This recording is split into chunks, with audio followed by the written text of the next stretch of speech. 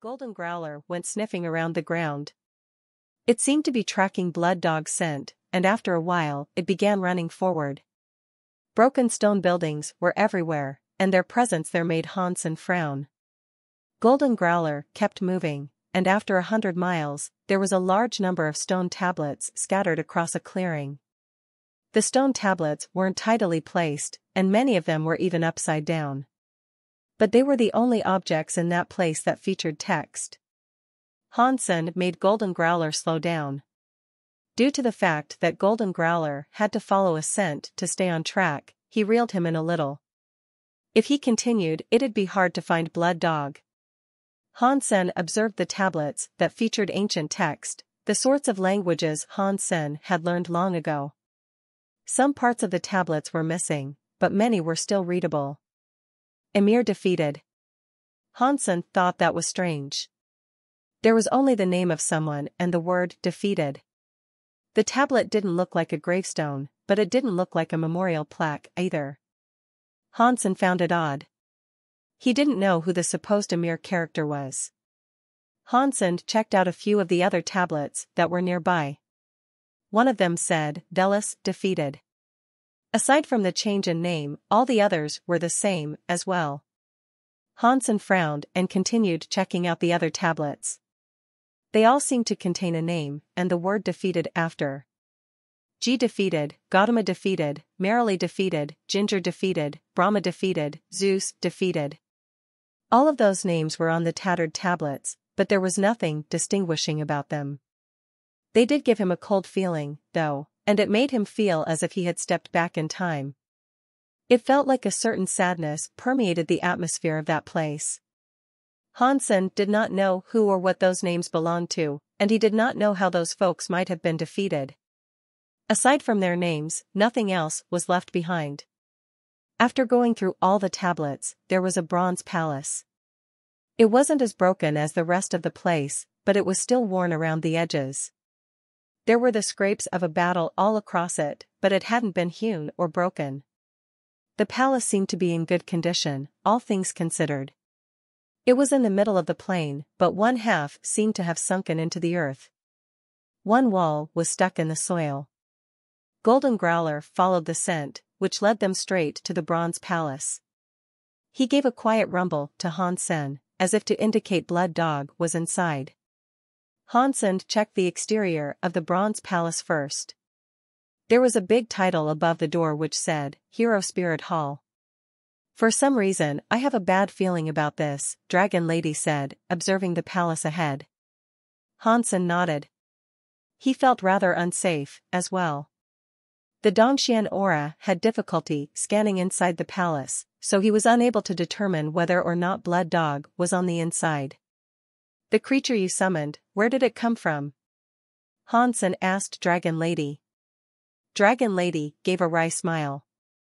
I don't know, my ingredients are random. I never know exactly what I will summon, and I don't know where they come from. After that, Dragon Lady looked towards the Hero Spirit Hall. I think something is amiss. This place is too weird, it'd be best if we just left. We can try again another time. Hansen wished to say something, but before he spoke, he heard a sound. The tightly shut door suddenly started opening up. Hansen and Dragon Lady stared at the gap of the opening gate. Golden Growler growled at the sight ahead. Tap. One hand suddenly appeared, pushing the door open. Hansen looked at the hand that was holding the bronze door and noticed that it was rather skeletal in its appearance. Although it had kept the shape of a hand, the skin was thin and dried up against the bone. It was like birch bark, and it looked creepy. It looked dead. The hand grabbed the bronze door and slowly opened it. As the door opened toward them, Hansen saw beyond it. He couldn't see much, but a massive support pillar was visible, holding up the roof. The bronze door opened halfway, and when it did, Hansen could see the master of the hand. It was a being that was garbed with a black cloak. Aside from the hand, Hansen couldn't discern anything more about its body. The entire being was wrapped up by that same cloak. All Hansen could truly notice was the rough outline of its body, which looked rather human. Hansen used his Dongxian aura again, but he was unable to feel anything. The man in the black cloak looked dead, it was as if he had no life force. Since you are here, come on in. The cloaked man opened the bronze gate fully now, and he stood at the entrance as he spoke. He looked toward Hansen and the others before making a clanging, metallic sound. It was quite spooky.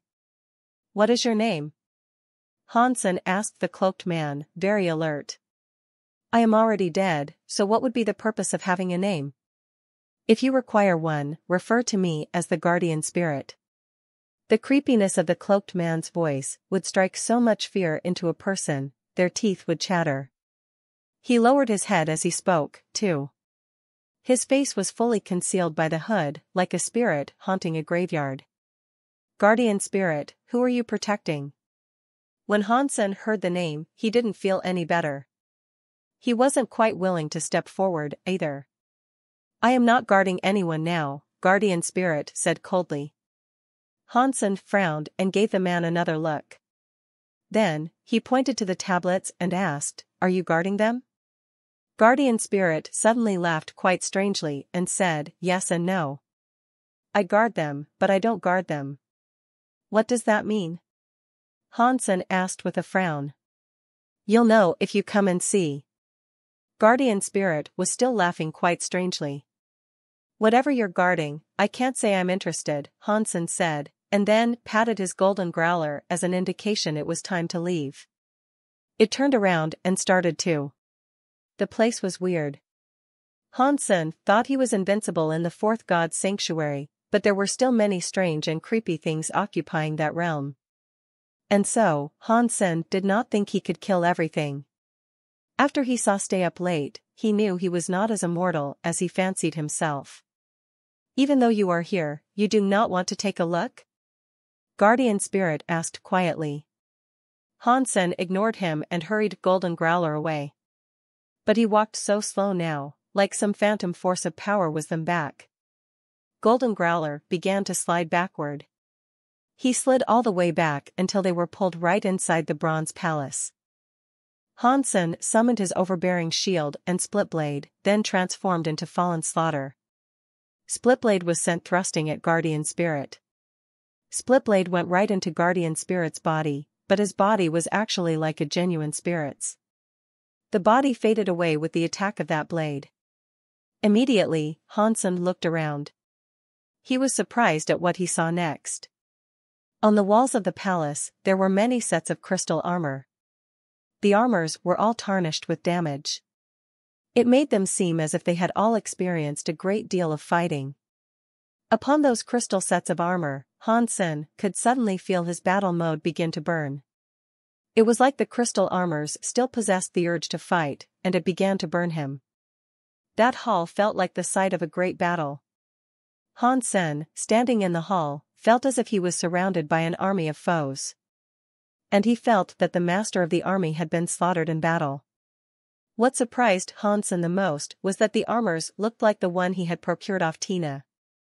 They might have possessed different powers, but they sure looked similar. Are they all Geno armors? Hansen was in shock. Guardian Spirit's body appeared again, directly in front of a blue set of armor.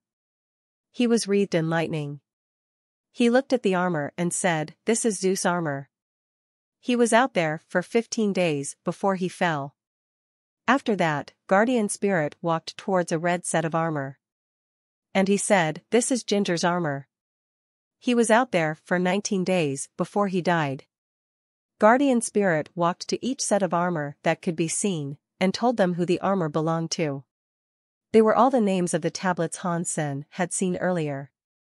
Guardian Spirit told Hansen that they were indeed Geno armors, and it came as quite the surprise to him. After introducing the last armor, Guardian Spirit looked at Hansen and laughed. They were heroes as much as they were failures. They weren't able to get out. They were humiliated and made to live here. What do you mean they were unable to get out? Hansen asked Guardian Spirit. Get out of the sanctuary, of course. Guardian Spirit said coldly. He turned to look back at the armor and went on to say, their master died, but their armor still resides here. If you gain their approval, you may make use of them. They may have failed, but they did not want to lose. And they'd want nothing more than to fight again. You are giving them to us? Hansen looked at Guardian Spirit in shock. He thought he'd have to conduct a big fight, but it didn't seem as if there would be. It sounded as if he was going to be given the armor for nothing. If you can take them with you, they're yours. Having them here is useless, anyway. Guardian Spirit's voice made people's teeth chatter. Thanks a lot, then. Hansen did not feel guilty, so he waltzed up to the nearest set of armor and tried to lift it. Most people did not know about the power of Geno armors, but Hansen did. The Bronze Palace was like a trove of treasure for Hansen, and it was worth more than anything the Alliance could provide him. Hansen picked up the red armor that once belonged to Ginger. There were 70 punctures and scrapes across it, and they all appeared to have been dealt by a sword. There were some piercings and dents across it, too. Pang! Hansen, after gripping the armor and trying to lift it, was blasted away after it suddenly started glowing red. Hansen felt a strong power crash into him, one he was unable to block. It was like he had been hit by a train, and he went barreling back into the stone. His ears rang and he was left seeing stars. Are you okay? Dragon Lady ran over to Hansen and picked him up. I'm fine, Hansen said. He shook his head to clear his vision.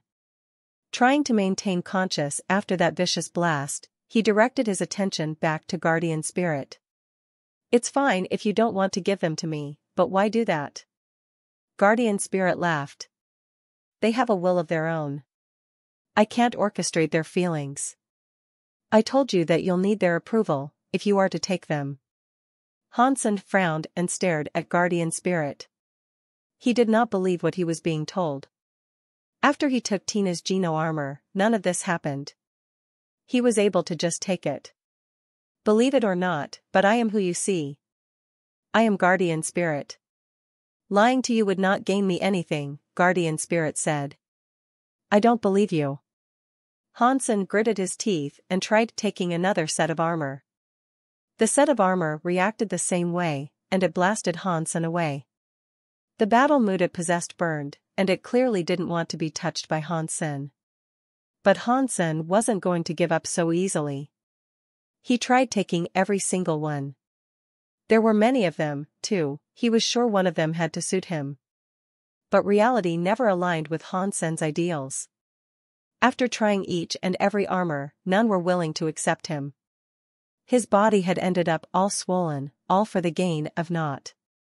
As Hansen's heart began to sink, Golden Growler walked forward and touched one of the armors. The armor was rather gold, but it was caked in green rust. Hansen had tried grabbing it before, but it had blasted him away with gold light. Golden Growler's claws were grabbing the Geno core armor now. Hansen thought Golden Growler would end up getting blasted away, but he didn't. The Geno armor was actually crushed beneath the might of his paws, like a simple golden snowflake. It blended into the skin of his body. Roar! When the entirety of that snowflake was absorbed by Golden Growler, he roared to the sky. The gold light appeared, and it manifested as a set of armor that would protect him. And then, Golden Growler did indeed look like a lion clad in armor. That's not real, is it?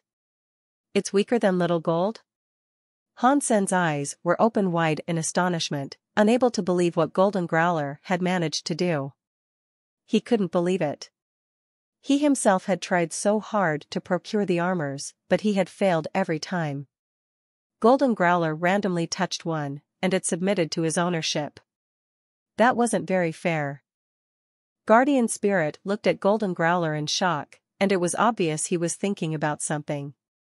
Dragon Lady, you try as well, Hansen said to her.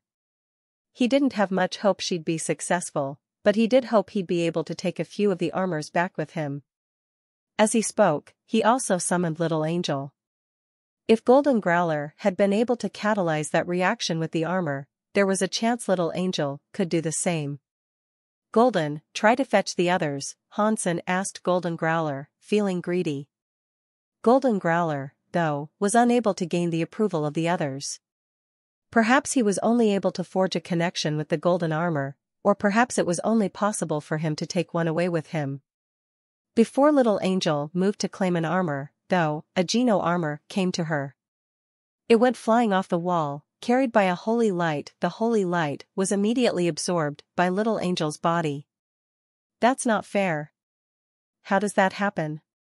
Hansen looked at Little Angel's holy light. It had become entwined with the Geno armor she was now wearing. With the increased volume of holy light all around her, she looked even more angelic. Dragon Lady was just as unfortunate as Han Senator. She tried many of the Geno armors, but failed each and every time.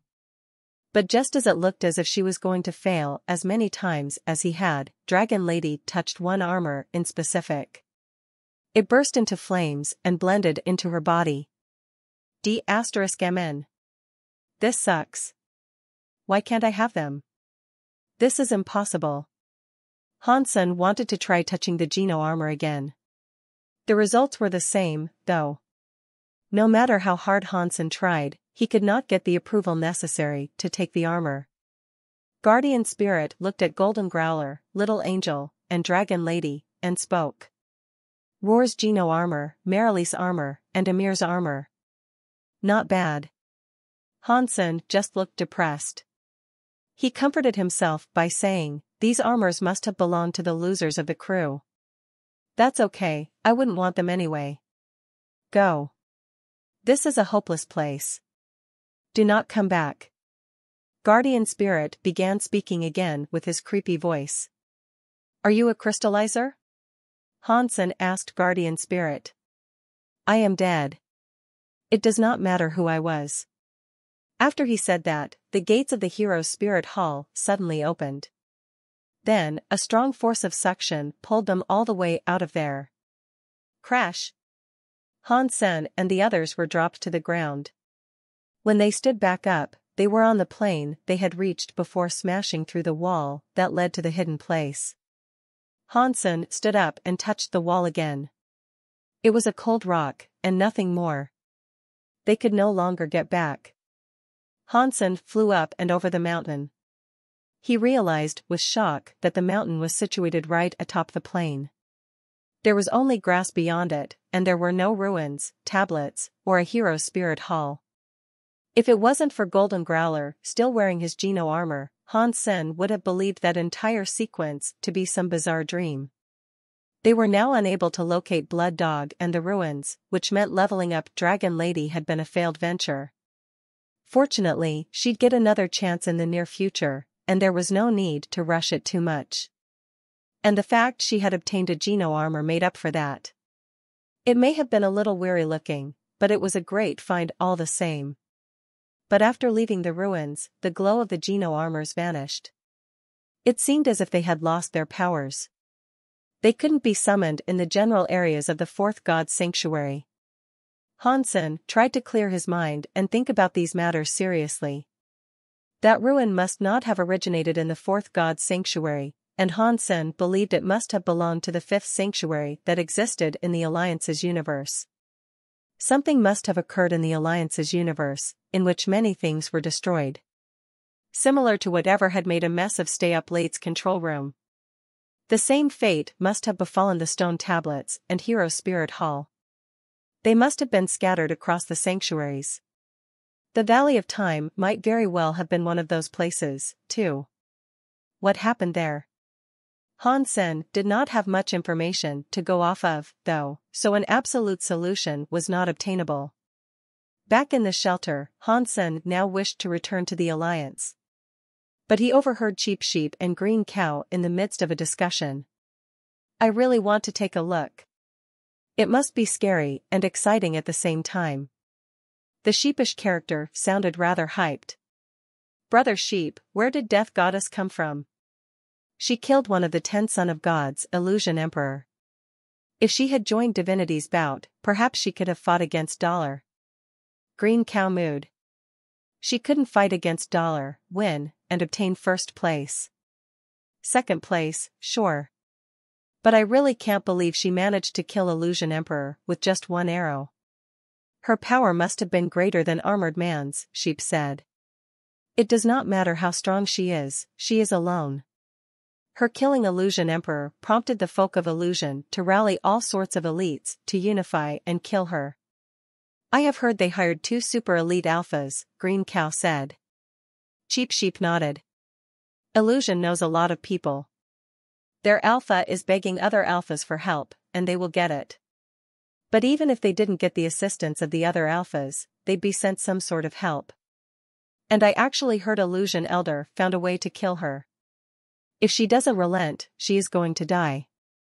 If she knew to relent, she wouldn't have been so bold as to tackle Illusion the way she did. She provoked the Emperor and killed him. She is strong to be able to kill him, but the Alpha did not come out to fight her. And now, after all this time, he has found a way to do it and has thus asked so many elites to rally so that they can all kill her together, Green Cow sighed. It is a shame we are too weak to participate. She could probably kill us with a mean stare. Still, I'd like to go and watch. It'll take 10,000 years to witness another event like this unfold. Cheap Sheep sighed. They followed Hansen, and while they did have good stuff to eat, they were simply born too weak. They only had gold Geno cores, and they had yet to reach gemstone class. Cheap Sheep, where will the Illusion Alpha plan to kill Death Goddess? Hansen walked out and asked the sheep. He thought this entire thing sounded slightly weird. After Death Goddess was born, she did not know she was the Sacred Alpha's heir. But the people in Sacred should have recognized her. She had been out and about for a long time, and yet, strangely, the folk from Sacred had not gone out in search of her. That was strange. Boss, it'll be happening near Sunset Valley. The whole Fourth God Sanctuary should know, as many elites were invited by Illusion to go there, Cheap Sheep quickly answered. Green Cow said that Death Goddess is way too cocky. She knows they are going to surround her there, and yet she hasn't changed course. She is going to die. Are people from Sacred joining the hunt? Hansen asked. Cheap Sheep thought for a moment and then said, I think so. Someone saw Goddess and other Sacred elites heading for Sunset Valley. If you want to go and take a look, please take us with you. This shelter needs you guys. Who else could manage it if you are away? Hansen smiled. Cheap Sheep and Green Cow smiled. They patted their chests and said, Don't worry, then. With us here, this shelter will be taken care of with the utmost diligence. There is no need for you to worry. Yep, it's down to you too. Hansen patted Cheap Sheep and Green Cow on their shoulders. He complimented them again, then returned to the Alliance. Sacred is sending people to kill Death Goddess? It looks like they don't know she was the god egg that was stolen by Destroyer Wolf. Judging from her appearance and power, though, the Sacred leader should have recognized who she was. I wonder why he couldn't. Hansen thought about this for a while. The next day, he collected Bauer, Little Silver, and Little Star, and took them with him to Sunset Valley. Hansen wanted to find out what was up with Death Goddess, and he fancied a bit of revenge. Hansen felt more relaxed on his travel this time, and there was no rush or need to kill creatures along the way. He went straight for Sunset Valley uninterrupted. The title Skysword was not something without weight. Many creatures and spirits that might have thought to bother him ran away when they realized who was coming. When he neared the valley, many other elites had already shown up. Again, they did not provoke Hansen, for they knew all about Skysword. Death Goddess would take an extra few days to reach Sunset Valley, but the reason for her delay wasn't explained. She was supposed to be traveling in a straight line to get there, so no one was really sure what was going on with her sluggishness. The super elites that were invited by Illusion had all gathered there. When Hansen arrived, he was initially stopped. Skysword, what are you doing here? Illusion did not invite you. A beast belonging to Illusion had stopped Hansen to question him. I go wherever I want. This isn't your territory, so you have no authority to control who comes and goes, Hansen said coldly. The beast was maddened by that, but before he made a move, many scary life forces began to approach. One of them was the Illusion Elder. There were 3 elites that were of the same strength standing next to him. They must have been the other alphas. There were super elites like Goddess and elites from Sacred, too. Alpha class elites did not participate in Divinity's bout, but they were incredibly powerful, and they definitely had the abilities to match a son of God. But their numbers there meant Hansen couldn't do anything. Skysword, Illusion has no quarrel with you. If you are here to help, we appreciate it. And your contributions will be rewarded. If not, please do us a favor and return to whence you came. The Illusion Elder spoke to Hansen with a frown. You do your thing. I'll watch and not interfere. We won't bother each other. After Hansen said that, he set up an airbed and took out a bunch of snacks to munch on. Bauer and Little Silver dug right in, chowing down as if they were there for a proper picnic. Those of Illusion were enraged, and the other elites frowned sternly. The elder stopped the members from doing anything, though. And he said, focus on your mission. If he doesn't enter the valley, just leave him be. After that, Illusion Elder looked at Hansen one last time, and then returned deeper into the valley. Hansen stayed outside the valley, waiting for Death Goddess to arrive. There were many elites waiting in Sunset Valley to kill Death Goddess, and there was no need to risk having them all as enemies. When the target appeared, he'd also have a chance to sneak in. But Hansen was not being lazy there. When night fell, he used his Dongxian aura to hide himself. Then, he snuck into Sunset Valley in the hopes of seeing what they were all up to. They could surely take Death Goddess down anywhere, if they had a plan. So, there had to be a reason for them choosing Sunset Valley for a showdown. After Hansen snuck inside, he noticed there was a surprising number of elites. There were far more than what he had seen from the outside. There had to be at least 100. And there were a few alphas amongst them, too. A formation like this was something even Hansen would think twice about attacking. Even if Hansen was not afraid of fighting against large numbers, he didn't know what geno cores the alphas possessed. If they had special powers, not being able to use Super King Spirit would put him at a major disadvantage. After sneaking across a distance of a few hundred miles, Hansen saw an ancient mirror in the valley. That mirror was around 100 meters tall. It was gleaming brightly, reflecting the activity of everyone before it. But due to its size, its length partitioned the valley. What are they doing with such a big mirror here? What kind of geno core is that? Hansen thought about it for a while, but he had no idea what the giant mirror might have been used for. Not far away from the mirror, the elders rested. A few of the alphas were in deep discussion. They were all holding a big flag that was caked in dust. Due to the sound of the flag rippling in the breeze, Hansen could not discern what they were talking about. Hansen hugged the wall and did not move. He cast the Dongxian Sutra to see if he could listen through the noise generated by the flag and hear what they were saying. The flag was powerful, and Hansen's Dongxian aura could not work on it. Just as he was disappointed about this, he overheard another 2 from Illusion having a discussion. This time, we have 4 alphas and the ancient mirror. I really think we can kill Death Goddess and achieve vengeance. Oh yeah, so what is this ancient sky mirror? Can it suppress Death Goddess arrows? If they can't be stopped, we will be injured even if we can't kill her. Don't worry, it'll work. Ancient Sky Mirror is Ancient Sky Emperor's geno core. With the mirror here, we don't have to be afraid of Death Goddess. Why is that? The Alpha said it was a secret, but we'll find out soon enough. Hansen listened to a bit more, but learned nothing useful. Then, he decided to leave Sunset Valley. But Hansen had already figured out that the Ancient Sky Mirror was for the Alphas to restrict her. In the next 2 days, more and more powerful creatures entered Sunset Valley, and from time to time members of Illusion sent messages back and forth. The activity in the valley continued to increase, and it seemed that the Death Goddess should be very close to here. Hansen did not enter the valley. The people on both sides had nothing to do with him. When the fighting started, Hansen would kill his enemies and leave. He didn't care much about anything else. On the third day, Hansen saw the illusion elder and 3 other alphas take their people out of the valley. The expressions of all the creatures were very dignified, and they looked like they were facing a major enemy. It seems that Death Goddess is coming soon. Hansen's gaze also followed them to the distant mountains, and a dark spot gradually appeared on the horizon.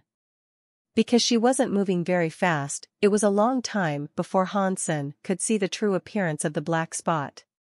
Her black hair was like a waterfall. She wore black armor with a pair of crow-like black wings behind her. Holding a black bow and arrow in her hand, she looked like an archer from hell. However, Hansen's focus wasn't on her weapons. The delicate facial features looked exactly the same as when Hansen first saw them, but the eyes were not as hollow as before. The black eyes were bright and pure, and Hansen could not see through them. If a person only looked at her eyes, she would never remind anyone of the Death Goddess that terrified everyone in the 4th God's sanctuary. Seeing Death Goddess, even the Illusion Elder was intimidated. Despite their preparations, Death Goddess's face still made the gathered elites feel a little uneasy. The Illusion Elder waved slightly, and all the elites moved to their assigned positions and turned toward the entrance of Sunset Valley. The ancient mirror was the only thing that gave the Illusion Elder the confidence to attempt to kill Death Goddess. Otherwise, Death Goddess arrows might wipe out their forces before they even got close enough to kill her. That would be too much of a risk. But with this mirror, they didn't have to be afraid of her. When the Emperor of Heaven used this mirror to roam the 4th sanctuary in ancient times, no one could hurt him. If the Emperor of Heaven hadn't failed to advance to the 5th sanctuary, the ancient sky mirror wouldn't have been left behind. However, because the attributes of the ancient sky mirror were so special, only elites with the same attributes could use it. That was why the Illusion Elder chose Sunset Valley. There was a moon spring in Sunset Valley, and the power contained in the moon spring was the same as that of the ancient sky mirror. The Illusion Elder used the power of the moon spring to operate the mirror. The elites invited by the Illusion Elder knew the power of the ancient sky mirror, so even if it was a powerful being like Death Goddess, they were not afraid. All of them summoned their courage and prepared for the battle. They were keen to fight Death Goddess. Hansen saw those great beings with full confidence. He had some doubts. It was reasonable to expect that some of the elders might escape the conning battle with their lives, but it seemed like even the less powerful creatures were quite confident. That was slightly surprising. Death Goddess had killed one of the 10 Son of Gods with a single arrow. They wouldn't have much time to deal with Death Goddess, as they might be killed instantly. What is the role of the ancient sky mirror? How will it let them face Death Goddess? Hansen blinked and looked into the depths of Sunset Valley. There were several groups of people nearby. Apparently, they had been sent by the Illusion Elder to monitor him. Hansen now had no chance to sneak into Sunset Valley. Seeing that Death Goddess was coming closer, many creatures held their breath, and their hearts were slightly uneasy. It was one thing to have confidence, but Death Goddess's previous kills were too scary. It was normal to be anxious when facing her. No one had retreated, and each one summoned a Geno Core as they waited. It seemed that they had made up their minds to fight Death Goddess. Seeing that Death Goddess had entered the vicinity of Sunset Valley, the Illusion Elder screamed, "Death Goddess, if you swear to follow me now, I can still let you live today. Otherwise, today you will die." Everyone looked at Death Goddess and waited for her response. While everyone was keen to see Death Goddess, Hansen was actually the most curious. He was the only one who knew the true origin of Death Goddess, but the current Death Goddess was somewhat strange to Hansen. Death Goddess was the descendant of Sacred's master and destroyer Empress, and so the power in her body had been inherited from them. However, Hansen used the Dongxian aura to examine Death Goddess for a long time, and he didn't feel both God power and death power in her body. Death Goddess wasn't hiding her power.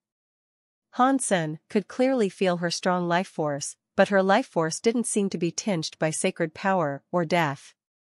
Instead, Hansen felt that the power was familiar. No wonder the sacred elites can't tell where she came from. This power doesn't seem to be related to Sacred's master or destroyer empress at all. Hansen looked at her, frowning. He knew that she was the one who had hatched from the egg, but why would her power look like this? Hansen had no clue. His sense of familiarity was just a feeling, as Death Goddess's power was something he had never seen before. It was understandable that Hansen didn't immediately recognize the traces of his own power in Death Goddess. Death Goddess had the abilities of destruction and death, but because of the unexpected introduction of Hansen's blood, the two forces had merged into a new force. Some of this new power belonged to Hansen, so it felt familiar, but nothing more. The combination of the three forces kept this power from feeling like any of the original ones, so Hansen couldn't sense it in detail. All the creatures were staring at Death Goddess, waiting for her answer, and waiting for her to enter a certain range. Since they had to use the moon spring to operate the ancient sky mirror, there was no way to change the location at which they would spring the attack. The scope of the mirror was limited, and they had to be within this range to attack Death Goddess, otherwise, they wouldn't be protected by the ancient sky mirror. Death Goddess did not give a d**mn about the Illusion Elder, and she completely ignored the alphas and elites as if they did not exist. Hansen saw that Death Goddess had flown straight toward him. He couldn't help but sigh. Will this one remember me and want to take some sort of revenge? Before Hansen could act, Death Goddess had already flown over to him and gathered her wings to land. She looked at Hansen with a pair of pure eyes and shouted, "Father!" For a time all the creatures in Sunset Valley had their eyes wide open, including Hansen himself. Wait, this is not right. I'm only here to get the goodies. What's happening now? Hansen felt rather awkward.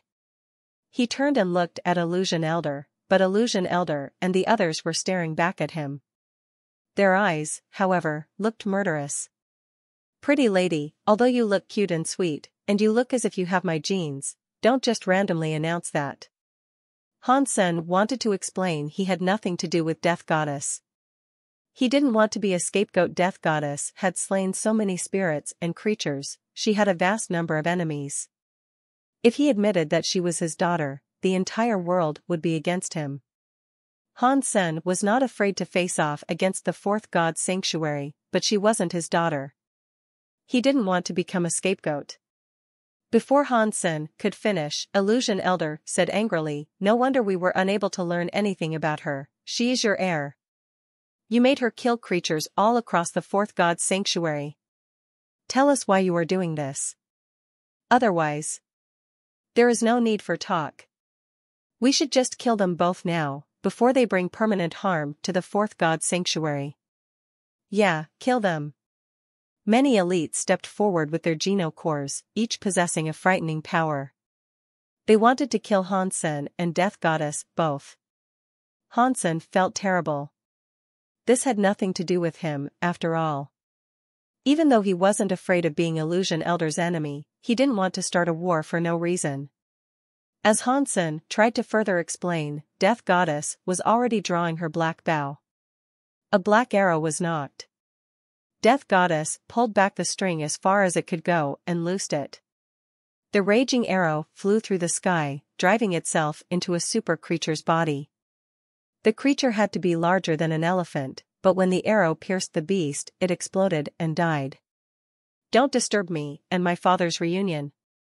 Death Goddess fired another arrow as she glared at the elites. Hansen wished to say something more, but he stopped. People wouldn't believe anything he said now. He could see the anger burning in the crowd below, and he knew their minds couldn't be changed. Die! Illusion Elder roared. He lifted an illusion disc, which was filled with holy light, as he charged towards Hansen and Death Goddess. The other three elders and elites were headed straight for them, too. As the monsters roared, their scary powers landed. Their combined power was more intimidating than the attacks of the armored man. There was nothing Hansen could do. He let Bauer, Little Silver, and Little Star chip in with the fight as well. But Death Goddess flapped her wings and flew up high. The black bow in her hands was flashing. Every time it flashed, an arrow was fired, and another creature or spirit was killed. Death Goddess was aiming at the powerful illusion elder next, but he used the disc to block it. That powerful disc Geno core was shattered by the force of the arrow. But Death Goddess did not relent, as the flashes of arrows came thick and fast. She shot down all the creatures and spirits as she arced between them. Hansen was frozen as he watched the spectacle. She's that strong? She's going to be as powerful as Armored Man. Hansen was shocked. After all, Death Goddess never missed a shot. Aside from the 4 elders, the other super creatures were killed with a single arrow. Even the 4 elders had to sacrifice their Geno cores to avoid being killed. Death Goddess arrows were not like falsified sky powers, though. It wasn't as if the skill could never miss, and so it was her proficiency that shocked Han. Senator Death Goddess arrows had a strong sense of prediction. Just like when Hansen fired his arrows, she was able to predict every possibility before letting a shot fly. Many times she appeared to be firing at nothing, but when the arrow reached the end of its flight, a creature would appear and get skewered by it. This is too much of a coincidence. Hansen's eyes almost fell out of their sockets. If Hansen wasn't sure he had never been unfaithful and hadn't watched her come out of an egg, he would have been convinced that she really was his daughter. But Hansen didn't have time to think much. There were 2 elders coming straight for him. Not even they had expected that they'd have to deal with Hansen. Whatever. If you guys have a death wish, don't take it out on me. Hansen combined with Fallen Slaughter and summoned his overbearing shield and split blade. Then, he started his attack. With overbearing shield and split blade put to work, Hansen was practically invincible. He killed a few super creatures in a moment's notice. But the confusing thing was that after Hansen cut a super creature in half, he didn't receive an announcement. Then, he saw the creatures and spirits that were killed returning from deeper within Sunset Valley. Both Hansen and Death Goddess kills were returning to the fight. What is this? The spirits can respawn, yes, but why the creatures? How can creatures do that? Is that the power of ancient Sky Mirror? The thought crossed Hansen's mind. Seeing Death Goddess keep fighting in the sky, the creatures and elders did not change their perspective of the ordeal. They all continued to attack as hard as they could, without being dismayed. Before long, Hansen was able to confirm his hypothesis. Death Goddess could not keep fighting the tide of strong elites, and those 4 elders were brutally powerful, too. Death Goddess could be destructive, but her body wasn't invincible. 4 elders could definitely destroy her body. Hansen heard the sound of flesh being torn. Death Goddess armor was cut by an elder. It was a strike that led to the flow of blood. Death Goddess turned and fired at the elder's head. The elder disappeared, but not long after, he was conning back from Sunset Valley. Hansen used his overbearing shield to break a super creature's skull. He held Splitblade tight and took off running into the valley. He had to get rid of the mirror. Not even God could save them if he didn't. Seeing Hansen run into Sunset Valley, the elders tried to surround him. The super elites came to circle Hansen, too. He suddenly became the focus of the battle, and not as many super elites were going for Death Goddess now. Surrounding Hansen never worked. With his Dongxian movement, he could easily escape any possible entrapment. And in this way, he slipped away and proceeded onwards into Sunset Valley. Many super elites were going after him, but 2 of the elders just laughed coldly at Han Senator. They didn't chase him, and instead, they went after Death Goddess. Death Goddess armor was broken. Her arrows might have been indestructible, but her body wasn't. She looked to be in terrible condition. Has he breached Sunset Valley? Illusion Elder asked the two elders who were coming toward him. He has, one elder answered. Illusion Elder smiled grimly. Good, this is the perfect setup for Death Goddess. Using it on him will work just as well. I will kill Death Goddess and Skysword today. I will shock the entire Fourth God's sanctuary, one elder happily proclaimed. The three elders invited there by Illusion Elder were all from smaller groups. They were weaker than Illusion Elder, and they were excited to kill someone that strong. The really important elders, like Dark Spirit, were not as easy to invite along. Ignore that thought. Let's just focus on actually killing Death Goddess first. Illusion Elder rallied the other three elders to attack Death Goddess. Hansen was on his way into Sunset Valley. Little Star carried Bower and Little Silver through the canyon walls, following after their master. They were deep into the mountains soon enough, and eventually, the elites could not keep track of them. Due to the numbers that Death Goddess was killing, the super elites kept on coming out of Sunset Valley. Hansen looked at Ancient Sky Mirror and saw a super creature come out of it. Hansen had killed the creature once before, but there it was, coming out of that mirror. Hansen now knew for certain that the mirror could revive the dead. But Hansen had no idea how such a thing would work. Hansen also knew that Death Goddess was doing poorly. She wasn't related to him, but he'd still prefer it if she didn't die. He moved his split blade in a strike at the mirror.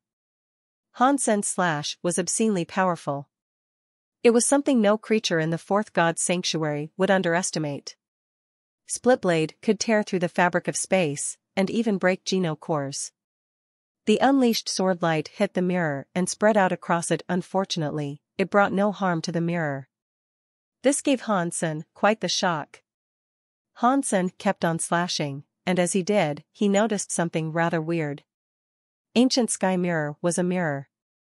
When Hansen hit it, it would reflect the image of Hansen hitting it.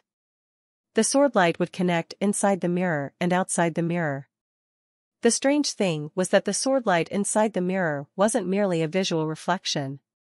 Two powers met inside the mirror and extinguished themselves. And that meant the power Hansen unleashed would deal no actual damage to the mirror he sought to destroy. Hansen changed tactics and attacked the mirror directly with Splitblade.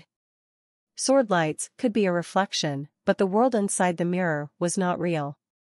Now that the blade was hitting the mirror, Hansen thought he could damage it. But when he struck it, his face changed. His split blade and the mirror split blade reached toward each other. When they struck each other, Hansen was sent staggering back. The strike hadn't hit the mirror, it hit the split blade inside the mirror, and the split blade that came against him possessed the same power he himself had unleashed.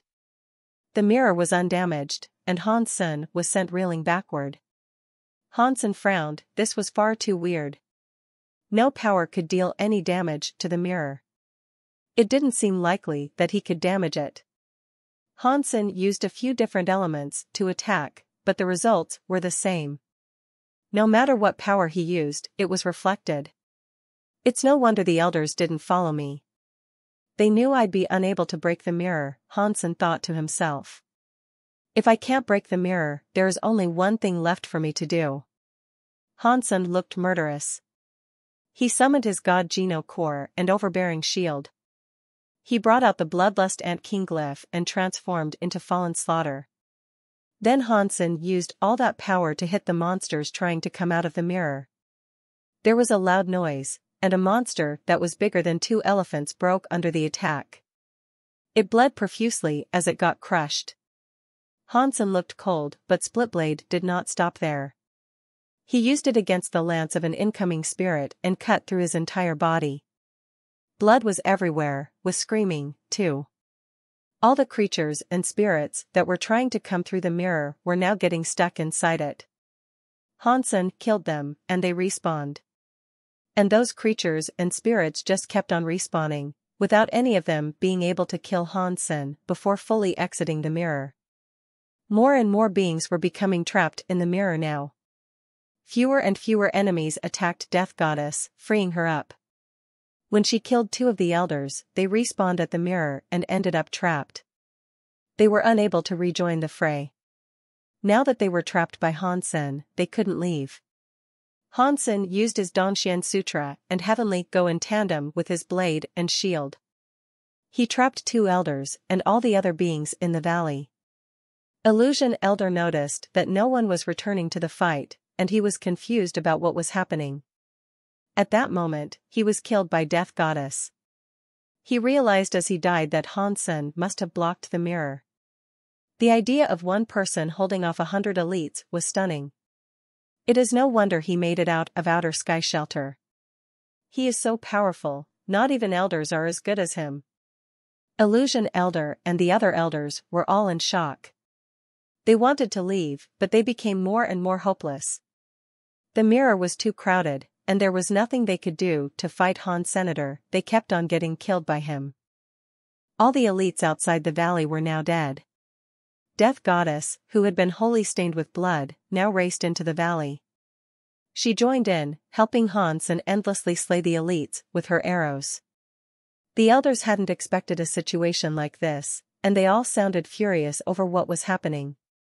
"Skysword, I will eat you. And you will never come back," Illusion Elder roared. "Save your threats until you escape the mirror," Hansen said coldly as he killed another spirit. The overbearing shield effortlessly blocked Illusion Elder's Geno Core attacks. Ancient Sky Mirror was good. It could respawn them and their Geno Cores, so death did not mean much to them.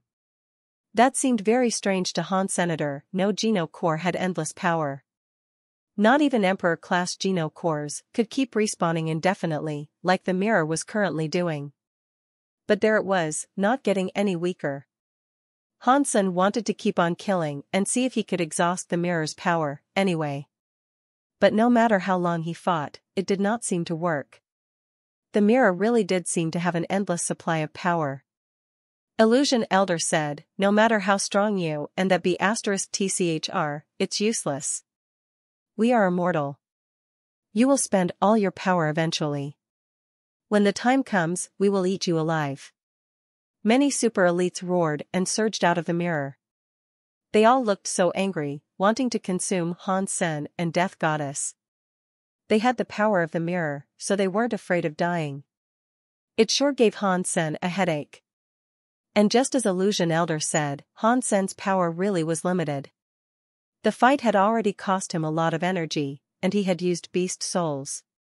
Hansen didn't think he could last much more than 10 hours, and when he reached the point of exhaustion, he wouldn't be able to fend them all off anymore.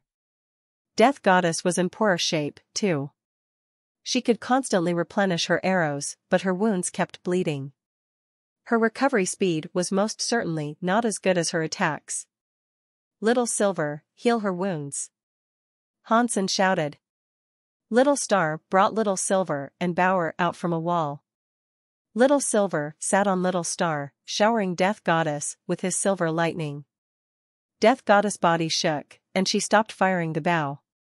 The lightning caused her excruciating pain, but her wounds healed swiftly. Little Silver's healing abilities were effective. What sucked was how much it hurt. It wasn't like ordinary healing powers that only provided relief. Death Goddess knew Little Silver was healing her, though. She endured the pain and started drawing back her bow again. The power was just as strong, she was just a little slower. Now that he had healed Death Goddess wounds, Hansen still had to sort out the energy problem.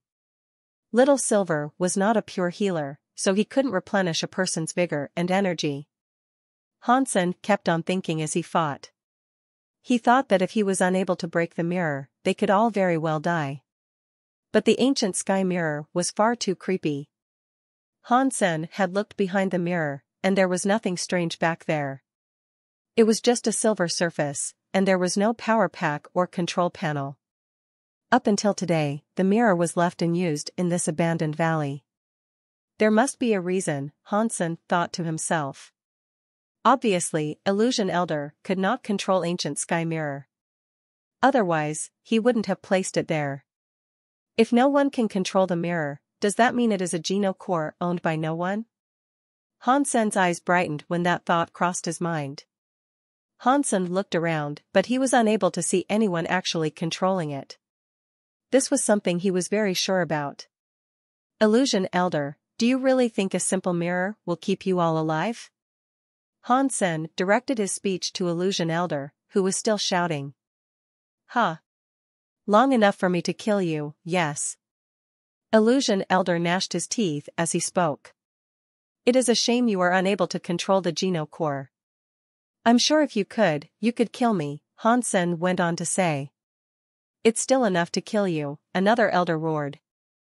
Hansen was now certain that they were unable to control the mirror. That fact made him very happy. If it had been a self-Geno Core, Hansen didn't think he could fight it. But it wasn't, and so that meant Hansen stood a chance. Hansen ignored the screams of the elites and elders, and he found a spot. With his finger, he pointed at the mirror. A drop of blood came out of his finger and landed on the mirror. Illusion Elder thought Hansen was trying to break it, so he sneered. Nothing can hurt the mirror. You're wasting your time. Hansen ignored him, though. He looked at the drop of blood that planted itself on the mirror as the reflective version of the drop of blood also came against the surface. When the two drops hit each other, they began to spread across the mirror. Hansen was very happy about this. He had used his real blood Geno Core into his own blood, then put one drop onto the mirror. That blood now had real blood's power. If it was not simply cancelled by the mirror, it would be absorbed by the item. The mirror would be gifted Hansen's power and be wholly controlled by him. If a Geno Core like this had a current owner, it would be hard to take. But this one did not have an owner, and so it would be easily taken. Real blood wasn't super obvious, but it was now around the size of a man's hand. But that soon spread larger and larger, wider and wider. Illusion Elder was very angry with Hansen and Death Goddess. In his blind rage, he had not noticed the changes occurring to the mirror. By the time the elites realized that something was happening, the blood had already taken over half of the mirror. The top part was dyed red.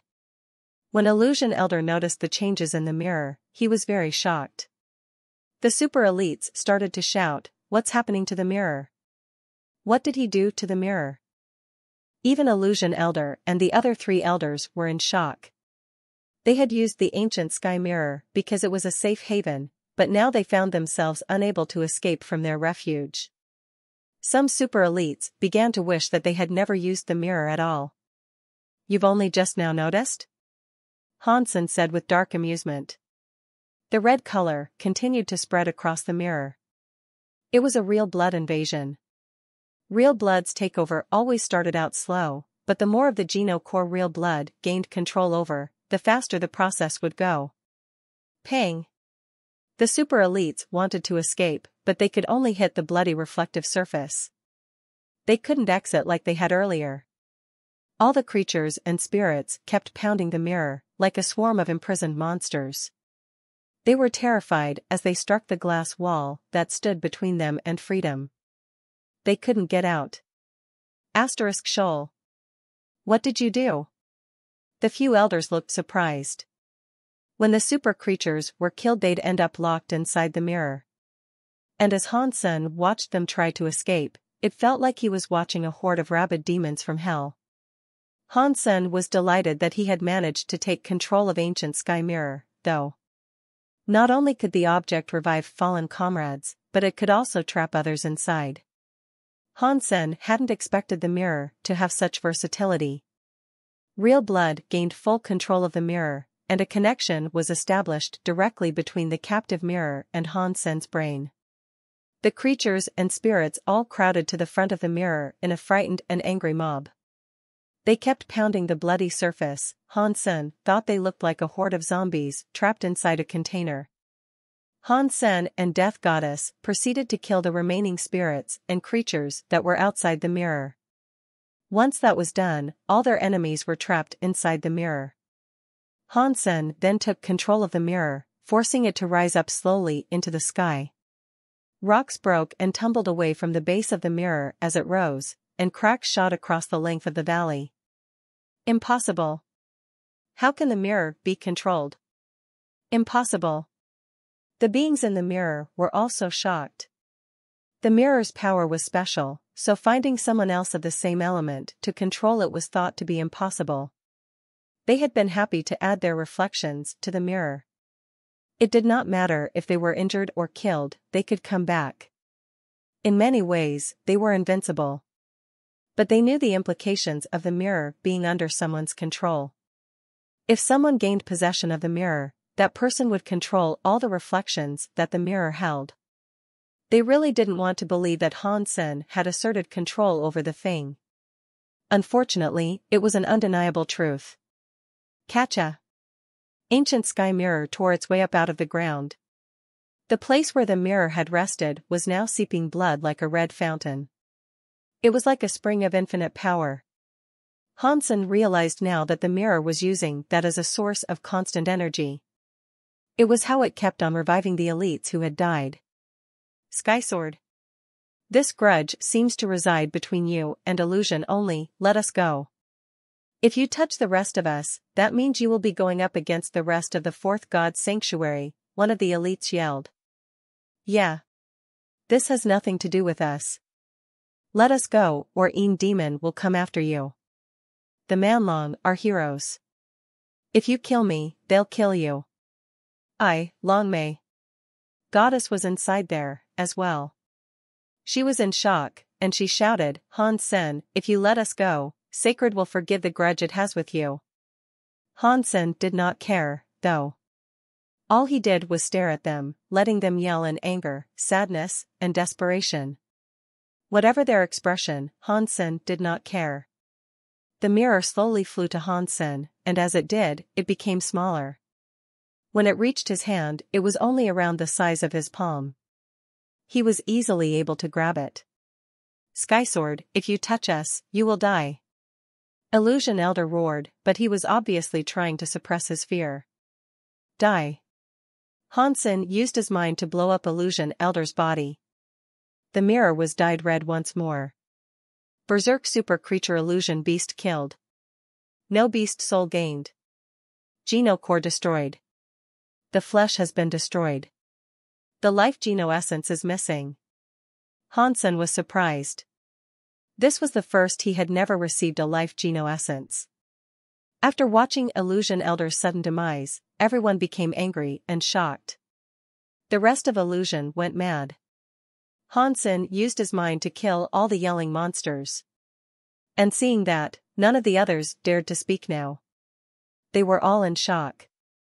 But the creatures that were killed inside the mirror did not leave anything behind.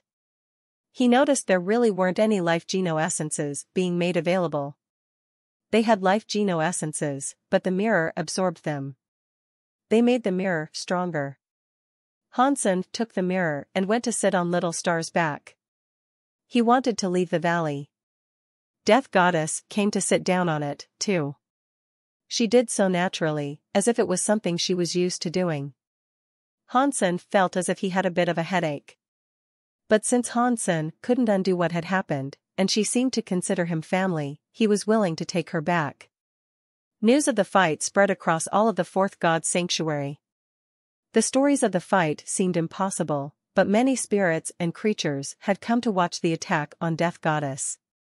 There were too many witnesses for the stories to all be lies. Han Sen and Death Goddess killed the elites of many tribes, and he had even taken the mirror. News of this was everywhere, on the tip of every tongue in the fourth god's sanctuary. The most shocking news was that Death Goddess was Skysword's daughter. It was difficult to believe, but Death Goddess had said it herself. It was rather surprising. And as they were all shocked, many were also angry. A storm was brewing. Han Sen knew things wouldn't be resolved quickly if he was willing to let the creatures and spirits he had collected go. And of course, Han Sen was not going to do that, so, when he returned, he prepared for a fight. Before, Han Sen might have been scared at the prospect of taking on the whole sanctuary. After all, it was hard to fight with fists. No matter how strong he was, people would be affected. But with Ancient Sky Mirror, things were now very different. Han Sen did not have to be afraid. Have you heard? Death Goddess is Hansen's daughter. That can't be true. There is no way a human can have a daughter like that. And even if it was true, she could not enter the sanctuaries at her age. And she definitely couldn't have already reached the fourth god sanctuary and achieved that much strength. Death Goddess admitted it herself. She called Hansen her father. And she didn't just say it once. How can this not be true, then? I would say he's more of a daddy figure. It doesn't matter, either way. Hansen is going to be famous this time. For elders and over 100 elites were trapped by those two. I don't know if the beings he trapped can get out alive, even if he let them. I am afraid Hansen is the strongest human there is, dollar aside. Strong is strong, but he's in trouble. He has bit off way more than he can chew by going after that many shelters. No tribe's elder has a fancy for him. They all want a piece of him. I hope he can hold it together. I don't want to see those creatures kill him.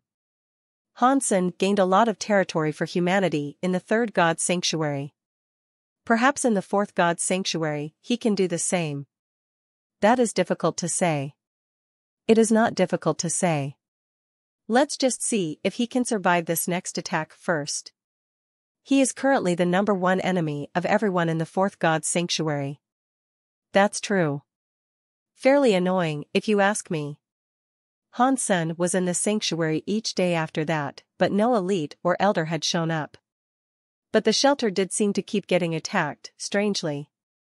Groups of toxic bugs, monsters, and flying creatures occasionally swarmed toward them. And after Hansen came back, the shelter's connections with the rest of the sanctuary went silent. Their connection to the outside world was cut off, and Shadow Shelter became like an isolated island. Any creature that ventured too far from the shelter would go missing. Luckily, Hansen was prepared.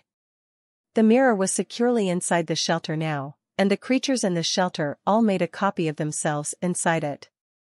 Queen, Lin Feng, and Jing Jiwu were each very excited.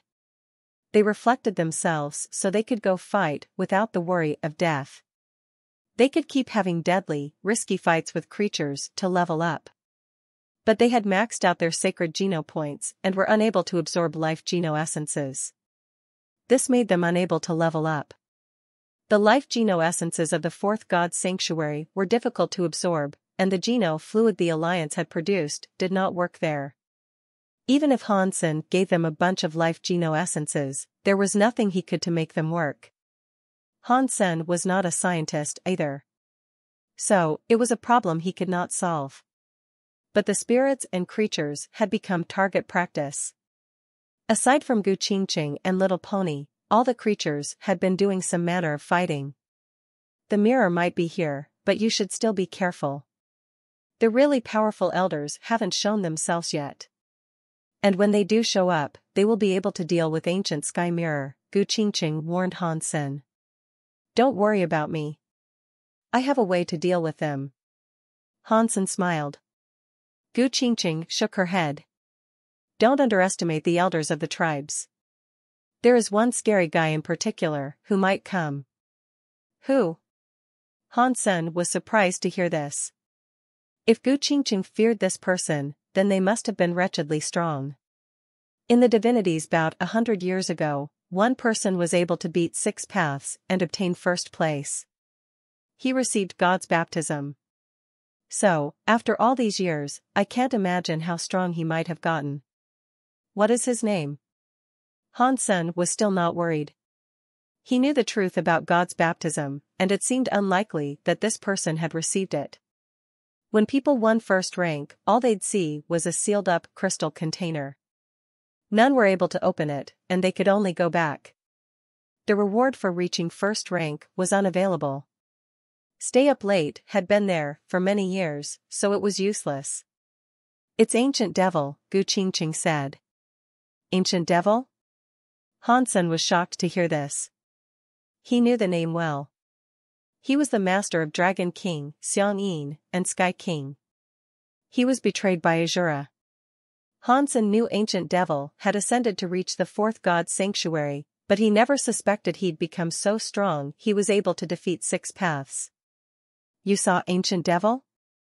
Gu Qingqing saw Han Sen's reaction and looked surprised. I have. Han Sen hadn't actually seen Ancient Devil, though, he was just very familiar with him. Thinking of Ancient Devil, Han Sen thought about Xiang Yin. He had never heard much about her, and he hadn't a clue where she might have gone.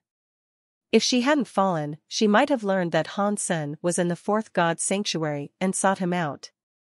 Han Sen just hoped she hadn't been killed. If a lady like her had died, it would have been a sad thing. Why are you saying Ancient Devil might come, anyway? Han Sen asked. Ancient Devil had no grudge against him. He was not an elder, either. He was just a creature that came to the 4th God's sanctuary. Gu Qingqing sighed and said, I have seen Ancient Devil. He seems to have a deep relationship with Sacred's leader. If Sacred's leader comes, then Ancient Devil might come, too. Han Sen nodded and asked about Ancient Devil. Gu Qingqing thought about her answer, and said, Ancient Devil is strange. He's like a human, but I don't think he is. His power is odd, as well. How so? Han Sen asked. I have seen him 4 times. Each time, he wielded a different power. A completely different one. Time and space elements included. Every time he strikes, it is hard. He has enough power to go against any demigod. It's just difficult to believe he has so many elements. It is hard for humans to have multiple, and they usually stick to focusing on just one. When I saw him, all his powers were on the same level. There was no bias, Gu Qingqing said thoughtfully. Han Sen frowned. That really was weird. Aside from Han Sen, no others could use multiple elements. Not even spirits or creatures could. While it was beneficial for Han Sen to have so many elements, he didn't have the same proficiency with any particular element as someone who explicitly trained with just the one. Gu Qingqing said Ancient Devil had many elements and they were all incredibly good. That was scary. After a few days, many creatures and spirits had come to harass the shelter. There hadn't yet been any elites, though. Still, with Ancient Sky Mirror there, Han Sen didn't lose much. The place did not have the power of Moon Spring, but Ancient Sky Mirror had many super elites inside it. When the mirror started to lose energy, Han Sen could refine the souls inside for nourishment. As a result, there was no need for concern with the mirror's energy. Of the creatures that were killed, some were eaten and some were absorbed by the mirror. It wasn't much energy, but it was better than nothing. Han Sen kept on practicing with the Dongxian Sutra. He needed his bulwark umbrella to become super, and when that was done, he could focus on leveling up to reach the 5th sanctuary. The 4th God's sanctuary could not help him much more, so Han Sen didn't want to delay his ascension any longer than was necessary. He needed to go to the 5th sanctuary so he could get his Geno armor. His position until then wouldn't be ideal, as going up against God-class sorts wouldn't be easy. A person came to Shadow Shelter, waving and shouting at Sheep who stood atop one of the towers. Wait. I come in peace. Sheep saw the human below, and so he went to tell Han Sen. Han Sen came out and learned it was God's retribution. A long time had passed since they had last seen each other, but the man hadn't changed much. God's retribution, what are you doing at Shadow Shelter? Han Sen stood atop the tower and spoke to the man below him. He didn't invite him in. We are old friends. Are you going to treat me like this? Invite me in so we can have a cup of tea together, God's retribution said with a smile. This is bad timing, unfortunately. I can't invite you in. Say what you have come to say and then leave. Otherwise, the creatures out there might believe you're one of us.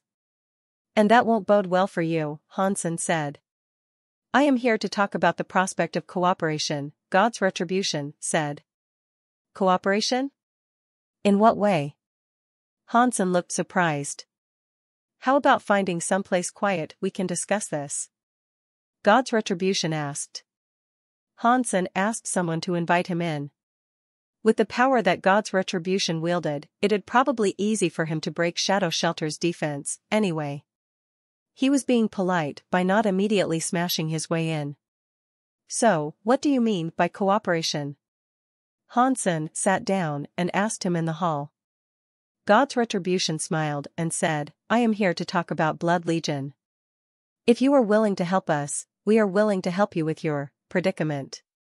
What do you guys want? Hansen didn't think God's retribution would help him out of the kindness of his heart. He was here for something. I love talking to people like you. God's retribution looked right at him and continued by saying, we want Snake Witch's Geno armor. If we get that armor, Blood Legion will help you through this. Hansen looked confused, and he asked, Snake Witch? Who is that? I've never heard of her. God's retribution frowned. Do you have to do this? God's organization sent Snake Witch to steal your son, Little Flower. I don't know if she's dead or alive, but don't tell me you didn't do it. Now Hansen realized who Snake Witch must have been, and he knew she must have been an elite who had Geno armor. Bauer did it. She killed an elite with Geno armor? Is she really that strong? Hansen was surprised. He thought Bauer simply killed a high-tier demigod. His little baby was scarier than he originally thought, and God's organization was stronger than he thought now, too. They had members with Geno armor. If you give us the Geno armor, Blood Legion will help you sort this problem out, God's retribution said. Hansen looked at him with amusement and asked, aren't you considered a traitor to Blood Legion? Since when have you begun representing them? Blood Legion is different now. The leader has a few descendants, and I'm okay there with them. God's retribution touched his nose. Anyway, don't change the subject. Just tell me if you want to cooperate on this. I would like to cooperate with you guys, but I don't have the Geno armor. Hansen shrugged. You don't? How? I thought you killed her. God's retribution shifted his eyes across Hansen. I'm not that powerful. Hansen smiled. God's retribution looked at him with disdain and said, stop pretending in front of me. I know you already got armor from Tina, and you can already use it. Aside from you, who else might be able to kill Snake Witch? Believe me or not, but I didn't kill her. And I don't have her armor. Hansen put out his hands. God's retribution looked at Hansen and said, I can only suspect you don't understand how serious these matters are. The people who want to get rid of you are not just the elites in the sanctuary. Both God's organization and the new community want you gone, as well. Without our help, even if you survive what comes immediately next, Shadow Shelter and all your followers will die. Do you really think the mirror can stop the forces of all the fourth God sanctuary? I really want to cooperate with you, but again, I don't have the armor. If I did, I'd be giving it to you right now. Hansen looked sincere. Hansen wasn't lying, though. He hadn't seen Snake Witch, and Bauer said she killed a person who wished to kill her. She said she broke the woman. It didn't sound like a Geno armor was left. You should still think about it. God's organization has decided to kill you. It does not matter even if you are related to Han Jinji, aside from Blood Legion, no one can help you. God's retribution did not believe Hansen. Hansen asked, what grudge does God's organization have with me, anyway? Why do they want to get me? And why do they want my son? Do they just want to use him to threaten me? You might be Han Jinji's heir. And that is a sin. If they had been able to identify you and use you to draw Han Jinji out, you'd have been killed a long time ago. God's retribution sighed. They want Little Flower because he is special. He might be able to prove you are Han Jinji's heir, even if you don't look like you are. They can use him for confirmation. Special? What is special about him? Hansen was shocked. Did they find out that Little Flower is already stronger than most people? After 10 years, she hasn't grown up. Don't you think that's strange?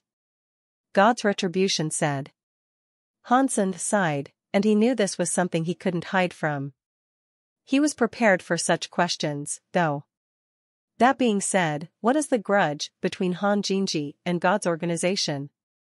Why do they want to kill Han Jinji and his heirs? Hansen did not talk about Bauer and just shifted the subject. We have investigated this for a while, but we don't have answers. We can only presume Han Jinji stole something from them, but they don't actively go around killing others. They simply want this item back. If they wanted to kill mercilessly, you'd have been killed a long time ago. That was a sickening thought. Hansen asked, what did Han Jinji steal? I don't know. It must be some kind of gene or something. Otherwise, they wouldn't care about you and Little Flower. They want to investigate Little Flower's body once they get their hands on him. God's Retribution then paused for a moment. How about we cooperate? It'll benefit you. Just one Geno armor, right? You already have a spare. Hansen gave a wry smile and said, brother, if I had it, I'd give it to you. But I really don't have it. I really did not kill Snake Witch. I have never even seen her before. God's Retribution stared at Hansen for a while, and it really seemed that he wasn't lying. God's Retribution frowned. Well, if it wasn't you, who else might have killed Snake Witch? I don't know. Many can do that in the Alliance, right? Hansen said. God's Retribution said, not many. Aside from a few members in Blood Legion, it'd be people who had Geno armor. Not many Geno armors exist in the Alliance, and they are mostly controlled by God's organization. Aside from you, I'm not sure who else might have done it, and God's organization is certain it was you. If I'm right, the creatures in the fourth God Sanctuary go to the Alliance when they level up, Hansen said to God's Retribution. God's Retribution did not hide this. He nodded and said, you are correct, the fourth God Sanctuary is the end. Once you're done here, you're back to the Alliance. But don't think that going to the Alliance requires Geno armor. That is incorrect. Creatures that go from the fourth God Sanctuary to the Alliance will have their fitness decrease. That is because evolving the body requires energy. It will, however, purify your genes. Your body will end up stronger, but your fitness will be much lower. Then you practice, and eventually you level up and get your Geno armor. How many members of Blood Legion have Geno armor? Hansen was not surprised by what he was being told. He already knew this stuff. None. Blood Legion is different from normal creatures. You know, we have the powers of blue blood. When we go back to the Alliance, we don't rebuild our bodies. So, we don't generate Geno armor. God's Retribution gave a wry smile. Hansen was shocked by this revelation. He did not expect Blood Legion's members to be that special. Hansen thought the blue blood power was special, yes, but that its effectiveness was reserved for the sanctuaries. Let me tell you a secret, while I'm still here. God's Retribution squinted his eyes and said, the creatures that rise from the fourth God Sanctuary, aside from Blood Legion and rare creatures, are captured by God's organization. That isn't a secret. I already know that. Hansen lifted his lips. Then you must not know that the creatures of God's organization, when they generate Geno armor, disappear and never appear again. God's Retribution squinted his eyes. Really? Hansen was shocked and his face changed. Those words made him understand a lot. The leader of the new community told Han Yufei that if he generated a Geno armor, he would know the truth. Stay Up Late told Hansen that the Alliance was a part of the sanctuaries. The sanctuaries were something more akin to a kindergarten. They protected different races. And after the things Hansen had seen with Guardian Spirit, he now understood a lot more. Gathering Geno armor can force you out of the Alliance? That means when Dad gets his Geno armor, he'll face a crisis. Hansen was shocked. That isn't right, though. If things are like that, then why would so many Geno armor elites be in God's organization? Wait, no. The creatures in God's organization are not the real Geno armor elites, They are just creatures that reached the 5th sanctuary, they haven't generated their own armors. The Geno armor they possess comes from places like the Hero Spirit Hall, left over from Geno armor elites. Now Hansen understood everything. After Hansen understood this, he almost jumped out of his chair with his racing heartbeat. In that case, Han Yufei thought he was finding answers, but he was actually dying. Now Hansen knew why God's organization was strong. They still could not control the alliance. They wanted to, but they couldn't. Or they just did not have the chance. Once their members got Geno armor, they would be out of the alliance. And that would be useless. The creatures without Geno armor were strong, but they were not strong enough to be invincible. Even if they used a set of armor that didn't belong to them, they could not use its entire strength. At least the members of Blood Legion could fight them. Hansen wished he could find Han Yufei and tell him the truth. Tell him not to generate the armor. Otherwise, their family would never have a reunion. Based on what Hansen had seen in the Hero Spirit Hall, many elites had been lost in the outside. The chance Han Yufei could come back was very low. But Hansen didn't know how to contact his father. He didn't even know how to contact Blind Man. Because Hansen could not provide the Geno armor, he was unable to strike a deal with God's retribution. But Hansen wasn't expecting anyone to help him in the first place. He might be in danger in the alliance, but he didn't think God's organization could bring him any harm in the 4th God's sanctuary. After sending God's retribution away, Hansen returned to the alliance. Then, he allowed Zero to follow him back into the sanctuary. When Zero entered the sanctuary, she appeared next to him. Hansen told her to look after the shelter in his absence, and if anything awry occurred, to contact him as soon as possible. How do I call Dad and tell him not to generate a Geno armor? Hansen thought to himself. Unfortunately, he was unable to come up with a solution. To prevent God's organization from finding him, Han Yufei did not leave a way for Hansen to contact him. It looks like I'm going to have to go to planet Tarik. Hansen prepared to fly his unicorn beetle to planet Tarik. It was the headquarters of the new community. Before Hansen left, Zero came from the shelter and told Hansen something had happened. Han Yufei had said it would take him 2 years to generate the Geno armor, so he wouldn't be done yet. Hansen decided to run back to the sanctuary. Ancient Sky Mirror was in Hansen's shelter. The creatures there could not be harmed, but a few creatures had been killed not too far from the shelter. Boss, you are here. Black Steel Wolf died somehow, and there were no wounds.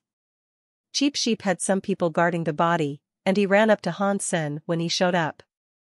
The creatures in Shadow Shelter were very proud and fearless because of the presence of the Mio.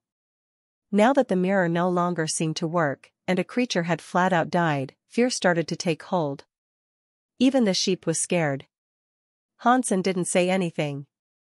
He walked to a few corpses and asked Gu Qingqing, who was looking after them, Sister Gu, how did they die? Gu Qingqing stood up and shook her head. I don't see a wound on any of them. Even if there were wounds, with the mirror there, they shouldn't have died. Hansen frowned. Gu Qingqing did not have an answer either. If the mirror hadn't protected them, then the way they died must have been unique. Hansen squatted and checked the dead bodies. Even while using his Dongxian aura, he was unable to discern anything. Hansen did not hesitate as he drew out Taya. He cut open Black Steel Wolf's body to get a look inside, and see if there was anything the others had missed. There was nothing to be seen that way either. There was nothing out of the ordinary, and it seemed as if they had died of natural causes. Bury them, Hansen commanded Cheap Sheep as he stood up.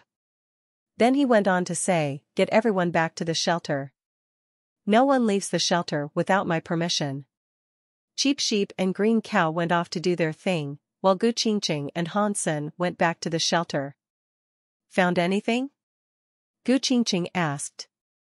No, Hansen shook his head. He couldn't tell how the enemy had killed Black Steel Wolf.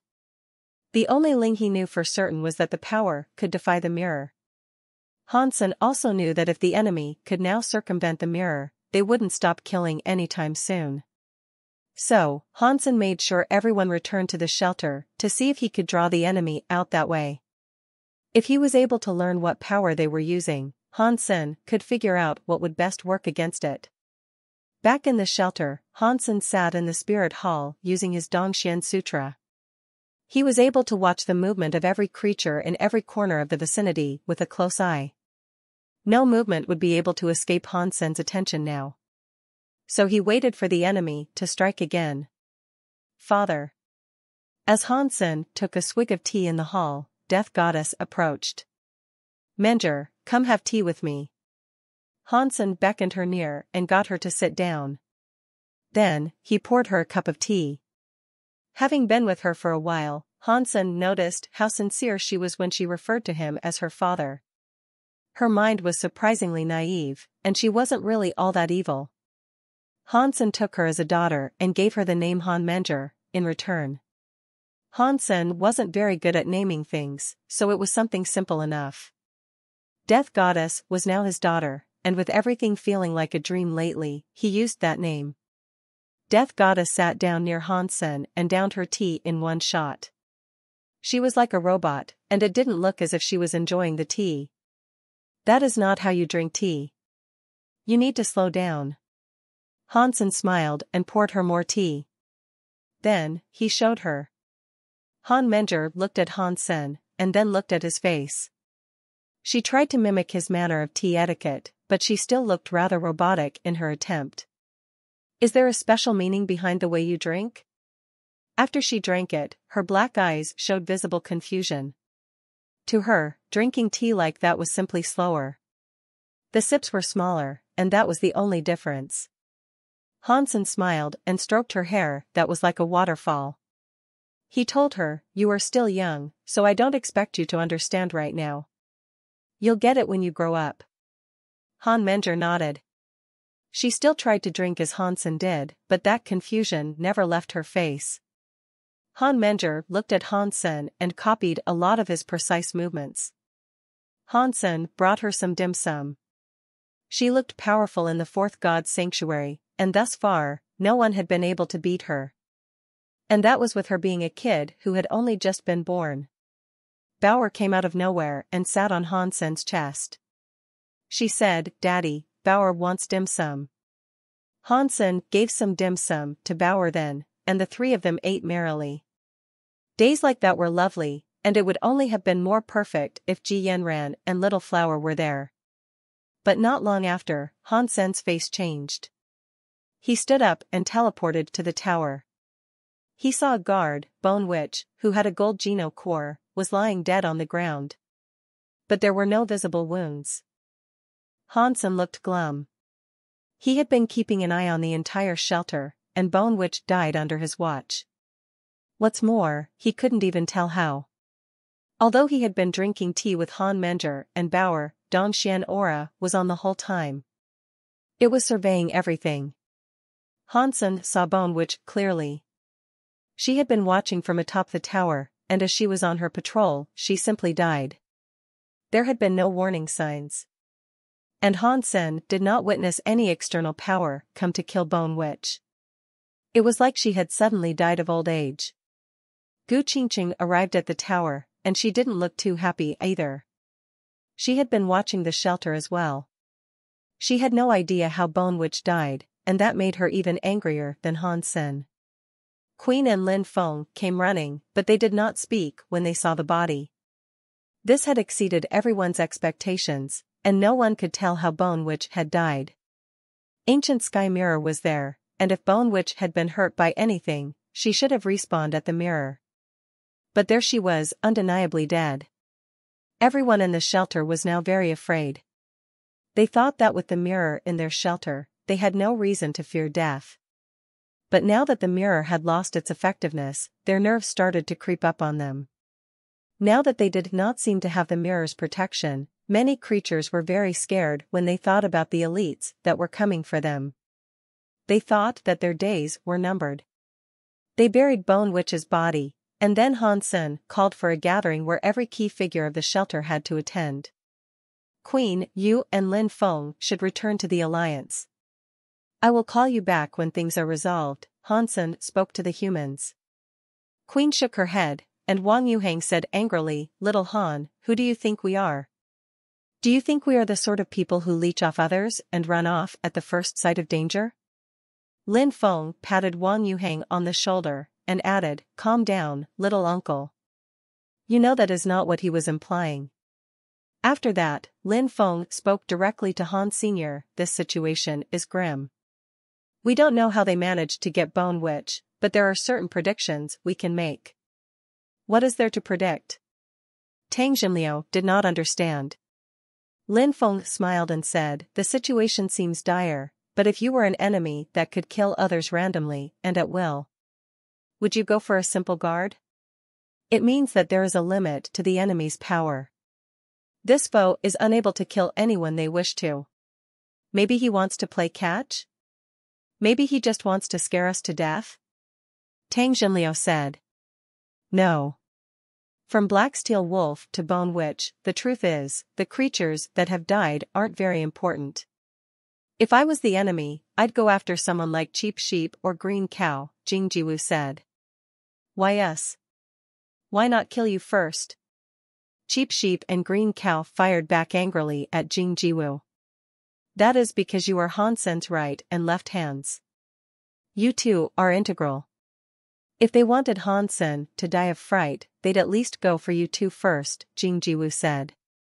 When Cheap Sheep and Green Cow heard this, they patted their chests. Right. They don't kill important people like us. That must mean the enemy's power is limited. A few people around the table smiled. Even though Cheap Sheep and Green Cow were very important members of the shelter, they were probably the easiest to kill. That was what Jing Jiwu was saying. If they weren't dead yet, it meant the enemy did have a limit and could not kill any they desired to. We need to find out how this enemy is killing our people. We also need to learn what this limit is. Lin Feng thought for a minute, then said, There are no leads for us to follow now, so we'll have to wait and keep our eyes out for something. What if someone else dies and we still can't learn anything new? Cheap Sheep felt quite worried. If many people die, we may not be able to see how they are killed, but more info can lead to better predictions, Lin Feng said. What kind of method is that? Cheap Sheep exclaimed. Do you have any better ideas? Jing Jiwu looked at Cheap Sheep. The sheep stopped talking. Even Han Sen and Gu Qingqing hadn't been able to find out how Bone Witch had died. Lin Feng and the others did not want to go to the alliance. Han Sen spoke to them about changing the patrol slightly. One night, when there was no killing, Han Sen brought Bauer with him on patrol. When he saw Cheap Sheep and Green Cow, he almost jumped out of his skin. Cheap Sheep and Green Cow were covered in yellow paper. The pieces of paper were charms with words scribbled upon them.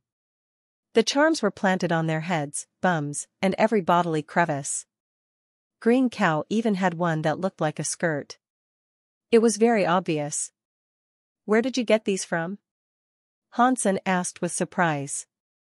Boss, we asked Wang Yuhang to buy them for us. Apparently, it cost quite a bit. He said they had been blessed by a god. They can keep us safe and prevent evil from ever touching us. We have lucky charms, too. If you wear them, your fortune increases. Even if we end up in a battle, I am sure we will be the last to fall. I bought this for you, boss. You should wear it. Cheap Sheep and Green Cow spoke with mystic tones in their voices. Cheap Sheep moved forward to present the charm to Hansen. Hansen did not know what to say, though. Wang Yuhang had obviously scammed a lot of money out of Cheap Sheep and Green Cow. Thanks a lot. Hansen took the bag that they offered. You are our boss. We don't want anything bad happening to you, Cheap Sheep said. We will live until the very end, Green Cow said. We will all live, Hansen said, and placed the charm in a bag. Then, Cheap Sheep said, Boss, you need to hang it on your chest. Let me do it for you. And I also got this charm for Bauer. As Cheap Sheep spoke, Hansen looked increasingly glum. He looked beyond the walls of the shelter and heard a bell ring. In the distance, Han-sen could see a pure white donkey walking towards Shadow Shelter. The donkey was the size of any average donkey, but not a single speck of dirt muddied its pure white fur. A bronze bell was hanging around its neck, and whenever the creature moved, it gently tolled. On the donkey's back, a human-looking person was riding it. It was difficult to discern his race from that distance, but he seemed to be clad in green clothing. The man was sitting with his legs crossed. He had one hand in front of his chest, with another clutching a necklace. He rubbed it a lot. If you looked closely at the orbs of the necklace, you could see they weren't what they initially seemed. They were very small skulls. Strangely small. But the skulls were rounded and polished like smooth stones. Most likely a result of long years of rubbing. It was like they were painted. But in the eye of every skeleton, you could still catch sight of a queer red light. Looking at the light in their sockets would make any observer feel nervous. It would almost feel as if the eye socket was ready to suck you inside. As the man fondled the skulls, he chanted something with his eyes firmly closed. He looked very calm, as if he was simply sunbathing. The donkey was approaching Shadow Shelter now. The creature's big eyes were fixed on Han-sen, who stood atop the tower. The donkey looked like a proud animal, and it looked at Han-sen from the corner of its eyes. It was like the creature was saying that, aside from the man on his back, he was the greatest there. F***ck. Someone is waltzing up to the gate. I'm going to take people to kill them, Cheap Sheep shouted, looking at the man and the donkey. I won't stop you if you want to die. But don't take others down with you, Gu Qingqing said coldly. She didn't look at the sheep when she spoke, her eyes were attached to the man on top of the donkey. Cheap Sheep was suddenly shocked, and he realized that the man below might be someone that he really shouldn't offend. Han-sen looked at the man on the white donkey, and he could tell it was the man Gu Qingqing had mentioned before. It was Ancient Devil. Although Han-sen had never seen Ancient Devil himself, the emperor had left a replica of himself in his old shelter in the third god's sanctuary. That shadow looked exactly the same as Ancient Devil did. The only difference was the feeling of him. The shadow looked very holy, but Ancient Devil himself looked like an average guy. Aside from the skull necklace he clutched, he looked like a standard religious person. If Han-sen hadn't known that the being in the third god's sanctuary was only Ancient Devil's shadow, everyone would believe it was the real Ancient Devil. Seeing that the donkey was now only 200 meters away from the gate, Gu Qingqing's eyes looked icy as she drew out her sword. She sent out a sword light that looked powerful enough to sunder the entire earth. The donkey acted as if it didn't see the attack coming. It maintained the same speed as it trotted toward the gate. When the sword light was just about to reach Ancient Devil's head, he lifted the hand that was on his chest. With only his thumb, he reached out defiantly and touched Gu Qingqing's sword light. When the skin of the thumb came into contact with the sword light, it made the attack blend into his other 4 fingers like water. In that moment, the sword light was absorbed. Ancient Devil then opened his hand, revealing the residue that was left. Ancient Devil opened his eyes and blew at the remains on his hand. The dust scattered with the wind and disappeared from sight. The donkey came to a halt. Then Ancient Devil looked up at Han-sen, who was atop the tower, and smiled. I am from Non-Pure Mountain. I am Ancient Devil. Are you Skysword Han-sen? I am. What are you doing here, Ancient Devil Emperor? Does every elite want a shot at my life? Han-sen said, looking at Ancient Devil. Han-sen would not underestimate this character, though. A man who had planned to kill God needed some respect, even if his attempt had not succeeded. His subordinates had been scary people, too. Sky King, Yiksha, Xiang-yin, Dragon King, and Azura. None of them were weak. As the master of those elites, he might have been betrayed by Azura, but he survived and thrived. He became a demigod after that. He was a legend of sorts. Ancient Devil smiled and said, I am not an enemy of yours. A friend has asked me for a favor, and it concerns you. Whether I can help depends on your friend, and what you'll be asking of me, Hansen said coldly. But he already knew the answer. The leader of Sacred is a good friend of mine. His young daughter goddess was ignorant and naive. She offended you. I was hoping if you'd be kind enough to let her go. If you do this, I would appreciate it. Ancient Devil bowed towards him. And what if I don't? Hansen asked him. Ancient Devil, with his head still lowered, sighed and said, you can save 3,456 lives. It'd be a good deed. If you're a smart person, you'll know what to do. Hearing Ancient Devil say this, Hansen looked murderous. The shelter's population was 3,456. No more, no less. Did you kill Steel Wolf and Bone Witch? Hansen asked, his voice hard. To give you a favor, I had to sacrifice those lives. Ancient Devil looked remorseful. You killed my people and say you are doing me a favor? Hansen laughed at him. Ancient Devil responded, if I hadn't killed them, how would you know that I can kill 3,456 lives? Now you know I could have killed everyone, but I didn't. I have done you 3,456 favors. All these favors in exchange for goddess life seems fair. Everyone in the shelter was very angry, and Hansen just laughed. Good math, but you forgot to carry the one. What am I missing? Ancient Devil looked confused. You didn't count your own life. Hansen teleported in front of Ancient Devil with his split blade aimed at the man's head. The attack did not look like Guqingqing's sword light, which was obviously ridiculously powerful. But that was the good thing about Hansen's attack, it looked simple, but it left Ancient Devil with no option other than receiving the strike. Hansen still didn't know how Ancient Devil had killed Bone Witch. Killing him would prevent him from harming any more of the inhabitants of Hansen's shelter. The white donkey Ancient Devil was riding, however, moved and dodged the attack. It made Hansen freeze. Hansen was great at prediction and judgment, and that strike had been set up a string of events that would lead to one singular outcome. It made sure Ancient Devil would have to get hit. But now the white donkey had broken this.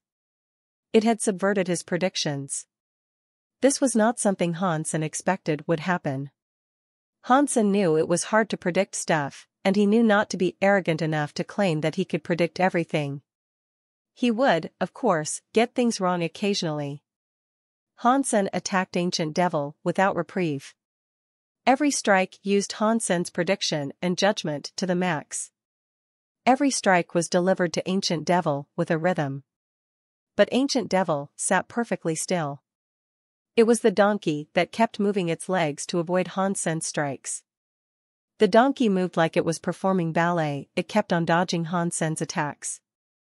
Hansen looked glum, and this actually surprised Queen. Queen thought Hansen used Heavenly Go very well. It was perfect, as far as she could see, but the donkey somehow always managed to dodge him. It always found somewhere Hansen hadn't calculated and avoided a strike by the split blade. This donkey is nothing simple. Does it have power like the Dongxian Sutra, that allows it to predict things? Hansen thought to himself as he continued to swing his blade. Somewhere far away, up in the mountains, the leader of Sacred watched the fight alongside a number of elders. Ancient Devil is strong. It is no wonder he crushed 6 paths before. Even just his pet is able to do that, an elder complimented the spectacle. Sacred's leader laughed and said, don't underestimate that beast. It is a born berserk super creature. It was born with an invincible ability. Skysword won't hit it. Not even Dollar could, if he was here. If it is so strong, how come we have never heard about it before? The elder looked at the white donkey in shock. It followed Ancient Devil immediately after its birth, and it has never really shown its powers to others. I only saw its powers in God's ruin, when I explored it alongside Ancient Devil, Sacred's leader said. That means Ancient Devil cannot lose. Let's see how he might strike back. Eldarine looked at Ancient Devil, and went on to say, Ancient Devil is a special person. He was able to circumvent the power of ancient Sky Mirror and gain the loyalty of this mount. We just don't know if he can defeat Skysword. We don't know if he can win. Why is he not striking? Ghost Eagle Emperor frowned. He is watching and evaluating Skysword's power. When he does choose to strike, he'll kill his enemy. It looks like he is almost done watching, though. He will strike soon, Sacred's leader said. Weird. Why doesn't he fight back? Cheap Sheep asked. The white donkey kept on dodging, and even Cheap Sheep noticed what was going on. It's not that he doesn't want to strike, it's just that he can't. Queen looked across the arena. He can dodge Han Sen's attack, but Han Sen's own formation is not exposed. He can't find a chance to fight back himself. All he can do is wait. Queen was familiar with Han Sen's skills, so she was able to speak for him. Does that mean we can't find out who is winning? Cheap Sheep sounded quite happy. He originally thought that Han Sen was having trouble just fighting Ancient Devil's pet, which would indicate that Han Sen was likely to lose. No, Han Sen is still at a disadvantage, Gu Qingqing said suddenly. Queen and the others turned to look at Gu Qingqing. Queen understood some of Han Sen's abilities, but she was not super class. There was something she was missing. Gu Qingqing looked grim, and she said, Han Sen hasn't exposed anything, which is why Ancient Devil hasn't attacked. That means he is at a disadvantage. Sister Qing, could you explain that with a little more clarity? Wang Yuhang couldn't help but ask. Gu Qingqing looked over to their fight and said, Han Sen's attacks aren't allowing an opening because he keeps striking. The attacks are too continuous to allow a response. Queen understood and said, that means Han Sen is forced to attack, and if he stops, he'll be attacked by Ancient Devil. Gu Qingqing nodded and said, Ancient Devil is like a viper in a cave. If Han Sen's attacks develop a flaw, things could get ugly. That's easy. He can just keep on attacking until he kills the enemy, Cheap Sheep said. It's not that easy, and Han Sen can't touch Ancient Devil. And the beast has a strange power. It won't be weaker than any elite, Gu Qingqing said. While they were talking, Han Sen's body stopped for a moment. At that moment, Ancient Devil attacked. The hand he held against his chest was pressing forward towards Han Senator. It felt as if the entire world rested in that palm. One flower, one world. One leaf, one Bodhi. Ancient Devil's hand was like a hand that was picking up flowers. It felt like the entire world was in his palms. Han Sen's eyes looked clear, though. He wasn't afraid of this move, and in fact, he had been waiting for it. As Han Sen was waiting to strike, he felt a movement inside his sea of soul. Han Sen's mind was like steel. He focused and did not allow the Sea of Soul's discord to affect him. He punched towards Ancient Devil's hand. This was an opening for Ancient Devil, but Han Sen also thought that it was an opportunity. His Dongxian aura was not maxed out yet, and because of that, he was unable to place one finger on the donkey. It was best to end these proceedings than continue with a stalemate. Fists and hands swung through the air, but there were no collisions to be seen. Han Sen felt as if he was powerless, like he had been sucked into an infinite hole. His power was being drawn, but nothing else happened. This drain sapped his power and nothing else. Han Sen used some of his power and realized he could not escape Ancient Devil's hand. His power kept on getting sucked into Ancient Devil's body. The rumbling inside Han Sen's Sea of Soul was getting stronger, as well. Eventually, he noticed that the activity was coming from Destiny's tower. But it wasn't the tower itself making the fuss, it was the armored man that had been trapped inside it. He was casting ice and fire spells, thrashing around his prison inside Destiny's tower. He couldn't break the trappings, but it made the tower shiver and shake all the same. Han Sen was surprised. When Armored Man was first captured, he tried to break out to no avail. And in that process, he had ended up hurting himself. But ever since then, there had been no further activity from him. If he was causing a commotion at this moment, perhaps he knew Han Sen was in the midst of a fight and that there'd be no chance of containing him if he managed to break free. But Han Sen did not think this was the case either. Armored Man was trapped inside Destiny's tower. He could not see what was outside that prison, so there shouldn't have been a way for him to know Han Sen was in the middle of a fight. Han Sen did not have to think right now, though. His power was like a river, all going into Ancient Devil's hands. If this were to continue, he'd eventually dry up his reserve. Han Sen summoned Bulwark Umbrella and used it to take stabs at Ancient Devil's hands. Ancient Devil tried to grab the umbrella, and just like earlier, he wished to take it. The Bulwark Umbrella then opened up. Ancient Devil's hand made contact with it, and yet, there was no shockwave. None of the Geno Core's power was absorbed. A light appeared, separating Han Sen from Ancient Devil. Ancient Devil's hand was unable to absorb Han Sen's power now, which meant his hands were free. Ancient Devil looked at Han Sen's Bulwark Umbrella in immense shock. Then he changed his momentum, and when he did, a burst of air came out from him. His hands were collapsing onto Han Sen next. Han Sen frowned, and he saw a red light appeared around Ancient Devil. It was the power of Han Sen's God Geno Core. Now Han Sen knew Ancient Devil could absorb the power of his enemies, and even make use of it. It wasn't just that, either. Ancient Devil's own power was stronger than what Han Sen was losing. When he absorbed the powers of his enemies, he could put his own power into the element of what the enemy had been using. It was practically cheating. Now Han Sen knew why Gu Qingqing had said Ancient Devil could make use of any element. It was too easy for him to make use of other elements. Pang! Ancient Devil threw his palm forward at the umbrella. The umbrella curved like a broken drum. But after that, the surface bounced back into a correct position. It hadn't been broken. Ancient Devil continued to slap the umbrella, as a red light doused the entire area. The umbrella was repeatedly curved, expelling thunderous noises. But no matter how strong Ancient Devil's powers were, he could not break a gemstone-class umbrella. The situation had been changed. Han Sen had initially been attacking, but now Ancient Devil was on the offensive. Han Sen used Bulwark Umbrella to block each and every attack. The umbrella is strong. Where did it come from? Ghost Eagle Emperor looked at the Bulwark Umbrella in shock. Ancient Devil's palm was strong, and every strike was like a red sky falling. Each blow deformed Han Sen's defenses, but the umbrella still bounced back every time. Skysword has good sword skills and a good Geno Core, Eldarine grumbled.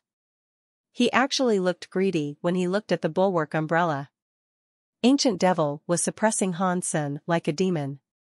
Every palm was a shocking spectacle, but none of them could harm Han Senator. Everyone knew it was because of the umbrella.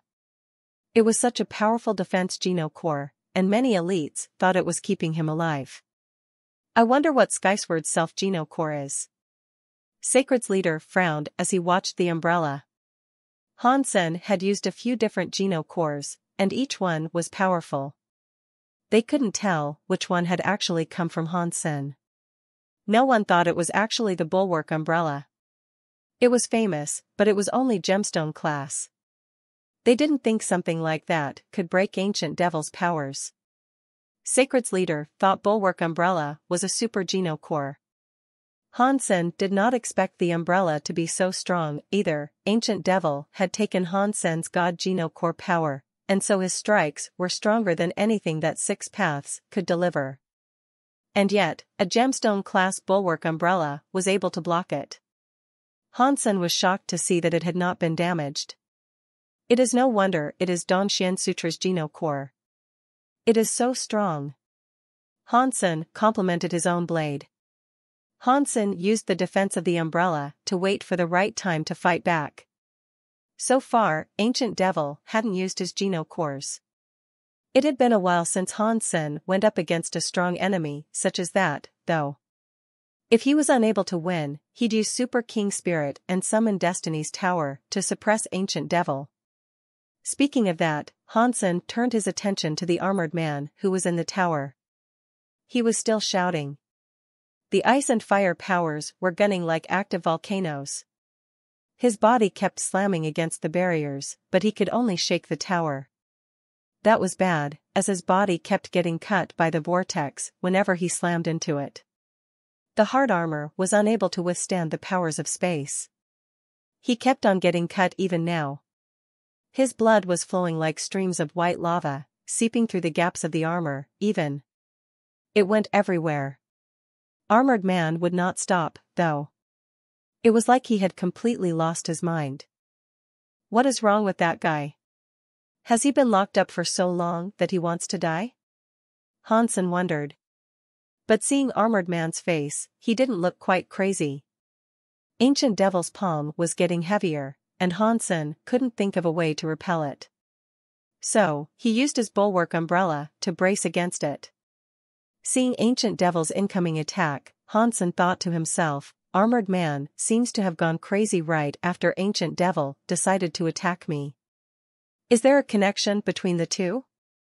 Bulwark umbrella blocked Ancient Devil's move. Then Hansen spoke to his Sea of Soul, which was rolling with thunder. Are you related to Ancient Devil? Armored Man, who had thus far refused to talk to Hansen, was enraged. He exclaimed, if it wasn't for him, I wouldn't be like this. Let me out, I want to kill him. After that, Armored Man kept thrashing about. He didn't care for his wounds, he just desperately wanted to get loose, get free, and get out. Then tell me, what is your grudge with Ancient Devil? Hansen needed to hear more of the story than that. Armored Man was unable to get free. He gritted his teeth. I am a born emperor, created by Ancient Devil. I was in the Chimenia, refining for eternity. The tone of voice was one that possessed intense hatred. It was obvious that he wanted to skin his enemy alive. Hansen was surprised, though. He wasn't a terribly trusting individual, but Gu Qingqing told him Armored Man's powers were the work of a Qigong master. But now, Armored Man was saying that he had been imprisoned inside the Chimenia by Ancient Devil. Both stories were vastly different. Ancient Devil did not look like a human Qigong master, so why would he have an immortal Chimenia? He couldn't use Qigong. Weird. How was Ancient Devil able to imprison you? He didn't kill you. He just made you stronger. And he even let you out. Why would you create trouble for him?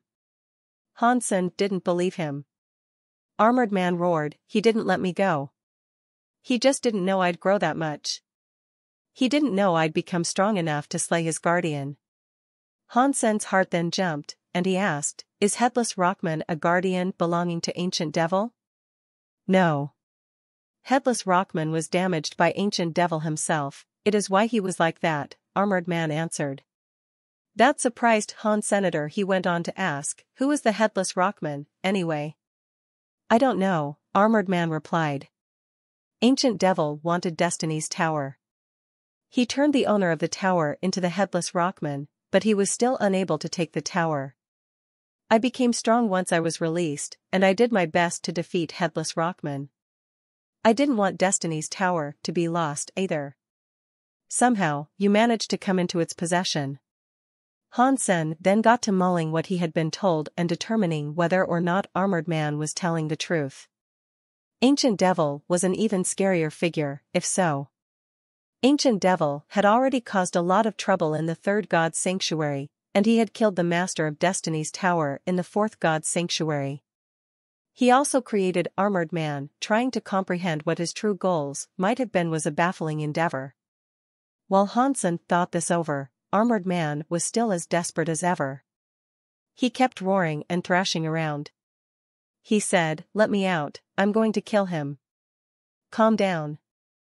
Ancient Devil is strong, and you are still injured. If I let you out, you won't be able to defeat him. Wait until I find the right opportunity, once I have, I'll free you. Hansen did not let him out. Hansen did not trust Armored Man, and he had used Dollar's identity when capturing him. If he let him out, it would expose Hansen as Dollar to everyone. But Armored Man would not give up. He kept on thrashing about. It didn't concern Hansen much, though, as there was no chance of him getting free, despite the effort. Ancient Devil could not finish off Hansen, so he ultimately decided to leave. It looks like we have come to a draw today, so there is no point in us fighting.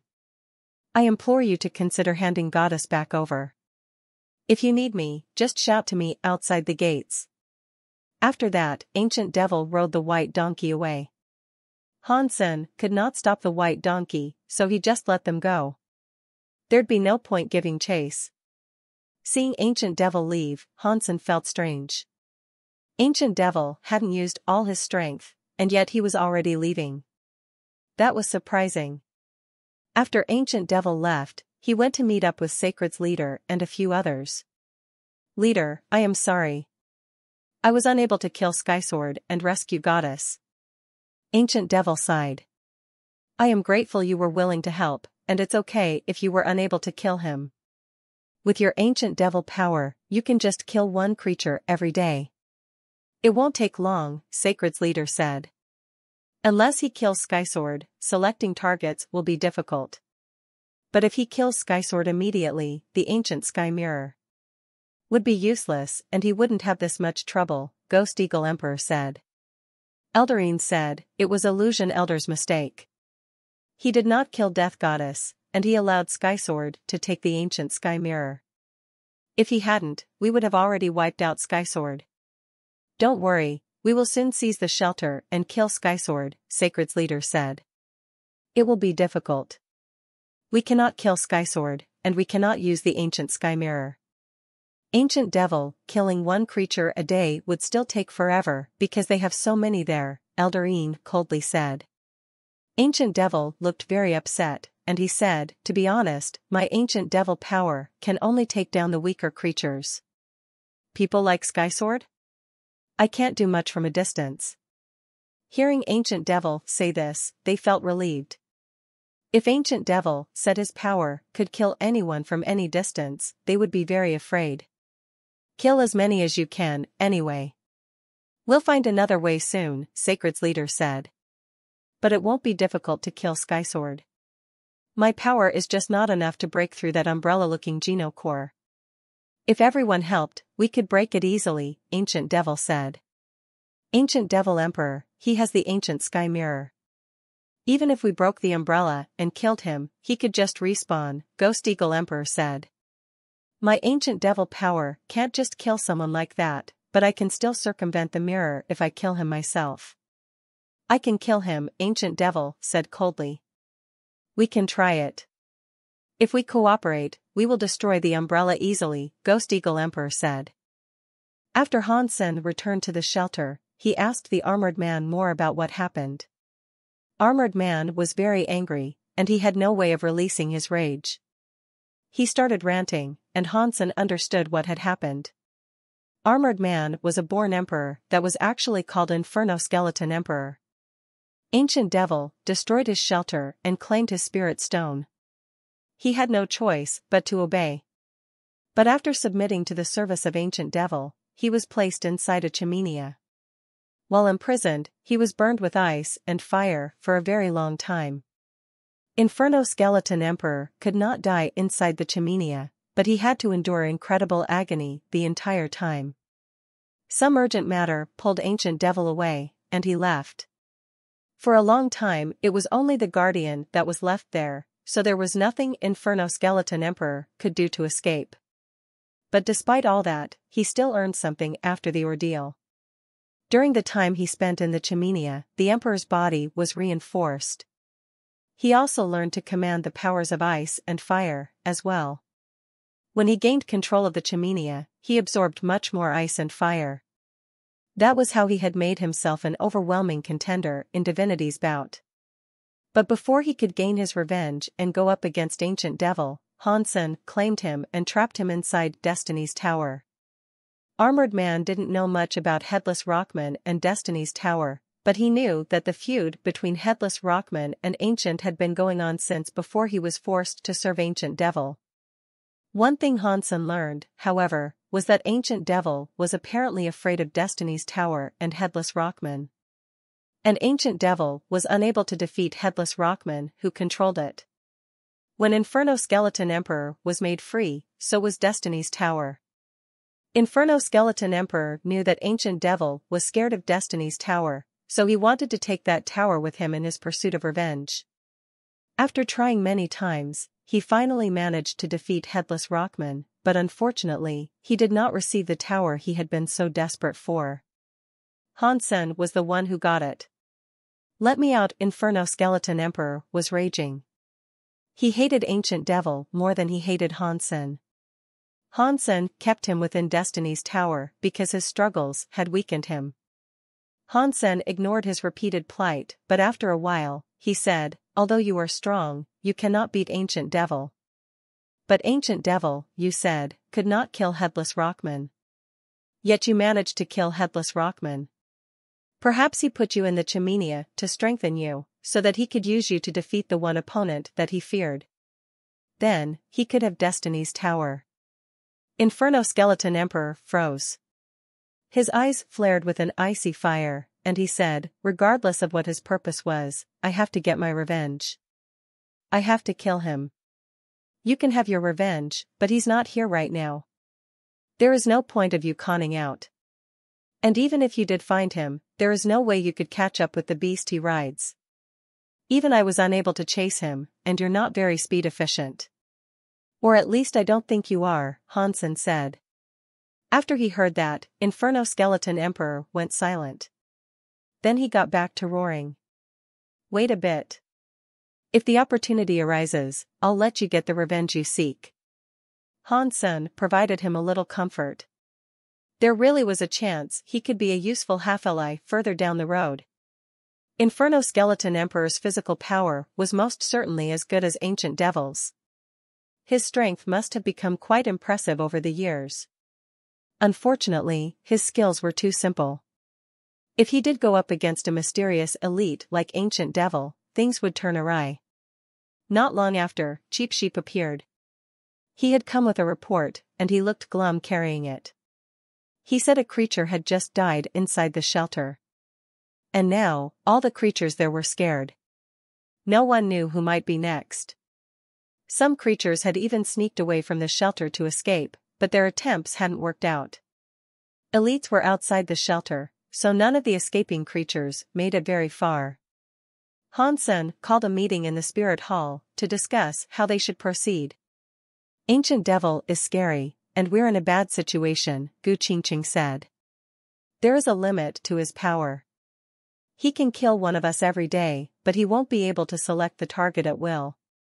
Even so, that is bad. If he kills one of us a day, it won't take long for everyone to die." Cheap Sheep sounded scared, and he was one of the weakest there. He could be brought down with ease. "If you are afraid, go and obey Ancient Devil," Hansen told the sheep. Cheap Sheep jumped up and said, "What is that supposed to mean? I am your sheep, and I always will be, dead or alive." Cheap Sheep wasn't that loyal, though. There were so many people outside the shelter, he was just worried that if he did try to switch bosses, he'd be killed before he could explain himself. And right now, he thought Hansen was just testing his loyalty. Hansen actually wanted Cheap Sheep could go and serve Ancient Devil as a boss. Perhaps there was a chance Ancient Devil could die before striking again. But he knew there were too many elites out there, and Cheap Sheep was too weak to do much of anything. He'd probably be eaten before opening his mouth to speak. He wouldn't even catch a glimpse of Ancient Devil's face. It's a shame Ancient Sky Mirror's power is limited. Otherwise, I would go and fight them, and kill as many of them as I can, Tang Jinliu said. While they were talking, Green Cow barged into the meeting and said, "Boss, the enemy is coming, they are almost before our shelter." Hansen was surprised by this. He looked at Gu Qingqing, Lin Feng, and the others. If they were striking now, that meant they had found a way to ignore the Ancient Sky Mirror. "If things go wrong, you guys all return to the Alliance. I'll find a way to make it out of here," Hansen said to Lin Feng. Then, he ran out of the spirit hall. The sky above the shelter was clouded by countless flying beasts, and creatures swarmed across the ground like the tumultuous waves of the sea. There were so many scary life forces to be seen amidst them. And in the front there was Ancient Devil and Sacred's leader. And there were many more spirits and creatures Han Sen did not know. But even without knowing, Han Sen could tell they were things to fear. Buzz. Han Menger, who was next to Han Sen, fired her death bone. An arrow was loosed and it slew a creature that was quickly approaching. She strung her bow again as a beast from Ancient Devil's side leaped forward with a roar. Its body was running to meet with the arrow. That monster looked like a bull, but it was covered with green armor. Its horns glistened like golden screws. There was a horn on its nose, too, like that of a rhino. The beast flew towards the arrow and smacked it with its head. The arrow did not hurt the beast, and it was simply knocked away. Han Menger frowned and fired her bow again. Wherever she fired an arrow, it was pulled toward the horn of that frantic beast. Those powerful arrows generated shockwaves when they came against the horn, but no matter how many times it happened, she could not damage the tusk. Horn Beast Alpha is powerful. It is no wonder why he is said to have the strongest horn in the world. Ancient Devil complimented the creature. Other alphas also complimented the performance. They planned to let Horn Beast Alpha deal with Han Menger. Aside from Horn Beast Alpha, no one else was confident in dealing with Han Menger's arrows. Horn Beast Alpha's horn was indestructible, and he had a magnetic ability that could absorb things in his proximity. It allowed him to capture Han Menger's arrows. Han Menger was powerful. Her strongest skill was her empty shot, which enabled her to shoot wherever she wanted to. Unfortunately, all the arrows were being snared by the horn and there was nothing that could be done about it. I will deal with Gu Qingqing. Elder Yin drew his sword and went towards Gu Qingqing. Gu Qingqing's eyes looked cold, and she drew out pure. Then, she went to Yin Elder. If Gu Qingqing's sword skills were overbearing, then Yin Elder's skills were soft. The delicate nature of his sword and performance nearly made him invisible. He didn't touch Gu Qingqing's attacks and moved around her like water. He was a tough target to face. Gu Qingqing couldn't kill Yin Elder, and so she was trapped. Han Sen frowned. Horn Beast Alpha and Yin Elder were stronger than Illusion Elder. They must have been the elders of larger and older tribes. Han Sen heard a long cry come from the shelter, and it boomed and drowned out the sounds of all else. Han Sen saw Red Pony standing upon the tallest point of Shadow Shelter. Its small neck arched proudly as it whinnied loudly. Han Sen felt safe. With Red Pony's sonic protection, not even the alphas would be able to get close to the shelter. Even if Ancient Devil had discovered how to break the mirror, he couldn't do it now. But they circumvented Han Sen's expectations. Ancient Devil and the others did not make the shelter their target. Instead, they all went for Han Sen. Han Sen understood what they sought to do. They wanted to kill him first, so they could get the mirror easily. Han Sen was not afraid, and he felt calm. He had been worried the mirror would end up destroyed, and so it was a bit of a relief that their first target wasn't the item. Han Sen summoned his overbearing shield. With his other hand, he summoned the bulwark umbrella. Ancient Devil was hard enough to deal with, but now with all the others coming, he absolutely had to have the umbrella equipped for defense. A spirit elder came forward with a spear. The spear turned into a black dragon as it approached. At the same time, Ancient Devil used his palm and Sacred's leader used the cane he held. It released a golden light that was like a holy punishment to Han Sen. A dozen Alpha-class elites surrounded Han Sen, and with so much power coming down from the sky, he had nowhere to run. Lin Feng used the power of the ancient sky mirror to fight the creatures. He killed many creatures in between dying many times. Without the mirror and Little Pony, he would have been permanently dead long ago. Creatures and spirits covered the whole of Shadow Shelter. It looked like a hellscape. There was screaming, and rivers of blood were running everywhere. Boom! There was an explosion in the sky. The shockwave vaporized the creatures and spirits in the vicinity of 100 miles. Nothing was left. In the center of the explosion, Han Sen was holding his umbrella and overbearing shield. His mouth was bleeding, and there were cuts running across his face. His overbearing shield looked to be in a worse state, and it seemed as if it was going to snap in half. Fighting a dozen alphas, even Han Sen's bulwark umbrella and overbearing shield could not keep him protected. He was damaged a bit. Han Sen did not say anything, though. When his body moved, he was headed for the alphas. Others might have been afraid of taking on such numbers, but this was something Han Sen was good at. After he blocked a strike, he ran into a bunch of people, opening and closing his umbrella constantly. Sometimes it was used for defense, other times it was used as a weapon. Combined with his overbearing shield, none of the alphas were able to kill him. Han Sen's desire to fight was high. Blood was everywhere. Shadow Shelter and the encompassing few thousand miles became a bloody hellscape. The mountains were breaking beneath the pressure and power. The blood was like rain as the sky turned red. Bodies were mounting and piling up outside the shelter. Han Sen bet no gold shelter had ever survived a glorious fight like this. Even a super shelter would be horrendously damaged by now. Ancient Devil's target was not the shelter, though, and Red Pony was using its sonic protection. If these had been reversed, Shadow Shelter would have been flattened. It would have been wiped off the map of the Fourth God's Sanctuary and vanished without a trace. Even if Shadow Shelter was destroyed, with the mirror there, they could still be safe. Arg, I'm dead. A creature came running towards Cheap Sheep, and the sheep screamed. He fell to the ground with his neck broken, eyes rolling to the back of his skull, and tongue hanging out. The creature looked surprised. Then, it went forward. But when he ran past Cheap Sheep, another Cheap Sheep appeared. Cheap Sheep summoned his horn scimitar and shoved it up the creature's bum. Arg! The creature suddenly jumped up and screamed. Come and hit me, you dumb *SS. Wang Yuhang ran, shaking his *SS vigorously as he went. Many creatures were behind him. It looked risky, but Wang Yuhang could run like mad. He may have been dealt a number of injuries, but none of the wounds put him in critical status. Queen's beautiful legs were swinging to chop foes like axes. They managed to cut a sacred blood creature in half with a combined chop, spraying blood across her limbs. Two more creatures, like maddened tigers, came leaping towards Queen, who was now starting to show signs of exhaustion. But she disappeared, and the two creatures ended up jumping into each other.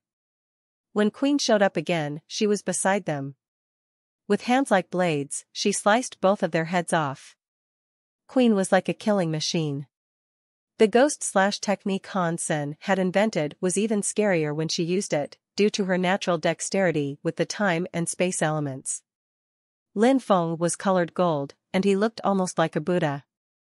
Jing Jiwu's powers were slightly weird, and they were used in tandem with Lin Feng's. If he threw a punch, an enemy would get trapped and become unable to move, letting Lin Feng finish it off. Through their cooperation, they were an unstoppable force that produced even more blood for the field. A super creature came with a roar, interrupting their killing spree. Elysian Moon's Elysian umbrella opened, and every time that occurred, a new creature was sucked onto its surface. It was very strange. Little Star was too tame, though. It didn't even fight. All it did was use Starseed travel to run around and avoid all damage, due to it not being able to get hit. Little Silver stood atop Little Star, as Little Star navigated the field. The furry creature cast many bolts of silver lightning to electrify the enemies below. A few super creatures tried going after Little Star, but they couldn't get him. Bauer was also on top of Little Star. She kept looking around, as if in search of something. Wherever Little Fairy flew, a blizzard accompanied her. Many flying creatures were frozen in the air, and they fell to the ground and shattered like hailstones. Gu Qingqing's face was cold. Her sword skills were powerful, but she was unable to hit Eldarine. He was like bubblegum. Whenever you attacked, he fell back. Whenever he attacked, you fell back. His skills were very powerful, too. Han Menger kept on firing arrows, as well. They kept on getting attracted to the horn beast Alpha's horn. Many explosions were created between the two, but a victor did not yet seem decided. Han Sen was running in between a dozen elites that hounded him. Even though he wasn't afraid of taking on large numbers alone, he still felt a lot of pressure now. All of his enemies were powerful, and Ancient Devil kept breathing down his neck, making him feel much worse. He was still making use of Bulwark Umbrella and Overbearing Shield to block the attacks that came his way. Bulwark Umbrella's surface had a small crack running across it, but Overbearing Shield was wreathed with far more. It looked as if it'd break soon. Han Sen was using his Fallen Slaughter body and butterfly wings to dodge an attack of an elder.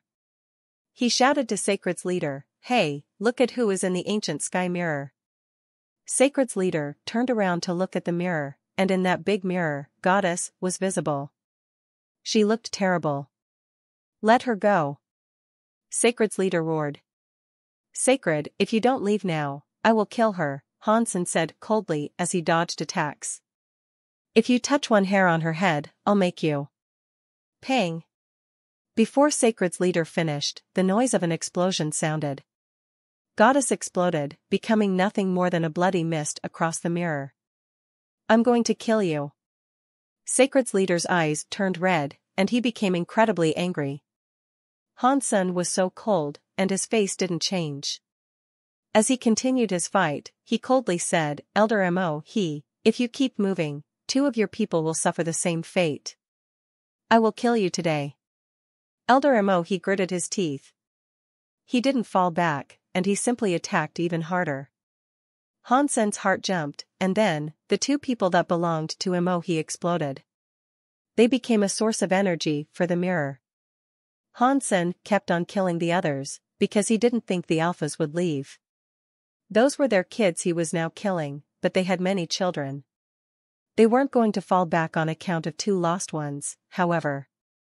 Han Sen wasn't killing their children just to make them mad, though. He was hoping to take advantage of their emotions, but that aside, Ancient Sky Mirror required a lot of energy to keep reviving his teammates. Many elders were enraged by the actions of Han Senator. They were able to maintain their powers, but their usage was now emotional. Han Sen grabbed hold of the raw emotions he could and weaved his way through the elites. He was like a fish that was swimming upstream. It was a difficult situation to be in, but it was at least a little better. Dong! Ancient Devil threw his palm against Overbearing Shield. It reversed the power back onto Ancient Devil, but it didn't succeed in hurting him. And the shield itself wasn't able to fully sustain the shock. The shield ended up breaking while it was still attached to Han Sen's arm. This made Han Sen feel terrible. Ancient Devil was near Han Sen now, and he was a far more dangerous threat than the others were. But try as he might, Han Sen could not figure out a way in which he could rid himself of Ancient Devil. Ancient Devil was a powerful nemesis, but the white and unassuming donkey he rode was also a tricky fiend. Han Sen couldn't figure out a way to deal with the 2. Inferno Skeleton Emperor could now feel Ancient Devil's presence from inside Destiny's tower, and this made him a little nutty again. He kept on slamming the locks, wanting to fight Ancient Devil. But Han Sen wasn't willing to let him go free. And more than anything, Han Sen didn't want to expose the fact that he himself was Dollar. He was invincible in the 4th God Sanctuary, but the Alliance had organizations Han Sen would not be able to deal with. If people figured out Han Sen was Dollar, there was sure to be big trouble. And as all this occurred in a base somewhere in the Alliance, a black tiger creature came to the man that looked like God. "Sir, they have started their operation. They are attacking Han Sen and Shadow Shelter," the black tiger said. "Good. Let us start, then." The officer spoke coldly, but he looked interested. "Yes, I will travel to Han Manor," the black tiger said quietly. With his black Geno armor to veil himself, he went to see the Han family. Inside Han Manor, Ji Yanran was holding Little Flower and talking to Luo Lan. Zero was sitting near them. Suddenly, Luo Lan stood up from the sofa, her face grim. Ji Yanran looked at Luo Lan and noticed something was amiss. She held Little Flower tight and stood up off the sofa, as well. Pang! One side of the house was blown up, and the garden went with it. A giant black tiger that was the height of a grown man approached them from the outside. He was wearing black crystal armor, and he didn't walk robotically like an owl would. "Give me the kid," the black tiger said, looking at Little Flower. "Animal, how dare you?" Luo Lan stood in front of Ji Yanran and Little Flower. She spoke back to the tiger harshly and gestured for Ji Yanran to run off with the baby. Ji Yanran did as instructed and fled. Before she could leave the room, though, the black tiger roared and leaped towards them. But due to its speed being so great, Ji Yanran only saw the black tiger disappear. She felt nervous. D***mn. Luo Lan's face changed. She moved her hand and heard a dong sound. She had hit something. The black tiger's body reappeared inside the house. Luo Lan had hit the tiger's forehead, but she had not hurt him in the slightest. There was not even a mark on his armor. Luo Lan was shocked that her falsified sky powers had done nothing to the black tiger. It wasn't as if falsified sky powers were useless, it was just because Luo Lan's strength was far outclassed by the black tiger's. She couldn't break the armor. The black tiger swung its paw and claws towards Luo Lan in retaliation, looking at her with great disdain. He had been in the fourth god's sanctuary and obtained that armor from an officer. His power placed him among the Alliance's best, and the powers of a surpasser would not be a concern. The black tiger's attacking paw was something Luo Lan could not dodge. There'd be no chance for her to escape. Dong! A bone knife appeared beneath the paws. Zero had blocked the strike, but the force sent her flying back into Luo Lan, and both of them crashed onto the ground. Boom! Zero stood up off the floor bleeding, but her blood was purple. Her eyes turned purple, then her hair followed. A pair of purple horns grew out of her skin. Shura? The black tiger looked surprised, but it did not care. It did not matter who she was, as long as she did not have Geno armor, there was nothing to be concerned about. He increased the strength in his paws and leaped at Zero. Zero's hair moved like it was dancing. She evaded the strike of the claws and retaliated with a cut of the bone knife across the creature's face. Dong! The falsified sky power backed by the bone dagger was unable to penetrate the defense that armor provided. The black tiger headbutted Zero, and she slammed into a wall and broke it. Luo Lan jumped towards her and pulled her out of the rubble. Zero slowly stood up, staring at the black tiger, and said, "Leave now." After that, Zero leaped toward the black tiger again. Luo Lan tugged at Ji Yanran, prompting them to leave. But before they could get very far, the black tiger's claw came down on Zero. She was delivered 3 deep clefts in her skin, and she was suddenly bleeding quite a lot. Zero dodged the next direct attack, but the force still sent her flying 1,000 meters with deep marks across her. Seeing Zero bleeding and still wanting to fight the intruding black tiger, Luo Lan shouted to Ji Yanran, "Take Little Flower and run. Don't look back." After that, Luo Lan jumped towards the black tiger. She knew Zero wouldn't last in her current state. "Mom." Ji Yanran was shocked. "Go, Little Flower." Luo Lan said and flew, using her falsified sky power against the black tiger. Dong. But Luo Lan was just a surpasses, she wasn't even a demigod. Her powers were far weaker than the black tiger with Geno armor. She couldn't even leave marks on its head. The black tiger was irritated by Luo Lan, though. He attacked her before she could even react.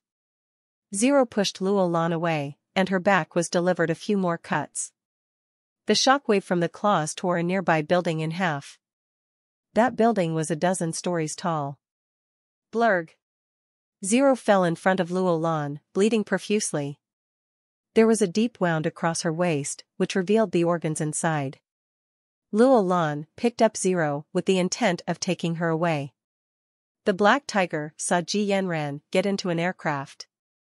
Since he was now short on time, he looked at Luo Lan and Zero and decided to stop trying to kill them. He jumped over to Ji Yanran. Dong! A bone-forged dagger fell from the sky and hit him on the head.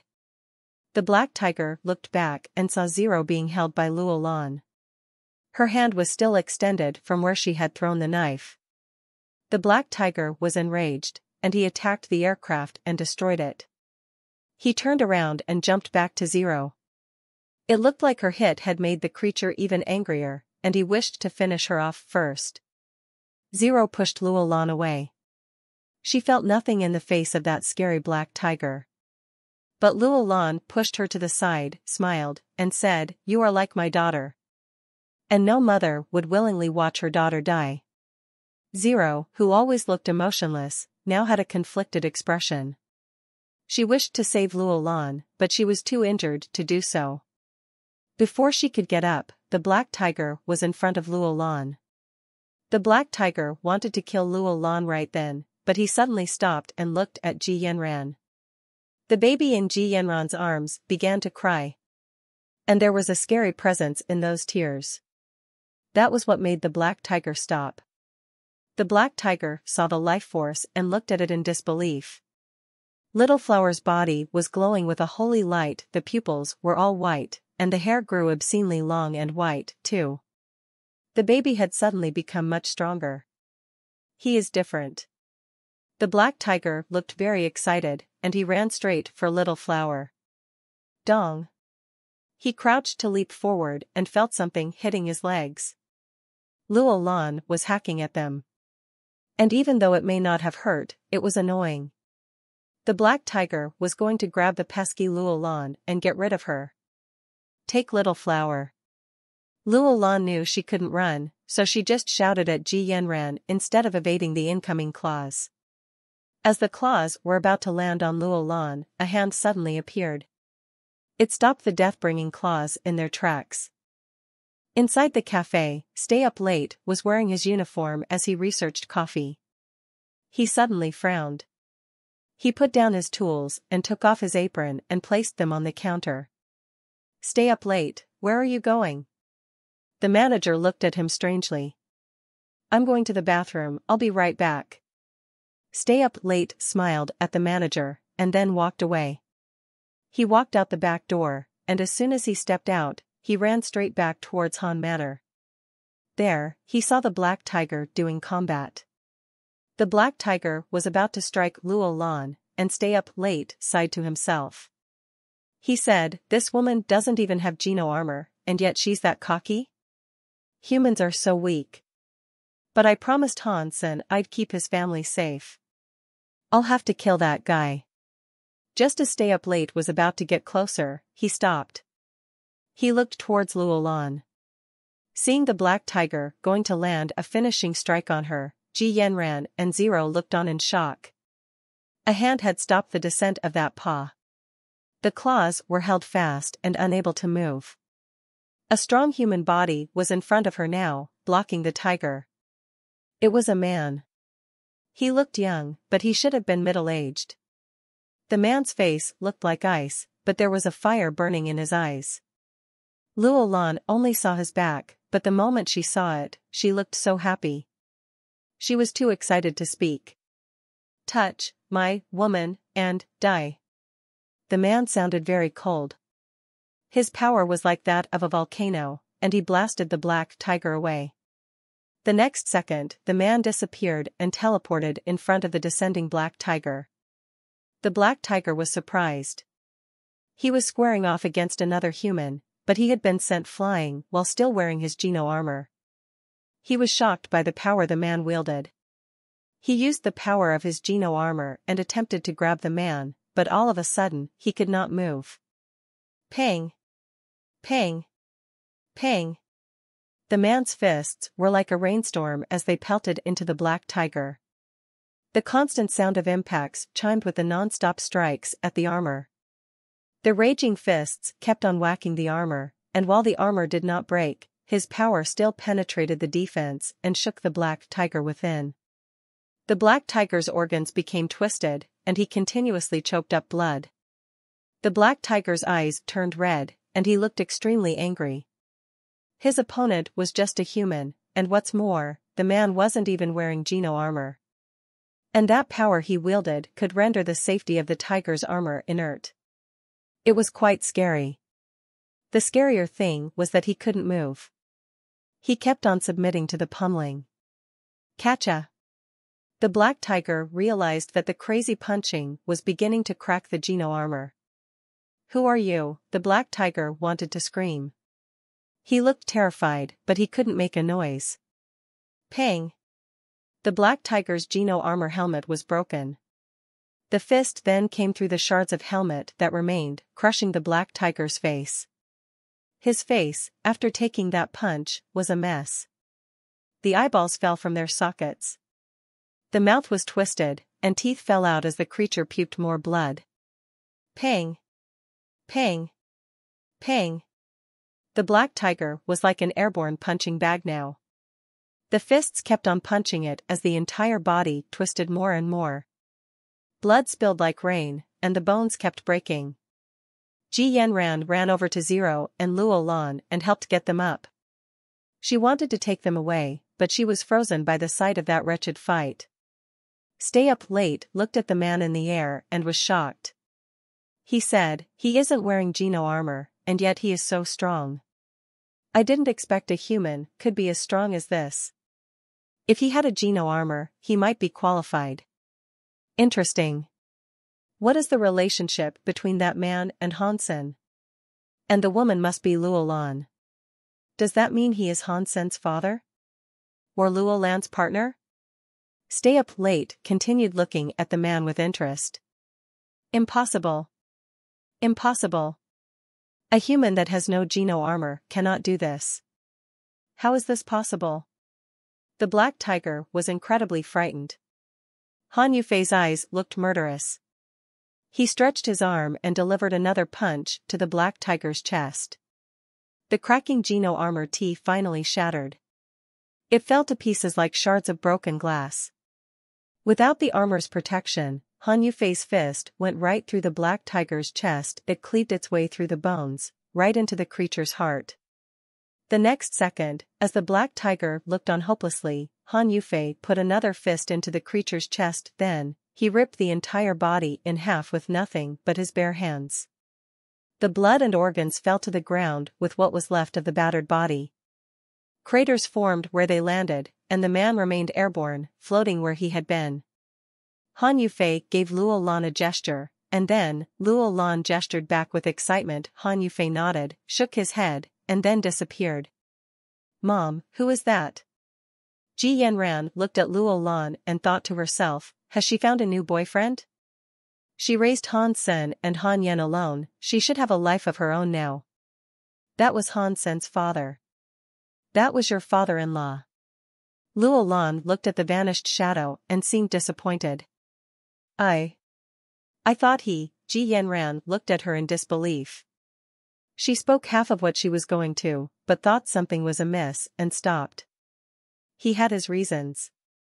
Don't say it out loud, Luo Lan quietly responded.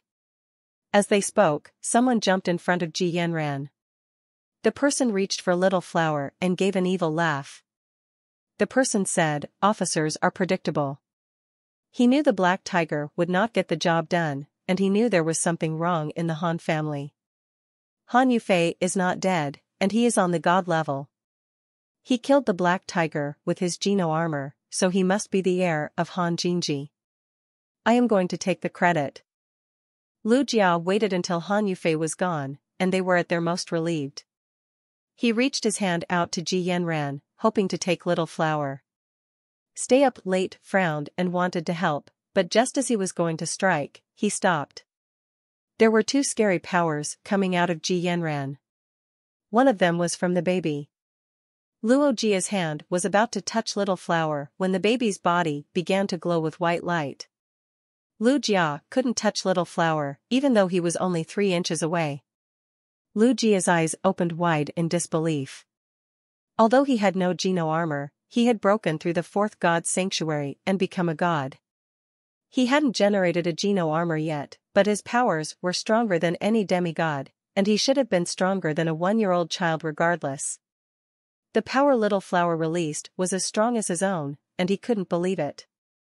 How can a human child have this kind of power? Did Han Jinji give that stuff to this kid? Lu Jia was in shock. He wanted to take Little Flower even more. If Little Flower possessed what they wanted, he would be highly rewarded after taking the baby. Power exploded from Lu Jia's body. He used force to reach further toward Little Flower, but there was a horrible power coming out of Ji Yanran, as well. There were crystal high heels on Ji Yanran's feet. They looked like living things, and all of a sudden, they wrapped up Ji Yanran's body in crystal armor. Ji Yanran was not good at fighting, but she was still a surpasses, and if she had to fight, she could. She lifted her leg and started to kick the intruder. This did not require skill, and the crystal legs came firmly up to Lu Jia's head. There was a pang sound, and before Lu Jia could react, his head was completely broken. Blood and brain matter were scattered all about. It was too powerful and it happened too fast. Lu Jia's body stood there for a while before it crumpled and collapsed onto the ground. Zero and Lu Lan stood mutely, staring at Ji Yanran and her dead attacker. Then they stared at Ji Yanran's crystal armor. Stay Up Late looked at them from afar, seeming very excited. He stared at Little Flower and Ji Yanran in particular. Human children can possess this power? They can evolve to that level? This is unbelievable. Stay Up Late looked at Little Flower in shock. But when he looked at the crystal armor, he seemed to confirm something that confused him.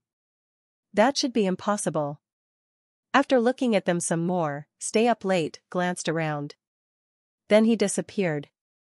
When he showed up again, he was at the back door of the cafe. Interesting family. It looks like I was right. Stay Up Late put on his apron, and a strange smile crossed his face. Stay Up Late, why were you in the bathroom for so long? Customers are waiting. The manager looked annoyed as he spoke. I am sorry. I had an upset stomach. I will get to work now. Stay Up Late walked over to the grinding machine. Handsome dude, get me a cup of coffee. I want a freshly ground one. Me, too. Can I have some love, please?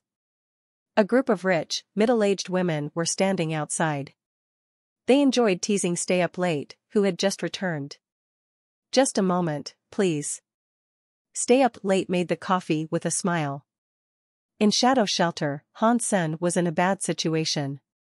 The white donkey was right beside him, and he had to split his energy between dealing with Ancient Devil and the donkey too. His overbearing shield had been destroyed, and only the bulwark umbrella was available for his protection. It put him in a tough spot. Splitblade was held firmly in Han Sen's hand, but it wasn't as useful as overbearing shield. He was getting attacked by a whole group, and he couldn't fight back much. Catcha! After he got hit twice, the surface of the umbrella cracked. Han Sen's heart felt heavy. It looks like I'll have to use Destiny's Tower. Han Sen had resigned himself to it. The fact was, if he didn't win the fight right now, there would be no afterwards. Exposing his identity did not matter too much if the alternative was death. But before he used the Blood Legion technique, he felt his Dongxian Sutra undergo a change. His Dongxian Sutra had one last tier he had thus far been unable to break into. That was why Bulwark Umbrella had been unable to level up. Han Sen had 4 Geno cores. The crystal core connected to the new jade skin. There were no more additional levels that it could achieve. Real blood connected to the Blood Pulse Sutra. There was one more skill he could still learn, and it should be the skill to level up to the 5th sanctuary.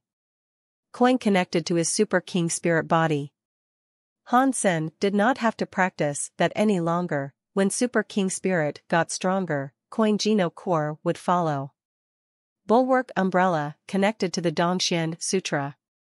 There was still one more tier for it to ascend. Aside from the part which was linked to leveling up to the 5th sanctuary, there was another part created by Dongxianzi, the man who could break through the vacuum.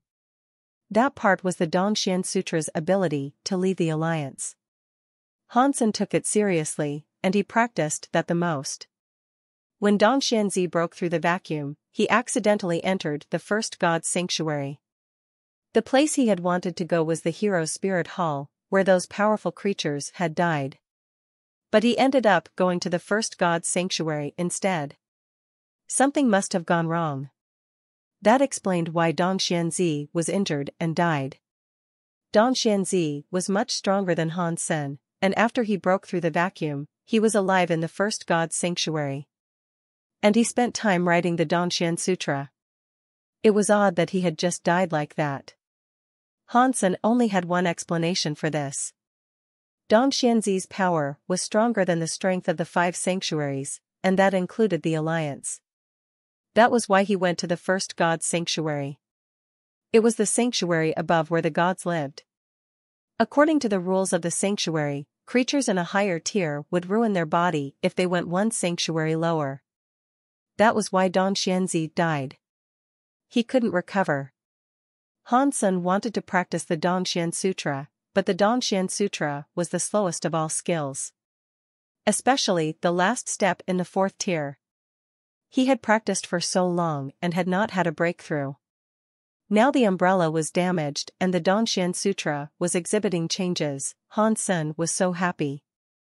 The umbrella began to break because of the power, and Hansen's Dongxian power broke, too. In reality, it didn't simply break, it shattered completely. It collapsed into a substance like a cloud of molecules, and then it continued to break down even further. All the scary powers came against Bulwark Umbrella, and the cracks webbed their way across the Genocore surface. The shaft of the umbrella was crooked and bent. It looked like it was ready to come undone. Sacred's leader, seeing the umbrella about to break, looked as joyful as those that fought with him. Hansen was difficult to deal with. If it wasn't for Ancient Devil there, kiting Hansen like he was, they probably wouldn't have been able to achieve victory. They'd have all likely ended up dead. Surrounding Hansen hadn't worked very well, and all the elders were afraid of the powers the human wielded. With Hansen's Genocores, his performance far exceeded even their wildest expectations. Now that the umbrella was going to break, Hansen looked as if he was going to lose all his support. They felt a whole lot more relaxed, thinking the opportunity to kill Hansen had practically come. Boom! Ancient Devil landed a hit on Bulwark Umbrella, and the power that was like an ocean looked ready to break the sky. The damaged umbrella could no longer hold on anymore, and it shattered like glass. It became dust. Blurg! Hansen coughed up some blood. Die! Many elders and emperors all shouted in unison. Their swords broke space, and their spears were like black dragons. With the light that could destroy the world, they all came at Hansen in a charge. It looked like the end of the world. Hansen stood before this apocalypse, watching the strange events occur. Hansen's eyes were still so calm, however. And as he observed what was around him, he remained motionless. At this point, Hansen's Dongxian power had shattered alongside his umbrella. While his powers had been reduced to dust, there was a residue of a strange connection.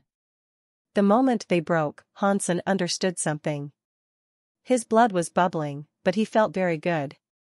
Seeing the strange scene of the sky come down to land on him, he waved his hand as a strange power surfaced within him. Bulwark Umbrella reappeared. The umbrella looked as if there hadn't been any changes. It was perfect, and none could likely tell the difference. But in Hansen's eyes, the umbrella looked completely different. The substance that it was made from looked completely different. And the powers of Hansen's Dongxian Sutra were different now, also. Boom! All the world-ending powers were diverted by Hansen's Bulwark Umbrella. The godlike powers descended like minor drops of rain, sliding off and away from the umbrella. Nothing could even sway the umbrella. The black dragons landed on the surface and snapped, and the spacey powers landed on it and broke, too. mountains slammed down and were sundered. Everything broke against the umbrella like a mild summer rain. In Han Sen's eyes, they were just shattered substances. Compared to bulwark umbrella sequence structure, they were all weak. They were like individual grains of sand. When the powers hit the umbrella, they rolled off like liquid. Like water against a rock, the umbrella remained unmoved. Many of the alphas were shocked, and even Ancient Devil's face changed. They thought they had broken the umbrella and could now kill Han Sen, but lo and behold, he had simply drawn another one out. When their attacks were unable to cripple the new umbrella, they were gobsmacked. Black Wizard Dur's Black Dragon Spear became Black Dragon. It came lashing forward at Han Sen. Han Sen was holding the umbrella in the air as the Black Dragon roared at him in a charge. Han Sen reached out his hand and tapped the creature on its forehead. Black Dragon met with Han Sen in the sky, and it looked like Godzilla was squaring off against an ant. Han Sen's hand was like nothing before the mighty Black Dragon. But in the next second, Black Dragon's body became nothing but loose dust atop Han Sen's hand. The entire body shattered into powder. Blurg. Black Wizard Elder coughed up blood, and he looked on in disbelief. Black Dragon Spear was his Geno core, and it had never been broken before. Han Sen had smashed it with a mere slap. Black Wizard Elder felt hollow and afraid. And it wasn't just Black Wizard Elder feeling like this either. Other elders looked at Han Sen in shock and wanted to run. They could not believe Black Dragon Spear had become dust, and they shuddered to think what might happen if such a power befell them. Ancient Devil saw the elders looking frightened, but he seemed unaffected. With a creepy smile, he said, "It's a little too soon, but it has to happen now." Ancient Devil jumped atop his white donkey. In one hand, he held a parchment. In his other, he clutched his skeleton necklace. His mouth read some text at an inaudible volume. As he read, the skeleton started to blaze with black fire. At the same time, the creatures and spirits that were attacking Shadow Shelter were covered in a black aura.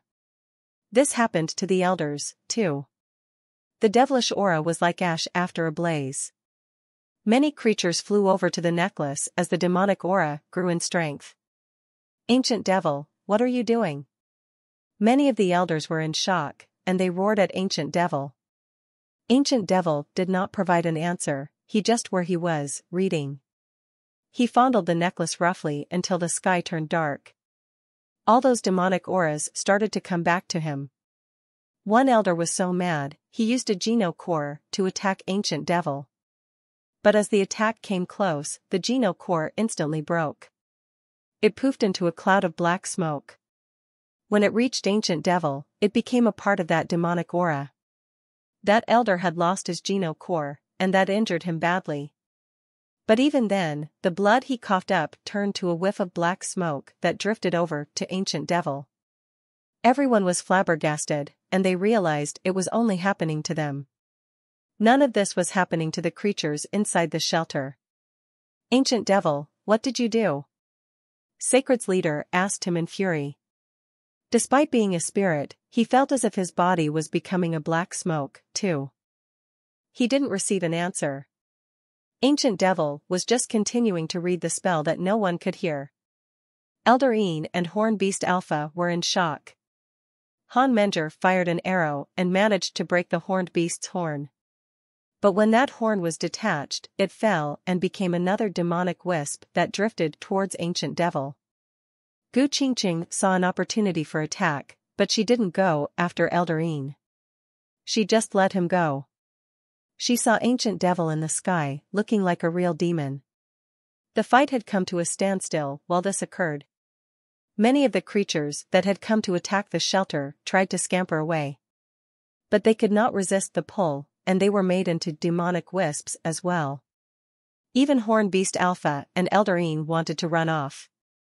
Ancient Devil threw down the necklace that was comprised of skulls. It turned into a ring and started to spin. The devilish auras started to travel towards the ring, which began to look like a black hole as it pulled everything in. All those wisps entered the black hole, and it looked like a twisted black sun. Ancient Devil's spell had a quiet voice. It sounded as if you could hear it, but at the same time you couldn't. The creatures and spirits heard the noise. They held their heads and rolled around on the ground in agony. Their bodies were fading fast. Black wisps came out of them and went straight for that ominous sun. Even Elder Een and Sacred's leader were writhing around on the ground. They no longer looked as strong as they had earlier. Hawk Emperor was in pain, as well. His body was fading, and the spirit stone that was 1,000,000 miles away was fading, too. "We have to kill Ancient Devil or we're dead," one elder yelled. He was in pain, and he tried striking Ancient Devil. Everyone else had the same thought. They all tried to endure the pain they were feeling and attack Ancient Devil. Ancient Devil remained still, though. He continued to read that weird spell that looked like magic. When the elders came close, though, they instantly turned into black wisps. And when one elder made it close to Ancient Devil, the demonic sun pulled the spirit straight inside. Everybody was shocked. The sun began to look like a skull as it ate the nearby elder and looked all evil. One elder completely disappeared without any fuss. The elites didn't have a clue what to do, so they could only stand there looking hopeless and scared. If they went, they would be consumed by the demonic sun. If they stopped, it'd only be a matter of time until they became a demonic wisp. The whole world was shrouded in the black, malicious aura. Ancient Devil and his demonic son both became the world, like a devil walking the earth. Gu Qingqing drew her sword. The sword was overbearing, slashing towards the sun and Ancient Devil. The sword light went far, but then the sun turned into a big, reaper-like skull. It swallowed Gu Qingqing's overbearing sword light. Gu Qingqing's face immediately changed, and she stopped attacking. Han Menger tried firing an arrow at Ancient Devil's eyebrow, but it didn't reach its destination. Before it could, the big skull swallowed it. The flames were everywhere. And aside from Shadow Shelter itself, the landscape was turned to char and ruin. It was like a proper hellscape. The decomposing beings were screaming in agony, sending a chill down the spines of all who watched and listened to the torture they had no choice but to endure. Suddenly, the black sky was filled with another strange view. Everything was suddenly reversed as a beautiful palace appeared. Fairies flew around it in harmony. When this weird thing appeared in the sky, Hansen frowned. He held up his umbrella and moved toward Ancient Devil. He didn't know exactly what Ancient Devil was doing, but stopping him would definitely be a success for Hansen. "Don't go. He's opening the god's door." Gu Qingqing yelled at Hansen. Hansen was shocked. The god's door was the entrance to the fifth sanctuary. It was the way through to the Alliance. Ancient Devil was using the powers of those around to gain access to it. Boom! As Hansen descended into thought, the air began to tremble and shake. An old and mysterious stone door suddenly appeared. The gravity came down hard around that area. Ancient Devil opened his eyes and grabbed the demonic sun. When he did, his body was surrounded by a devil's aura. He looked like a volcano, and he was heading right toward that old gate. Boom! The world was shaking, and the scary devil flame was unable to open the door. Ancient Devi's face did not change, though. He simply continued to read the spell. He raised the skeleton necklace and proceeded toward the stone door. The whole world rumbled violently. Everyone felt as if their chests were hit, and they struggled against the pressure. Shadow Shelter's creatures were fine, other than bleeding a little. But the elders who had come with Ancient Devil were most certainly not. The weaker spirits had all decomposed by this point, and only the strong ones were left alive. But their strength was decreasing, and the power of sudden decomposition was getting stronger. Ancient Devil used the demonic aura of the decomposed beings around him in his attempts to pound the door open. And indeed, the door rattled as if it was on the verge of opening. Hansen frowned, lifted his umbrella, and flew towards Ancient Devil. It was dangerous to fight in front of the gate, but this was the last chance Hansen would have to kill him. If Ancient Devil opened the gate, Hansen knew he'd have no chance. Of course, Hansen was unsure whether or not Ancient Devil would be able to make it all the way through, but a being such as him would kill for whatever fancy concerned him. Allowing someone like that into the alliance would be bad news for everyone. It'd also be best to kill him before he leveled up. Careful. When the gate opens, no one can leave. Gu Qingqing shouted at Hansen. Hansen nodded and flew toward Ancient Devil. He came in close to Ancient Devil's body. Because Dongxian Sutra hadn't been on its last tier when they fought earlier, it hadn't been very strong. The power of Super Spank might not have even been enough to break a strong substance in this sanctuary, but now things were different. Now that Dongxian Sutra had reached the last tier, it was stronger now. Ancient Devil was sitting in lotus position. One hand was pushing against the god's door, while the other pushed back at Hansen's hand. I already have one foot inside the god's door. It does not matter how strong you are still an ant compared to the likes of me. Ancient Devil spoke to Hansen gently, as if he had already achieved godhood. But Hansen didn't respond, and he just continued adding pressure against Ancient Devil's hand. Pang! A mist of blood clouded the entire area, as Ancient Devil's arm was suddenly blown into a gory mess. It became dust in the sky, turning into nothing. Ancient Devil's face changed. He had gathered up an endless life force, stolen from dozens of elders. He thought he was invincible and ready to become a god, but then his arm was blown off by the human Hansen. The scariest thing was Ancient Devil's sudden inability to regenerate the arm. He could heal other wounds, but not the severed arm. And that added to his fear. His abilities of physical recovery were quite strong, and definitely as good as a healer demigod, but his broken arm are to regrow. Hansen's powers had to be something special that Ancient Devil had never before seen. Hansen was surprised, by comparison. His Super Spank hadn't undone Ancient Devil's entire sequence structure. It only managed to break a part of him. Hansen thrust his palm forward again, prompting Ancient Devil to pull back the hand he was using to try to open the door. He had to now use that single hand to fight Hansen. The skeleton necklace became a black hole. Ancient Devil now wanted Hansen's power before he ascended. He wanted Hansen to become a part of him. But that, as it turned out, was not a good idea. Hansen palmed the black hole instead, as Super Spank broke a sequence structure. Ancient Devil heard a boom, and one of the skulls on the necklace broke and turned to dust. Ancient Devil's face darkened. He had 108 skulls. Each one was difficult to refine. Each skull counted for one emperor, too. When 108 skulls were strung together, their power increased exponentially. Ancient Devil's power was something that ought to have been impossible in the fourth god sanctuary. Ancient Devil could not believe his skull orb had been broken. How did that happen? Hansen did not give him time to think, though. Instead, he just repeatedly pounded and palmed the black hole. There were many explosions detonating, like a string of atom bombs dropped on it one by one. The sequence structures of the skulls were destroyed. Ancient Devil trembled. He ignored Hansen now. He wanted to get through the god's door, so he pummeled the stone gate.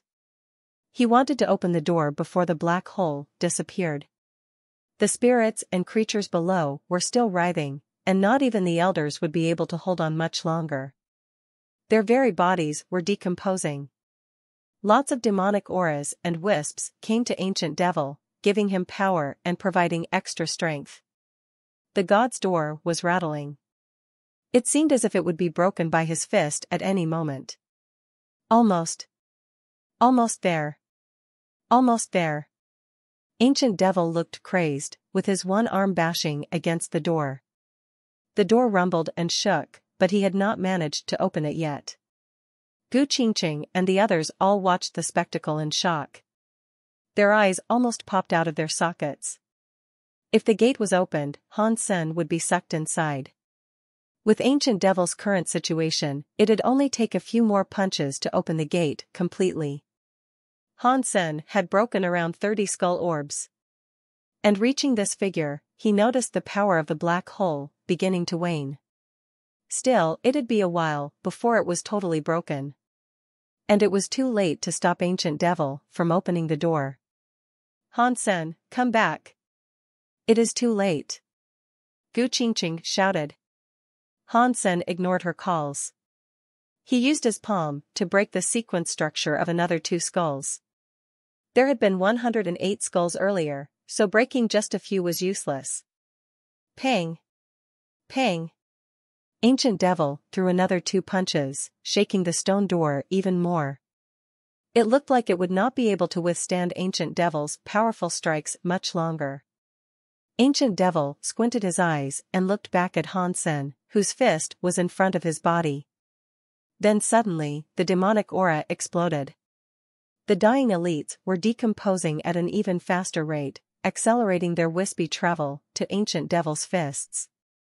There were more and more demonic wisps coming to his fist, so much so that it almost couldn't handle the sheer volume of strength. Even the people of Shadow Shelter were shocked by what they saw. This is my God's door. You will die entering it. If you don't want to live, then come with me. Witness my ascendance as a god. After Ancient Devil said that, he threw his most frightening punch yet. You are too naive, Han Sen said quietly. He held a closed bulwark umbrella and ventured near the black hole. Bulwark umbrella brushed through the sequence structure of the skulls. They broke like spider webs, as 70 of them were reduced to dust. Han Sen brushed away all the orbs and gathered power into his right fist. The power of Super Spank was now directly before Ancient Devil. He was waiting for the moment when Ancient Devil struck, so he could get him at his most vulnerable. Ancient Devil's face went pale, but he had no options at this point. He was now smack dab in the process of becoming a god. He couldn't run at a time like this. He had thrown his fist back at God's door one last time, but it was too late to pull it back now. Even if he could, after he saw Han Sen break the skulls, he didn't think he could block Han Sen's fist, anyway. Ancient Devil was so strong, and he still felt hopeless. He couldn't run. Han Sen watched Ancient Devil as he was punching. Winning. Gu Qingqing saw Ancient Devil unable to do anything, and it brought her sheer delight. But suddenly, a white shadow appeared. The white donkey had brought with him an invincible power. It came before Ancient Devil and blocked Han Sen's fist. The white donkey brayed at Han Sen with a weird smile, and the sequence structure of its body broke and turned the creature into dust. Han Sen's face changed. When he was blocked by the white donkey in that crucial moment, Ancient Devil's fist reached God's door. There was a big boom and the stone gate shook. Don't open. Don't open the door. Gu Qingqing and the others screamed, watching the door and yelling. Pang! The stone door broke and swung open, as the godlight poured out like the illumination of stars. It wrapped up Han Sen and Ancient Devil, pulling them both inside. It's over, said Gu Qingqing. After Han Sen and Ancient Devil got sucked into God's door, her face changed horrifically.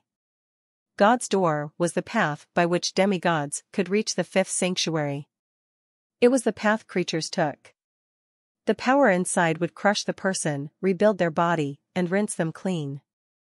It was built for the person that summoned the door. The rinsing and rebuilding would have to match with the element. A person who had an attunement to a fire element would be washed and rebuilt with fire, once beyond God's door. Fire casters have the advantage that would allow them to finish the process and be rebuilt successfully. If a water element person entered the fire element God's door, they would be rinsed and rebuilt with fire just the same. With a lack of proficiency with the element, though, they would not succeed.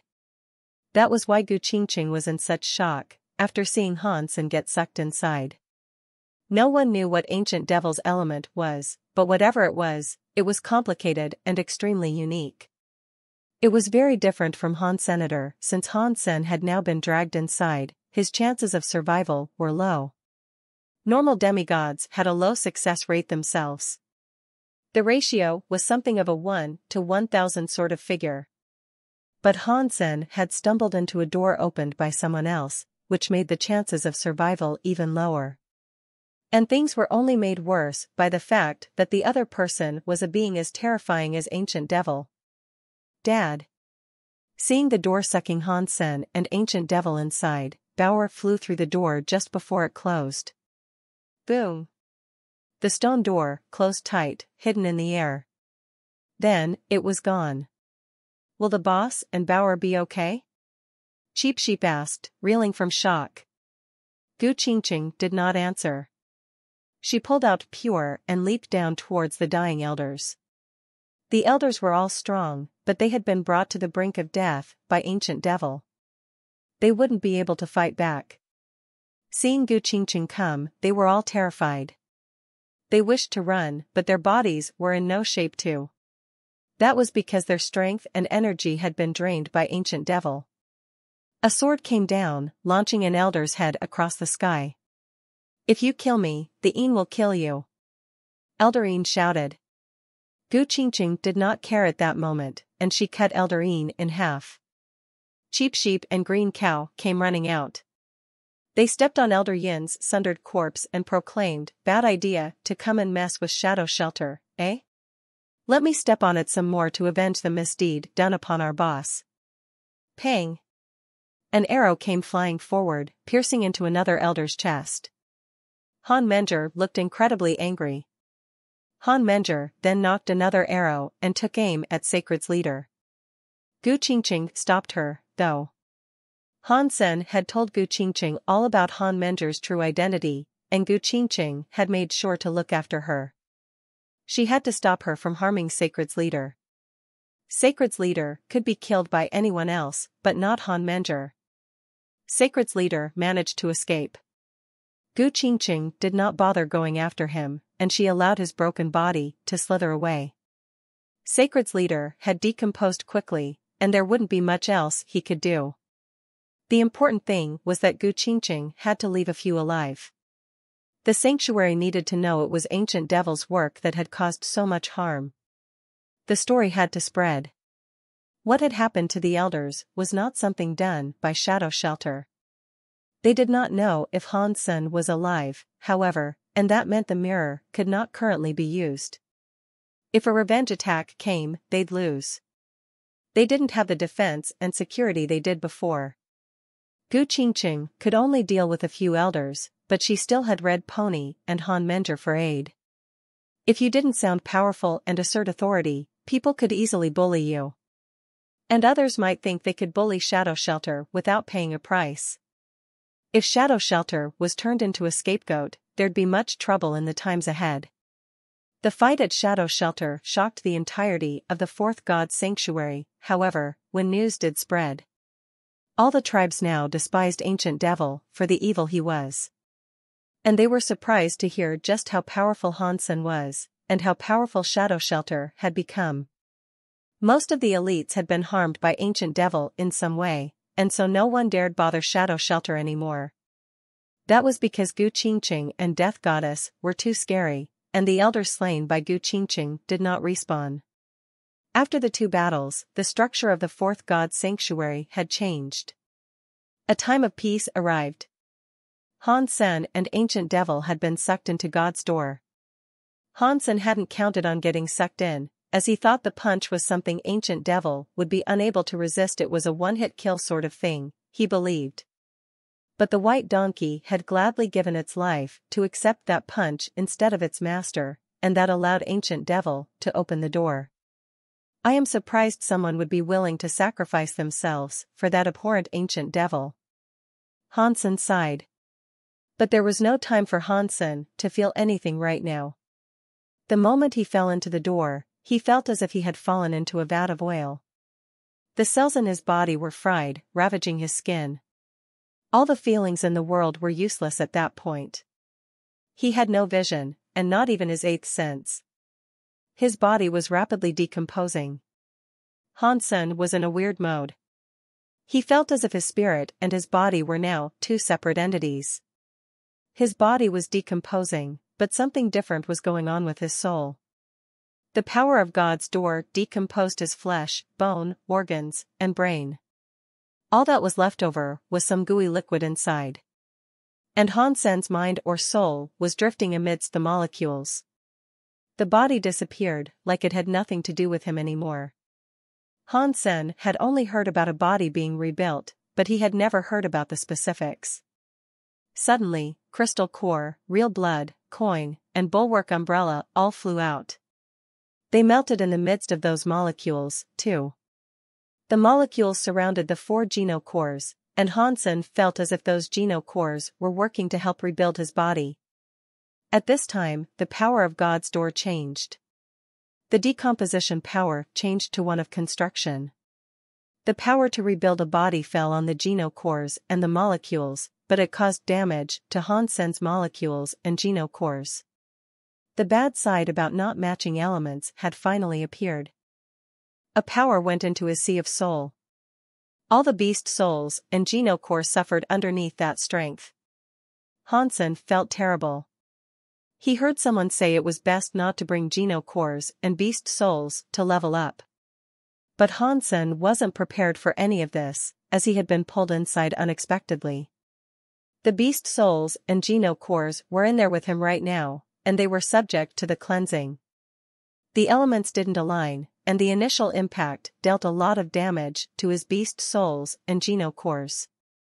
The lower-tier beast souls and genocores were outright obliterated by the destructive power. That was the power that was needed to rebuild the body, though. And as fruitful as it might later prove, it was currently feeling like one major disaster. Still, he knew he had to accept all that power so he could be rebuilt. In his current condition, Hansen was losing molecules. The genocores that were supposed to help rebuild his body were grievously damaged by the force that would do so. The genocores were failing to reconstruct Hansen's body, and instead, they were being destroyed. Just as Hansen thought it was all over for him, he felt something tingle inside his sea of soul. The black crystal armor was pulsating with a strange power. It started to give off a protective aura that provided shelter for Hansen's genocores and molecules. It was keeping Hansen's sea of soul safe. But that power could only protect his genocores, beast souls, and molecules. The armor was unable to protect the part of Hansen that had been his actual body. That was because the elements did not match, and the rebuilding powers were incompatible with Hansen. The pain was horrific. Hansen knew it was wrong to have entered someone else's God's door. He had not been killed, but his body and genes were too powerful, and he could not integrate with the rebuilding forces. Do I have to enter the alliance like this? I am afraid Mom will not be able to recognize me. Hansen was laughing in his heart. Dad? As this happened, Hansen heard a familiar voice. He was so happy to hear it. He hadn't seen Bauer follow him in, and he was worried Bauer might be damaged by the God's door. Hansen wanted to talk back, but he found himself unable to. He was only a collection of molecules and a sense of will. He could not talk to Bauer. Dad. Bauer will help you. Hansen heard Bauer speak again, and he wondered why she wanted to help him. And then, he suddenly felt a weird power in his molecular state. When that power entered him, the black armor's power was not stopped. The power just melted into Hansen's molecules. When that power blended into the molecules, the black armor's power relented. The rebuilding power moved back inside the molecules, then. This time, it was different. The rebuilding power did not damage the molecules, and instead, it blended in with them. It began to rebuild Hansen's molecules. With the power of the molecules, his 4 genocores started to get rebuilt as well. Pang! Inside his sea of soul, the split-blade genocore could not handle the power. It exploded into nothing but dust. Pang! The fallen slaughter beast soul was blown up by the same power. Many things inside his sea of soul exploded, one after another. The beast souls and genocores Hansen possessed were getting destroyed. It was not like the black crystal armor was incapable of protecting them, though. When Hansen's body started to get rebuilt, the beast souls and Geno cores were exiled. Little Angel and Golden Growler were strong, though. They didn't get blown up by the rebuilding power, but they got squeezed out of the Sea of Soul and the connection Hansen had with them was severed. Suddenly, the god Geno core came out of the Sea of Soul and combined with Hansen's molecules. The same applied to the other 4 self-Geno cores. They all combined with his molecules. When the 5 Geno cores melted into him and merged with his molecules, they kick-started a process that started to rebuild Hansen's body. It was strange to see a body get rebuilt. There was the blood, flesh, bones, hair, heart, liver, lungs, and kidneys, all coming together. It was a really weird thing to watch. While the rebuilding process was underway, a sense of feeling started to return to Hansenator, but inside that weird dimension, Hansen could not feel anything physical around him. All he could feel was himself. His new, rebuilt body felt as familiar as it did strange. Hansen knew he was inhabiting his own body, but it felt different. When the body was finished being rebuilt, Hansen recovered his control of his body and his Sea of Soul. The black crystal armor no longer showed any activity. Hansen used his heart, but he could not establish a connection with it. This disappointed him. He thought he had become a god, and through that, he could now make proper use of the black crystal armor. That was still not to be. Inside the Sea of Soul, there was only the black armor and the white armor. He had stolen the latter from Tina. Hansen was unable to control the black armor set, so he tried using the story of genes. The white armor, however, listened to his core and wrapped up his entire body. The moment he was wearing that armor, he could see everything around him in startling clarity. He was in a giant crystal passageway. The light of twinkling crystals and a strange power was all around, and not too far from him, Hansen caught sight of Bauer. She rushed toward him. Bauer looked different now. She was wearing an armor that looked like maple leaves, and she was holding a mini gourd. She scrambled over to see Hansen. When Hansen returned to normal, Bauer jumped towards him. Hansen patted Bauer on the head. And then, he caught sight of Little Angel and Golden Growler. Golden Growler looked similar to how he always had. He was, however, clad in a golden armor. There was something vaguely different about Golden Growler's appearance, but Hansen couldn't pinpoint the exact difference. Little Angel was inside the crystal light, with her body undergoing a change. It looked like her body was still being rebuilt, just as Hansen's had. She was in the final stage of that process and was almost done. When Little Angel finished, the armor Hansen had received from Merrily appeared on her. And now Hansen knew why Golden Growler looked different. Both Little Angel and Golden Growler had received completely new bodies, and they were no longer bound to his Sea of Soul. Hansen was so happy seeing Little Angel and Golden Growler succeed alongside him. Hansen looked around him and did not see Ancient Devil, however. He was unsure if Ancient Devil had failed and died, or if he had managed to successfully enter the Alliance. Hansen couldn't find Ancient Devil. All he found was Destiny's Tower, hanging in a corner of the hallway. It was the only Geno core that hadn't been destroyed after leaving his Sea of Soul. Hansen went over to grab it and return it to his Sea of Soul. Fortunately, there were no barriers inhibiting this, and he returned it to its rightful place. He could still use it, as well. Hansen looked inside Destiny's Tower and noticed Armored Man was still there. Surprisingly, Meowth was hanging out on the first floor of Destiny's Tower. Hansen wasn't sure how he had managed to get inside. Hansen thought Meowth must have been killed, as his fitness was far worse than Little Angel's and Golden Growler's. It could most certainly not have been rebuilt. He never expected it to have been able to run inside Destiny's Tower for shelter. It was its same old self, though. It was a beast soul, and it hadn't undergone any transformation or rebuilding. Little Angel and Golden Growler had their own bodies now, though. They were no longer beast souls. They could not enter his Sea of Soul anymore. Fortunately, they recognized who Hansen was. and together, they all traveled as one. Bauer was included in that equation, too. On a planet in the Alliance, in a system residing in the Barrens, a naked man appeared on an island. He shouted to the sky, "I have become a god." That voice was so loud, it made the seas lash and the clouds part. All the birds flew away, as well. It was overbearing. That man was Ancient Devil, who had successfully ascended. It was a trial and a half for him, but he had been successful. Because Hansen had not been rebuilt in the beginning, and he had 5 geno cores to rebuild his body, he had been much slower. This allowed Ancient Devil to reach the Alliance first. Ancient Devil did not have geno armor, though. He could not see the path to make his way out of the crystal hallway. He came out right after his successful rebuilding, unaware of what had happened to Hansen, who slipped in with him. After Ancient Devil shouted, he noticed there was a man, a woman, a child, and a golden-haired lion sitting next to him. They looked at him as if he was a complete idiot. Ancient Devil's face fell when he saw Hansenator. All his possessions had been destroyed when he leveled up. He did not have an ounce of armor on him. But Hansen and the others were all geared up, not naked like he was.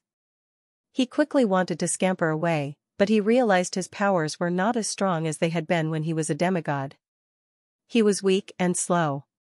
Hansen grunted, and then appeared directly in front of Ancient Devil. He delivered a firm punch into Ancient Devil and sent him hurtling into the sea. Waves rushed away from Ancient Devil's body when it hit the surface of the ocean. Hansen was already next to him once more, though.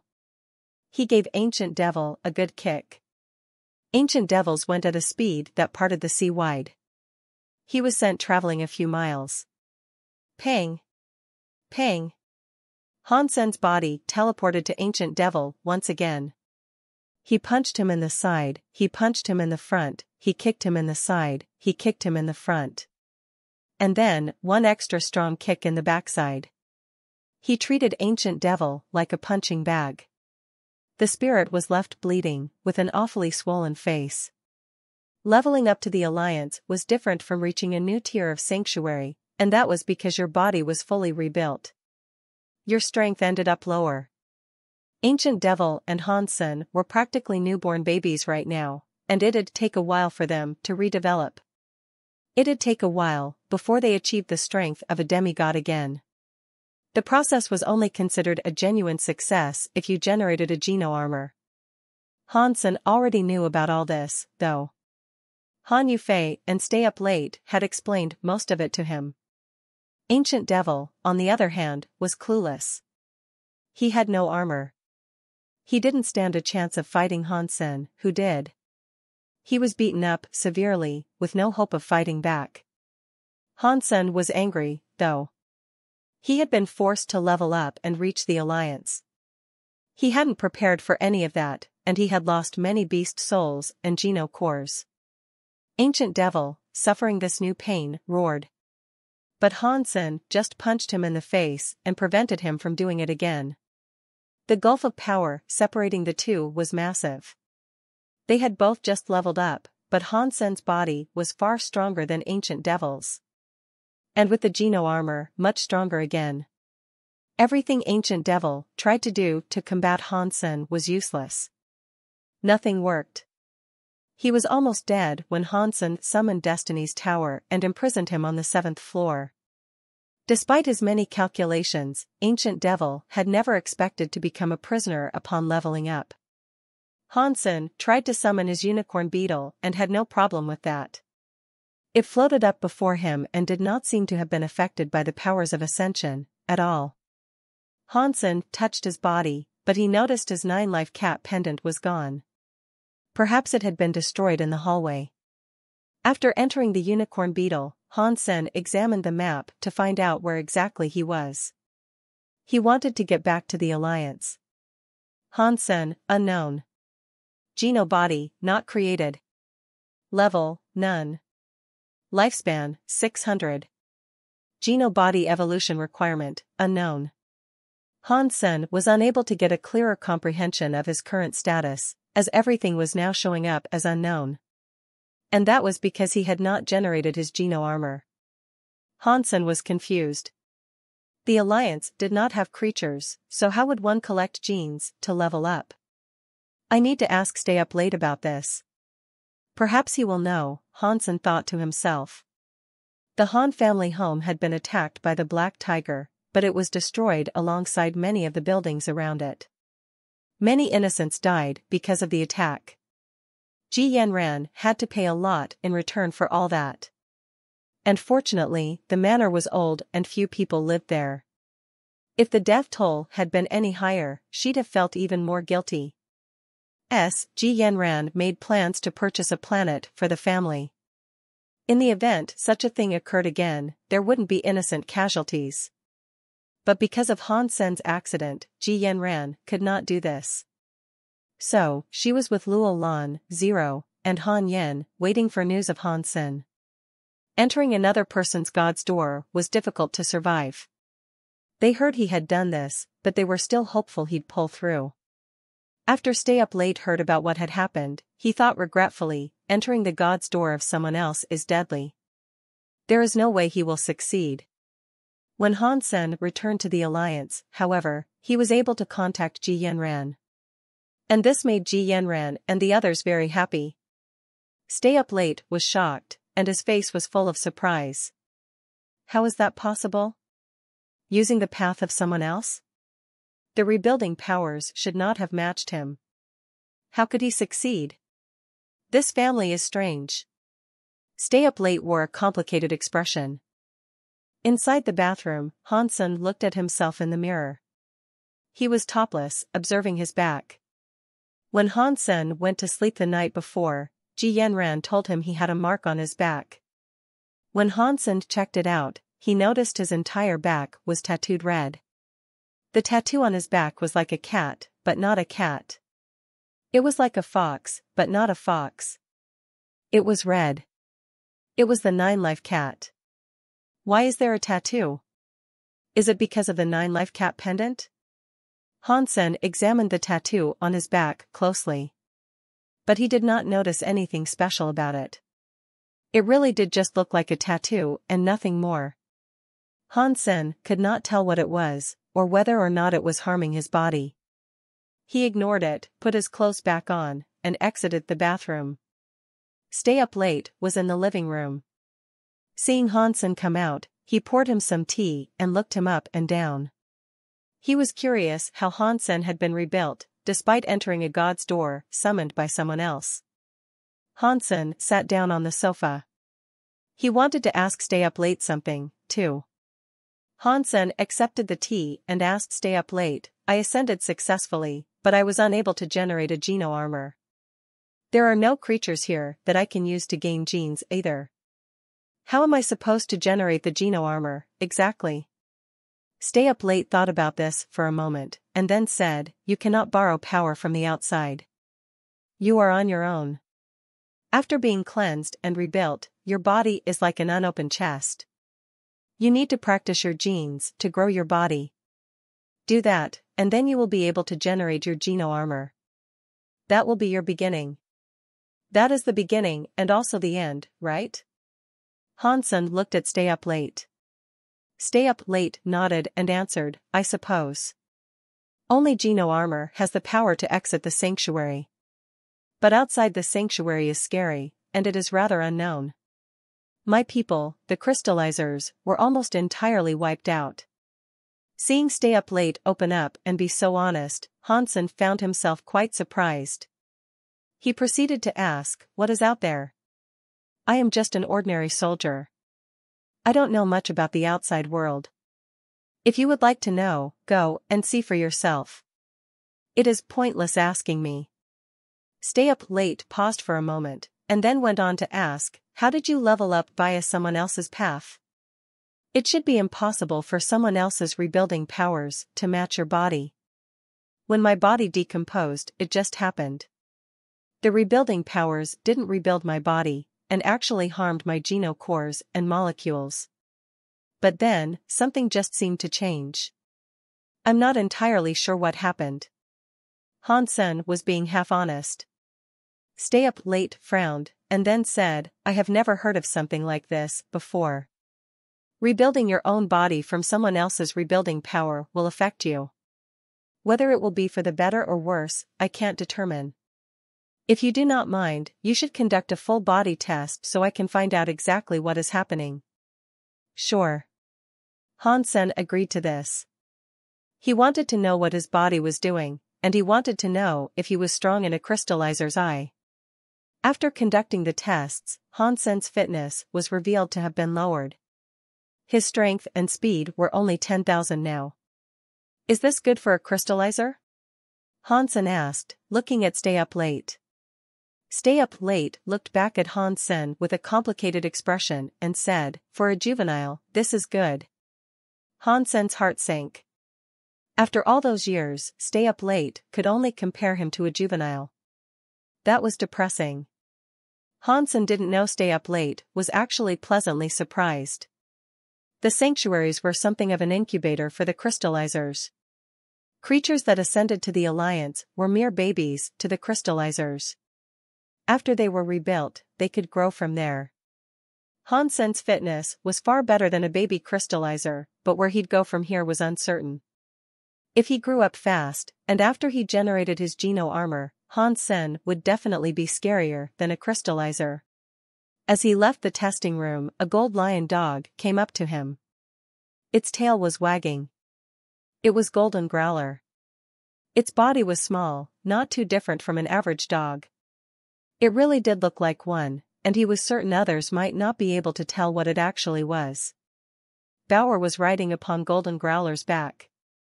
And then, she leaped onto Han Sen's chest. Han Sen patted Bauer on the head. Without Bauer, he was not sure if he'd have been able to rebuild his body successfully. Now that Bauer was in the alliance with him, though, she could not return to the fourth god's sanctuary. Han Sen did not know if the gourd on Dark Spirit's holy vine was something Bauer could use. There was no way to find out now. This was the biggest regret Han Sen had, regarding his time in the fourth god's sanctuary. Fortunately for him, however, he had friends there. He would eventually send someone to take a look once the gourd had matured. It would be great to be able to bring it back. He just wasn't sure if he could. When Han Sen returned home, Ji Yanran was waiting for him. There were many contracts awaiting Han Sen's signature. They had bought a large portion of land to prevent another incident in which innocent victims could be caught in the crossfire and harmed. Ji Yanran bought out a few cities. If a fight like that happened again, at least others wouldn't be hurt. Han Sen signed the agreements and went to practice his skills. Jadeskin did not have a second part, so he had not practiced that. Han Sen was trying to practice the Blood Pulse Sutra, the Dongxian Sutra, and the Story of Genes. The Story of Genes was making progress the fastest, and it seemed as if that was what it took to generate Geno armor. The Blood Pulse Sutra and the Dongxian Sutra were far slower, by comparison. They were much different from the Story of Genes, and they weren't used for generating Geno armor. Han Sen did not know which was better to focus on, so he just divided his time between them all. They did not clash with each other, so it was okay to practice them all at the same time. His rebuilt body was different now. When he cast skills, his genes would change. That should have been impossible for a human. Stay Up Late said that if they changed a lot, they would generate the Geno armor. Officer, Black Tiger and Lu Jia have been killed. Their operations failed. But, Han Sen entered Ancient Devil's path of ascension and made it into the Alliance. Surely that can allow us to confirm that he is the heir of Han Jinji, yes? He could be protecting his family also, explaining why the two operatives were killed. A man spoke to the officer with anger. The officer did not say anything in response. He merely closed his eyes and retreated into thought. Officer, we cannot delay. We do not have enough people and Geno armors to spare. If we don't strike the Han family now and force Han Jinji out, we will never get back the item. The man gritted his teeth. I am willing to take the team now and grab the Han family. I can draw Han Jinji out. The officer still did not say anything. He looked at the man coolly and said, "Yake, you are too impatient. You need to look beneath the surface. Officer, with things as they are, do you continue to believe Han Sen may not be related to Han Jingji? If he is not the heir of Han Jingji, how can he possess such power? How were Black Tiger and Lu Jia killed?" Yake demanded angrily. The officer responded calmly, saying, "It seems like he is Han Jingji's heir, but there is still something suspicious about it all." "What is that?" Yake asked with an annoyed look. "If Han Jingji faked his death, why would he still go by that name?" the officer said. "Arrogance. He thinks the closer he is to danger, the further away from harm he is," Yake answered. The officer shook his head. "If that makes sense, then tell me, does it look like Han Sen has it?" "His body is strange," Yake said. "He is strange, yes. But he does not have anything similar to that thing," the officer said with a hard voice. "Perhaps Han Jingji has employed a trick to hide the item," Yake continued to argue. The officer sighed. "Yake, you know how precarious our situation is. If Han Sen is not an heir of Han Jingji, he would be a great help to us. He would be better off alive." "No way. He is Han Jingji's heir. And if you aren't going to do anything about it, I will do it myself. He has only just leveled up, so he'll be in his weakest state right now. We can grab him with ease." Yake spoke surely. The officer frowned. "You have forgotten about Black Tiger and Lu Jia's deaths already? Even if he is weak, he has someone to protect him." "I will go with Rudy. If Han Jingji appears, I will kill him and take it back," Yake growled. "We should wait. We should find out what Han Sen's relation to Han Jingji is first," the officer said. Yake slammed the table and said, "Officer, we have paid an enormous price already. Snake Witch, Black Tiger, Lu Jia, and 2 Geno armors have been lost. I cannot allow another fruitless sacrifice like that. I will get rid of the Han family, no matter what it takes." After that, Yake left the hall. The officer did not say anything more. He merely watched Yake leave. Han Sen was holding Little Flower atop the garden, sunbathing. Little Angel was scouring Skynet for all sorts of information. Little Angel was like a real human now that she had been given her body, and she was very interested in activities that were associated with Skynet. She watched many TV shows and played many video games. She was not interested in true, proper knowledge. Games and the telly were all that snared her attention. She was watching a TV show currently, while also playing God's Hand. She only needed one hand to beat a hardcore player. Golden Growler lay on a chair next to Han Senator as he lounged. He was drinking from 4 separate glasses at the same time. A straw ran from each one to his mouth. He was also wearing sunglasses. The gold hair looked particularly good that day. Bauer and Zero had gone with Ji Yanran on some errands. Han Sen was afraid Ji Yanran might be in danger if she was left alone, and so he allowed Bauer to go with her. He was confident in her strength now. Han Sen leaned back and looked off into the distance. He saw someone land on the top of a building tower that belonged to him. "Blind man, good timing. I've been looking for you." Han Sen was shocked, not expecting Blind Man to seek him out that way. This was not usually his MO, but that was okay. Right now, Han Sen really wanted to see Han Yufei. He needed to inform him of the consequences of producing Geno armor. Later. "Listen to me first." Blind Man looked serious. "Okay, go ahead." Han Sen nodded. Blind Man did not beat around the bush, and he dove straight into the subject. He said, "God's organization has decided to get rid of you once and for all. Many elites will come, and so will your father." "What did he say?" Han Sen asked. "Now that you are here, you cannot return to the sanctuary. You have to fight. He hopes you are sufficiently prepared, and asks that you send your mom and little Yin to hide in the sanctuary." Blind Man looked apologetic as he spoke. Hansen knew what all this meant. Han Yufei was not confident even he could win the fight that was coming. This was the best plan he could come up with. How many elites do they have? How many Geno armors? Hansen was surprisingly optimistic. Hansen may have been weak, but he had a Geno armor of his own. With Little Angel, Golden Growler, and Bauer at his side, the 4 Geno armors in total would prove a force to be reckoned with.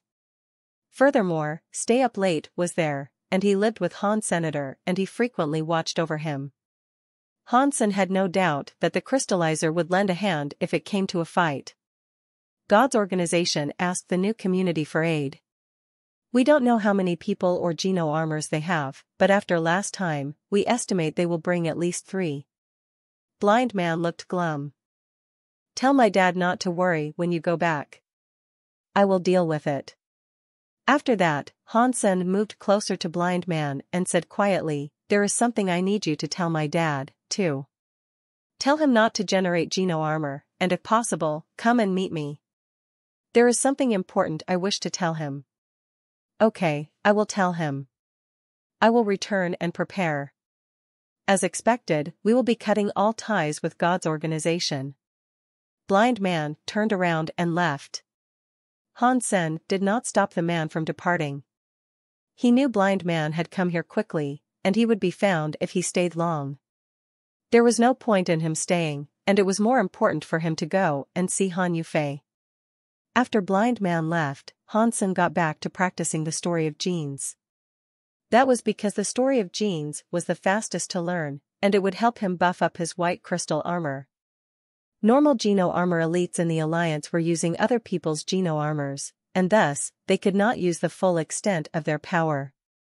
Tina, Snake Witch, and Black Tiger were unable to make full use of the Geno armor's power because it did not belong to them. It couldn't assimilate with them completely. At most, they were only able to use half of what was achievable with the armor sets. Stay Up Late was the only being that had a self-Geno armor that Hansen knew about, and the white Geno armor Hansen had would not be sufficient for beating him. But even so, Hansen would be considerably better than other Geno armor elites.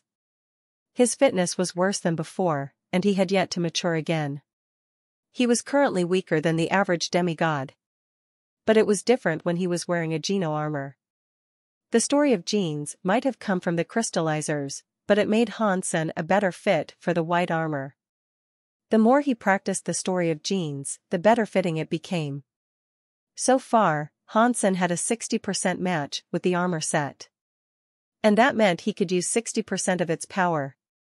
Other people could only use 50%, so he had an advantage. Hansen wouldn't be able to improve the story of genes much in such a short time, but he kept on practicing anyway. Every little bit helped. While Hansen was practicing, Little Angel was doing something with her hands. If you looked closely, you could see Little Angel was actually handling a small SMG. Someone had left it behind in the buildings when the fight against the Black Tiger was underway, and Little Angel had shown enough interest to pick it up and keep it. She found out what it was through Skynet, and she eagerly wished to play with it. She turned off the safety and took aim at a building sign. She wanted to shoot it. Pang! A bullet struck the sign, knocking the sign off the building. The noise immediately scared Hansen and Little Flower. Where did you get that from? Hansen asked. He had originally thought that enemies were attacking, but he was relieved to find that it was just Little Angel discharging the weapon. Ji Yanran had bought the land around them for miles and miles, so there was no one else there. She wouldn't be hurting anyone by accident. I found it and picked it up, Little Angel answered, right before she pulled the trigger again. A bullet was fired, then exploded when it landed. There is no one around, and we bought this place. We should not waste it, Hansen said, eyeing the buildings that were in rubble around him.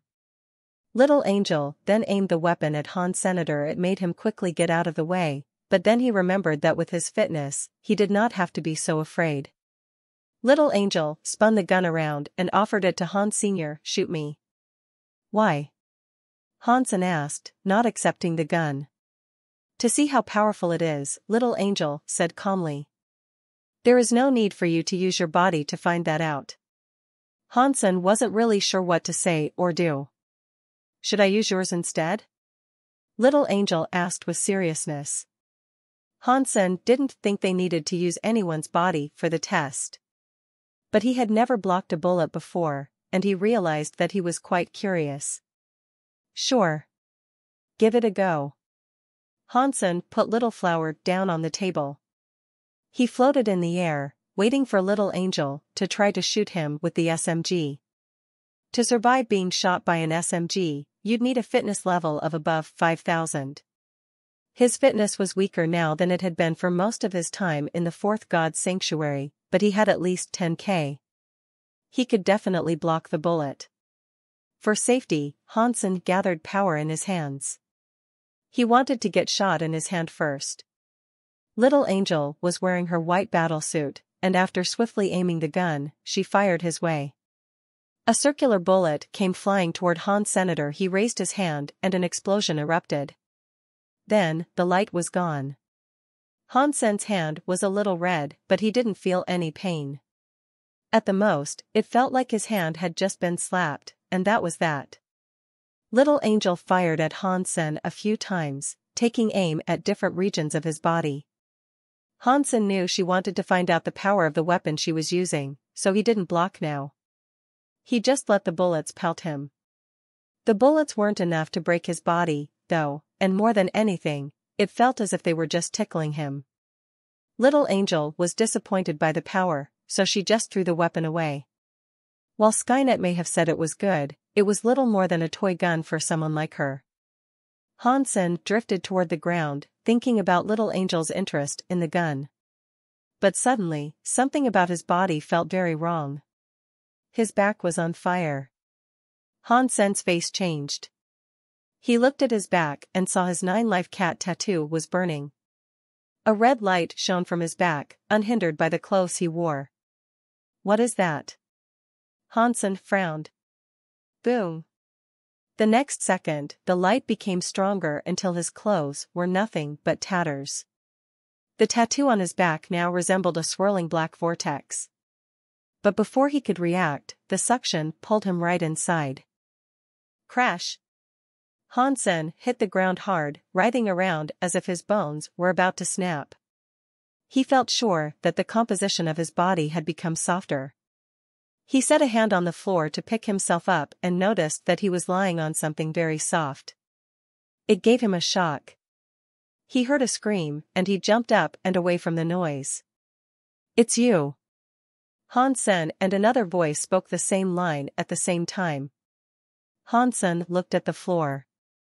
There was a red, fox-like cat standing there. It was the 9-life cat. Hansen hadn't seen the 9-life cat since he left the last time. Hansen didn't expect to see him again, especially under these conditions. No way. The 9-life cat should be in the Fourth God Sanctuary. I have already leveled up to the Alliance, so why am I seeing it here? Did it ascend, as well? 9-life cat looked at him with shock and confusion. Why are you here? Again, they spoke the same line at the exact same time. Hansen pointed at the 9-life cat tattoo on his back and said, "This brought me here, I think?" 9-life cat looked at Hansen, but it could not see the tattoo he was referencing. Hansen turned around so the cat could see the tattoo. The shock on the 9-life cat's face deepened. Is this a bad thing? Hansen asked with worry. 9-life cat walked closer to Hansen and checked his tattoo out. Then, he jumped on his shoulder, touching the tattoo. What is it? Say something. Hansen demanded when the 9-life cat remained silent. 9-life cat jumped off of Hansen's shoulder and then leaped atop a tablet, saying, "It's not bad. But if you go out, people will think you are a part of 9-life cat." Go out where? Hansen asked without thinking. But then Hansen realized what the cat was implying. He looked at 9-life cat, and if going out meant what he now had in mind, it really was quite shocking. 9-life cat gave him a very human-like smile, and he said, "Ah, you won't understand. You can't get out of here, anyway. It doesn't really matter for now. Do you mean getting out of the sanctuary? Hansen still wanted to ask. Nine Life Cat looked surprised, but he didn't answer. He just used one of his paws to scratch his side as he repeated himself. You can't get out of here, anyway. It doesn't really matter for now. Just in case I need to know, you should tell me. Hansen wanted to punch the kitty to get him to answer the question. Nine Life Cat laughed and said, "It's nothing much. I'm just saying that Nine Life Cat does not have a good reputation out there. If you are lucky enough to get out, just don't let anyone else see your tattoo. If it gets you killed, don't take it out on me." Hansen's heart sank. Can I remove it? Nine Life Cat rolled his eyes. It has merged with your body. It's a part of you. You really think it's possible to remove something like that? Fine. Cut the crap. Hansen yelled. That was not the answer he had been hoping for. I'm busy, and I'm running out of time and patience. Nine Life Cat jumped off of the tablet and started walking in another direction. Hansen noticed that they appeared to be in some sort of graveyard. The tablet Nine Life Cat was sitting atop was a headstone. Behind the stone there was another one, half covered by patches of grass. Surprisingly, the grave was smaller than the sort you might expect to see for a human. He looked at the headstone, but he was unsure of what it was dated. All the text across its surface was faded. Some very light markings were visible, but what they meant, he hadn't a clue. What are you doing? Follow me. Nine Life Cat gazed back at Hansen with a look of annoyance. Hansen followed as he was bid to, and they walked past many headstones. They were all in various states of decay, so he couldn't learn much about where he was. What is this place? Some kind of old graveyard? Hansen asked Nine Life Cat after catching up with him. Nine Life Cat smiled and said, "This is the fourth god sanctuary. We're not in the Alliance." That's what Hansen had thought, but when it was confirmed, he really was given a shock. No way. This is the fourth god sanctuary? I thought after you go to the Alliance, you aren't allowed to come back. And why is my body not being harmed by being here? Nine Life Cat used his claws to point at Hansen's new tattoo and laughed. With this tattoo, it's not only the fourth god sanctuary you can return to. If you want, you can hop back into the first god sanctuary. Why? Because now you are a part of Nine Life Cat. What is Nine Life Cat exactly? Hansen asked. Hansen was curious about this. He only knew that it had some connection to the elusive human emperor and that the Nine Life Cat was some sort of a mascot for Blood Legion. It was like a representative symbol. Hansen thought Nine Life Cat might have been a strong creature that followed human emperor. But all things considered, that no longer seemed likely. Nine Life Cat, whatever it was bigger than what he was thinking. It looked like it was even connected to some pretty big things beyond the sanctuaries. But now Hansen remembered people had told him that human emperor took Nine Life Cat as something serious. Hansen didn't care for it very much, but now, things obviously weren't so simple. I told you that you wouldn't understand. If you can get out, though, you will know. Nine Life Cat did not want to talk about this much. Hansen wanted to ask some more, but Nine Life Cat suddenly stopped moving. Hansen saw a headstone marking a grave. It was similar to the other tablets, though, in which the words had all faded away. Since you are here, help me dig this grave up. Nine Life Cat pointed at the small, grass-laden headstone. We're digging up graves now? This is horrible. You can do that yourself. Hansen shook his head. Hansen did not know what the kitty wanted, and there was a chance that the creature would put him in danger. Whatever the case might have been, he wasn't quite willing to risk it. Nine Life Cat rolled his eyes and jumped atop the grave. With his little paws, he started to dig. He told Hansen, "Fine. You don't have to dig, but as for the special item that might reside below, you will have nothing to do with it." What are you digging? Hansen wondered. He knew that he couldn't steal whatever it was from the 9-life cat, as 10,000 fitness wasn't much in the fourth god's sanctuary. Hansen couldn't use his Geno armor in the sanctuaries, so he knew he'd be unable to beat the 9-life cat. Fortunately, he still had Destiny's Tower, and that meant he wasn't afraid. I know there's something good in there, I just don't know what it is. If you help, I'll count you in for a share of the profits, 9-life cat said. If you don't know what it is that's in there, how do you know it's something good you can profit from? Hansen didn't believe him. Teehee. You should know a bit about this. This is God's ruin, but it is a crystallizer ruin, also. I know there is something about the crystallizers here, and we'll find out what it is exactly when we've dug it out, 9-life cat said. Now Hansen knew this was God's ruin, and it was no wonder why it looked strange. Okay, let's dig it out together. Count me in for that share of the treasure. After that, Hansen started digging out the grave alongside 9-life cat. Then, he thought to himself, he didn't know I would be here. He wouldn't count me in if I wasn't here. We don't have a grudge, but there's surely no chance he'd want to harm me, right?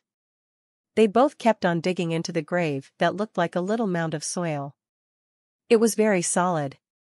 All of Hansen's fitness, with the use of Taya, could only allow him to shovel just a tiny bit of soil. The soil was like steel, and it was incredibly difficult for them to dig through. After digging only a meter, Hansen was sweating through his clothes. Something is wrong with this soil. There can't be treasure inside, surely. Hansen spoke as he continued digging. 9-life cat said, this is the crystallizer's crystal soil. It's composed of crystallizer material rendered into dirt. It's all fairly useless. Hansen kept on digging and asked, how do you know something good resides in here? There are lots of graves here, all identical. There doesn't seem to be anything outstanding about this one. Haha. I know because I am the 9-life cat. Keep digging. Something must be in here. 9-life cat smiled. After digging for a while, Hansen felt as if something was wrong. Soon, he started to hear a strange noise. He stopped and tried listening to it. He decided that the sound must have been the wind, as there was nothing remarkable about it. Old cat, do you hear that noise? Hansen asked the 9-life cat. What noise? 9-life cat perked his ears, but there was nothing. He went back to digging. Hansen focused, and after not hearing anything more, he returned to the work at hand. After half a day, they had dug a 2-meter-long hole that was 3 meters deep. Then, they finally found something. Hansen felt as if he had struck something hard. He brushed away the crystal dirt and found a portion of a big metal board. The part that was revealed looked to have been made from silver. There were some words on it, too, but he couldn't read what was written. It wasn't the usual ancient human text that the crystallizers traditionally used. What are you doing? Keep digging. Dig it out. 9-life cat hurried Hansen along when he froze. Hansen followed the edges of the metal board and dug out its shape until he unearthed it all. It was a square-shaped silver board around 40 centimeters long. It was full of text, but Hansen couldn't discern a single word of it. He didn't know how thick it was, as some of it was still beneath the soil. The visible portion was at least 5 centimeters thick. There was something there, but it wasn't anything unpleasant. Hansen felt much better, seeing this, so he kept on digging with renewed vigor. But when he dug, he began to feel as if something was wrong. It wasn't actually a board. It was very long. Hansen dug another half a meter, but he couldn't bring it all out. Old cat, what is this? It cannot be a coffin, Hansen said thoughtfully. It's not a coffin. The crystallizers didn't bury, that's something only humans do, 9-life cat said. If it's not a coffin, then what's in there? What is this? Hansen asked. Who told you it might be a coffin? 9-life cat said, rolling his eyes as he did. If it is not a coffin, then what is this? Hansen repeated. This is the greenhouse of a crystallizer, 9-life cat said. Greenhouse? Hansen's jaw dropped. Hansen had never expected some sort of greenhouse. Stop asking stupid questions and keep digging, Nine Life Cat said. The metal board was very long. They dug 4 meters of it out, and they still weren't done. It's working. It is almost out. Keep going. Nine Life Cat used his paws to push the board, and it moved a little. Hansen did not know what to say. They had been there for so long, it would have been terrible if they ultimately walked away empty-handed. After digging for another 2 hours, they managed to dig the entire board out. They stood it up against the wall of the cave they were in. The board was 6 meters long, 40 centimeters wide, and 40 centimeters high. There was a lot of text scrawled across it. Hansen tried to carry it out, but he could not. Even using all his strength, he could barely lift the thing. Hansen felt very strange. If Old Cat said that it was a greenhouse, then that might have meant all the graves were plants. They should have been digging out seeds, not a giant metal board, right? But before Hansen could get answers, he and Old Cat had to get it out of the hole. They both lifted it as if it were a heavy tree. They flew together and brought it out of the pit. It's finally out. After they flew up out of the hole, Hansen and Old Cat dropped it back on the ground. After wiping the sweat from his brow, Hansen froze when he saw what was before him. For some reason, there were many pairs of eyes looking back at them both. Surrounded, Hansen thought. All around them, there were scary eyes looking their way. The masters of the eyes were 4 creatures clad in armor. Or maybe it was the armor itself that was alive and glaring at them angrily. Hansen could only see the armor and the gleaming eyes. He also saw the color red, but he wasn't sure if that was something that belonged to those beings. The sets of armor looked like steel, but they had rusted. They also looked freshly unearthed. Each figure held a steel greatsword that was 1 meter long, but very broad. They looked very threatening. Hansen couldn't mull over their presence for long, though. Within a second, the 4 monsters started to attack. Their speed was like that of a demigod. They were top tier, that was for sure, and Hansen was unable to compete with them. Hansen used his Dongxian movement to move shakily, like a wobbling fish, in order to evade the first strike. He leaped backward to gain some space and turned around. Old Cat was so fast that he was already 10 meters away. Due to Old Cat being as fast as he was, the 4 sets of armor turned their attention to the easier target. That was Hansenator. Their greatswords came down like lightning, making their sudden slashes hard to dodge.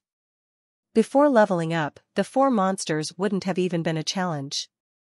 But now, Hansen was in a bad situation. His 10,000 fitness was too weak for him to deal with those enemies. Hansen dodged the next 2 strikes, but then he was delivered a blow from one of the greatswords. Old Cat, come back and help me. Hansen kept jumping around and around the metal board. He used his abilities of prediction, judgment, and movement to stay alive and avoid further harm from the brutal greatswords that were pursuing him. Old Cat, seeing those armor creatures not bothering to pursue him, jumped atop a tablet and spoke directly to Han Sr. 9 Life Cats are a peaceful race comprised of pacifists. You'll have to sort this fight out by yourself. You're not peaceful, and I just leveled up. My fitness is low. If you don't help me, I'm going to die. Hansen jumped past the metal board. The greatsword almost came into contact with his body, but it instead struck the object. The metal board proved not as sturdy as Hansen initially believed it to be, as the greatsword cleaved 2 decent chunks out of it. A peek inside the newly formed gaps revealed there was nothing inside. Hansen was surprised by this revelation. He had assumed the board was solid because of its weight. But with the 4 monsters chasing after him, he didn't have the opportunity to see what was inside. All he could do was run. A top-tier demigod in the 4th god sanctuary had 100,000 fitness, and these creatures were certainly top-tier. Hansen only had 10,000 fitness. With a fitness such as that, not even the Dongxian Sutra or Heavenly Go would help him. However, Hansen found that he could almost fight them, which was completely unexpected. He had been preparing to use Destiny's Tower, but he was shocked that he could hold out as well as he was. Hansen only had a fitness level off in 1000, but even so, after leveling up, he felt as if he could understand and see more. Hit fitness might have been lower, but he was somehow stronger. That was how he lasted so long under the pressure of the 4 armored men. If he was going to lose, it wouldn't be anytime soon. Old Cat heard Hansen, but he still didn't chip in to fight. He was on a tablet, and he said, "I would like to help you, but I cannot. I am a peaceful being. I don't have an evil bone in my body. Evil thoughts just make me sick and dizzy. If I fight them, I would be killed by my own conscience, so. F***CKU. You are just trying to trick me," Hansen replied, following a swift dodge. He couldn't believe Old Cat refused to help, and went so far as to make up such excuses. Old Cat was not angered by the comment, though. He smiled and said, "Haha, young man. Don't be so rushed. I may not be able to save you, but you can save yourself." "How can I save myself? I am going to be killed." Hansen kept on evading as he spoke. The sword struck the metal board a few times, leaving marks and scrapes across it. Hansen was eventually able to see a light inside, reminiscent of some sort of jewelry. "You are in luck, and you have no idea. Stupid." Old Cat squatted on the tablet and shook his head. "Stop being so d*mn condescending. I'd rather die than listen to any more of your bullsh*t. Hansen sounded angry. Hansen did not use Destiny's Tower because he wanted to see if Old Cat was deliberately bringing him harm. Old Cat shook his head and said, "You are stupid. I thought you would have Geno armor. If you cannot fight, why don't you use it?" "I would use it if I could. This the 4th God's Sanctuary, it wouldn't work, even if I had worn it coming in." Hansen shouted. "Who said you cannot use it in the 4th God's Sanctuary?" Old Cat rolled his eyes. "I have tried it many times. If I could have worn it here, I'd have been king of this place many times over. It would have saved a lot of trouble," Hansen shouted. Old Cat sounded serious. "That was before. Now things are different, you have 9 life cat's blood. You can use your Geno armor." "Really?" Hansen was shocked, and he was not sure if this was true. Elegant 9 life cat does not lie. Old Cat looked at Hansen with disdain. Hansen decided to give it a go. He thought about summoning his white Geno armor, and then, the Geno armor plated his entire body and a phantom power filled him with vigor. "I really can?" Hansen was surprised. When a greatsword came at him next, Hansen didn't dodge. He reached out his arm that had been plated in Geno armor and caught the falling blade. He reached out his other hand and grabbed another incoming greatsword. He pulled both creatures in by their weapons, thrusting them into each other. The sheer force flattened their helmets. Hansen took the 2 greatswords, one in each hand. Then, he swung them akimbo at the monsters coming at him from behind. He skewered them both, and then pegged them into the ground. The monsters wished to rise back up, but Hansen stepped on the helmet of one and crushed it completely. Super creature death armor swordsman killed. Beast soul gained. Geno core shattered. The flesh is not edible. Collect life Geno essence to gain 0 to 10 super Geno points randomly. Hansen was delighted. Then, he proceeded to step on the heads of the other 3 swordsmen. Unfortunately, he didn't get any more beast souls. The 4 bodies then disappeared, along with their greatswords. All that remained were the 4 life Geno essences. Hansen picked them all up and checked out his sea of soul. When he leveled up, he had lost a lot of beast souls and Geno cores. Being able to replenish his stock again was good. Death armor swordsman, transfusion beast soul. Hansen was very happy. It was a humanoid shape-shifting beast soul.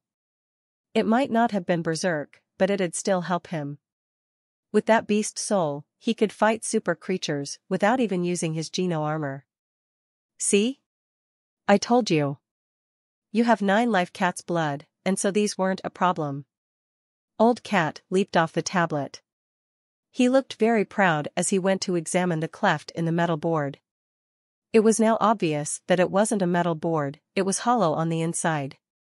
It was more akin to a rectangular container than anything else. A sparkling light was still beaming out of the cracks. It was like a strange chest. Old Cat peered keenly into the cracks with both eyes. Strangely, it didn't seem as if he could see anything. Why does the 9 life cat's blood allow for so many exceptions in the 4th god sanctuary? Hansen asked Old Cat. Hansen had heard from Stay Up Late that the sanctuary was the last safe place of refuge for the crystallizers. Other beings were unable to enter, and there shouldn't have been an exception to bypass that rule. 9 life cat was a being from outside the sanctuary, so why would his blood allow for so many anomalies? Old Cat continued looking inside the metal box as he spoke. He said, "Let's not talk about that, come open this box so we can see what's inside. There might be something decent." If Old Cat did not want to speak, there was nothing Hansen could do. He walked near the metal container to take a look inside. It was so bright inside, you couldn't see anything much. "I can't see anything." "Let's open it up," Old Cat said. Hansen nodded. Then, he placed his fingers into one of the cracks and pulled firmly. The metal bent under Hansen's hands, and the crack opened another inch. Hansen let go to take a look. Old Cat joined him for a look, too. It was still as bright as before, and they were unable to see what was inside. So, Hansen tore it further. Cracks spread across the surface of the box, but none provided the visibility that allowed him to look inside. "Stop it," Old Cat said. "The item in there is releasing light. If you remove the entire box, it's likely that we'll only be able to see that light." Hansen could tell this might have been the case, so he complied and did not continue. He just frowned and said, "What now? Do you know anything about what might be inside?"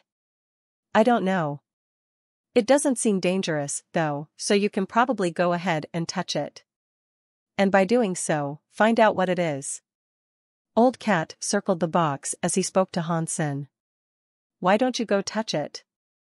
Hansen lifted his lip.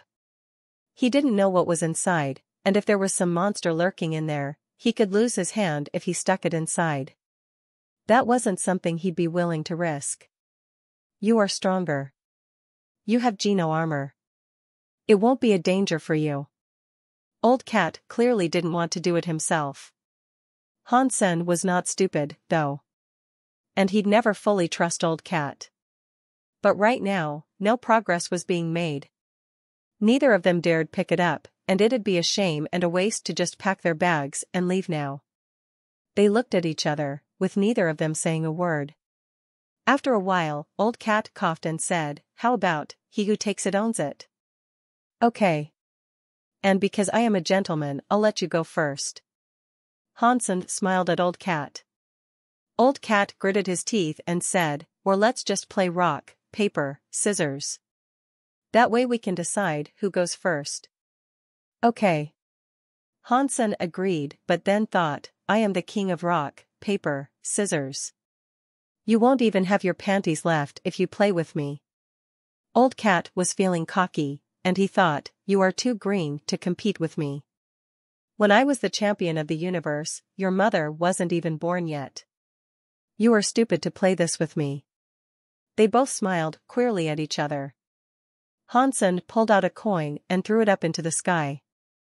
Then, he said, "Make your move when the coin hits the ground, okay?" "Okay." Old Cat nodded. Then, he watched the coin fall. Dong. The moment the coin hit the ground, they both made their move. When the fist showed up, they looked confident. The first time was just a test. The next would be about skills and mind tricks. Scissors, scissors, paper, rock, paper, rock. Han-sen and Old Cat were gasping, and they looked at each other with red eyes. They had played this for 1 hour, and they were both tired. They eventually just looked shocked. Rock, paper, scissors was about using your brain. It was more tiring than combat. Neither of them could win, and it just left them exhausted. Both of them sat down next to the metal box, with neither of them being declared a winner. Catcha! Suddenly, the metal box produced a crunchy sound. Startled, they both jumped up to take a look at whatever was inside the box. Han-sen and Old Cat looked inside the metal box. There was a bright light inside, seething like boiling water. But it didn't spill. Catcha noises were coming from the light, and the noises made them both shiver with a chill. Old Cat, what is that noise? Han-sen looked at the light in the metal box, but he couldn't see or feel anything.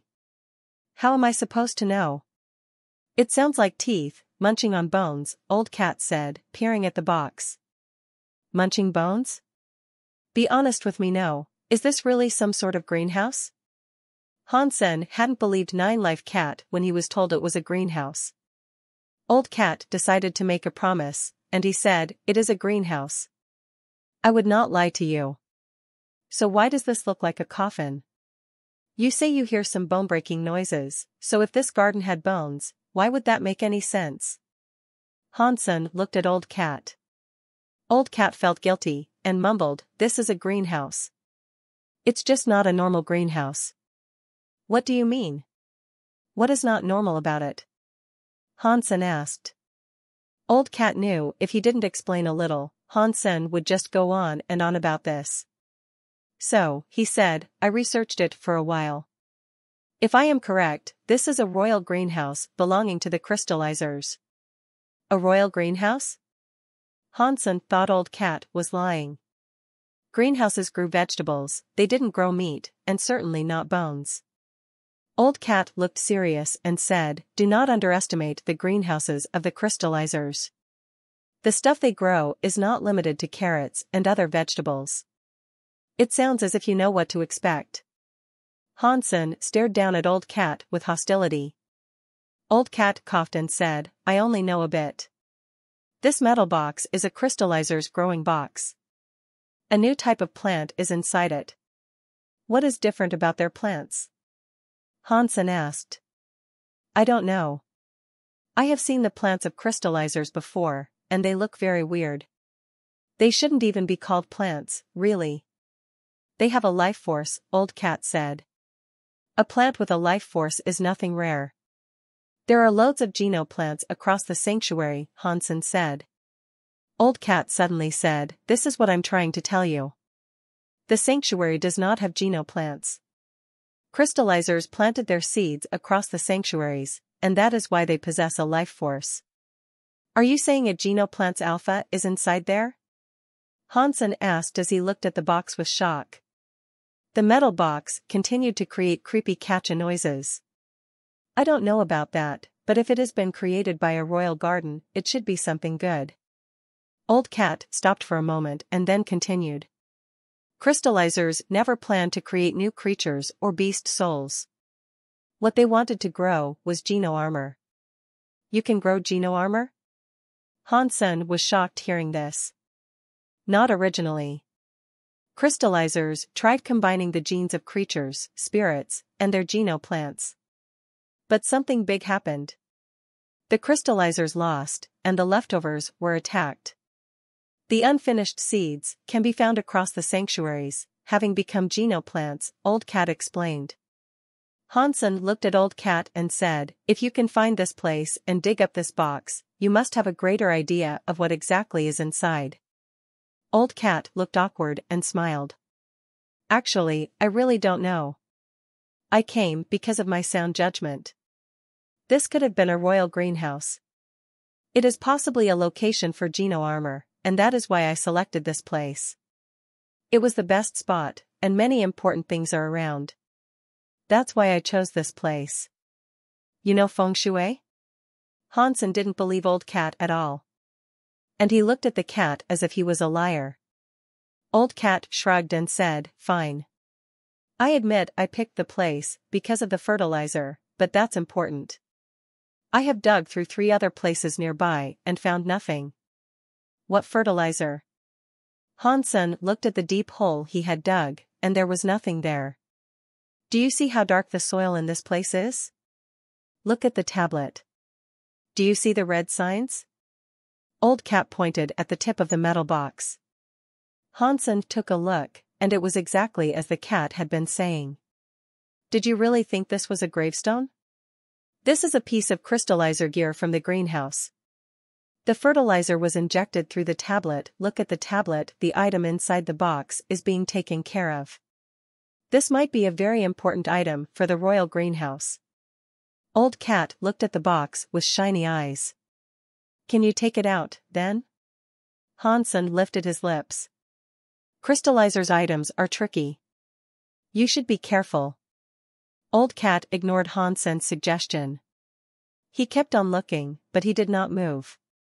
If I didn't appear, how would you have gotten the thing out by yourself? You can't just watch all the time, Hansen said. Old Cat wanted to say something, but they suddenly heard a slamming sound from inside the box. A hand reached through one of the broken sections of the box. It looked like jade, but it wasn't. It looked like bone, but it wasn't. It gripped the box like a demon's hand.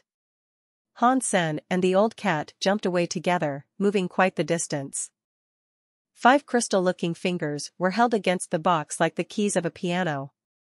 The thing started to climb out of the metal box in a strange manner, and as it left, the light inside the container dimmed. When the hand came out of the metal box, Hansen and Old Cat were both shocked seeing it. They thought some monster would climb out, but when the hand came out, it was just a hand with nothing else attached. The hand was like jade, and it was connected only to a small portion of arm. There was nothing else after. The back end was like a rocket, though, exuding a fountain of light. The inside of the metal box was now empty, and the light was gone. You said there is Geno armor inside. What is that thing? Hansen asked, pointing at the jade hand. I do not know. Old Cat looked at the hand, seeming confused. Hansen wished to say something, but before he could, the hand bounced up. It clenched into a fist and shot forward, with the light propelling it from behind. It was firing at Hansen. It was so fast, Hansen was surprised. Evading it was difficult, even with the armor he was wearing. Hansen dodged the fist. He couldn't figure out what the hand was, and he most certainly didn't want to touch it. The hand was like a living creature. It turned around and came for him again. Hansen kept trying to dodge, but the speed of his armor wasn't enough to keep up with the fist. He had to use his Dongxian movements and heavenly go to escape the hand. Hansen was shocked.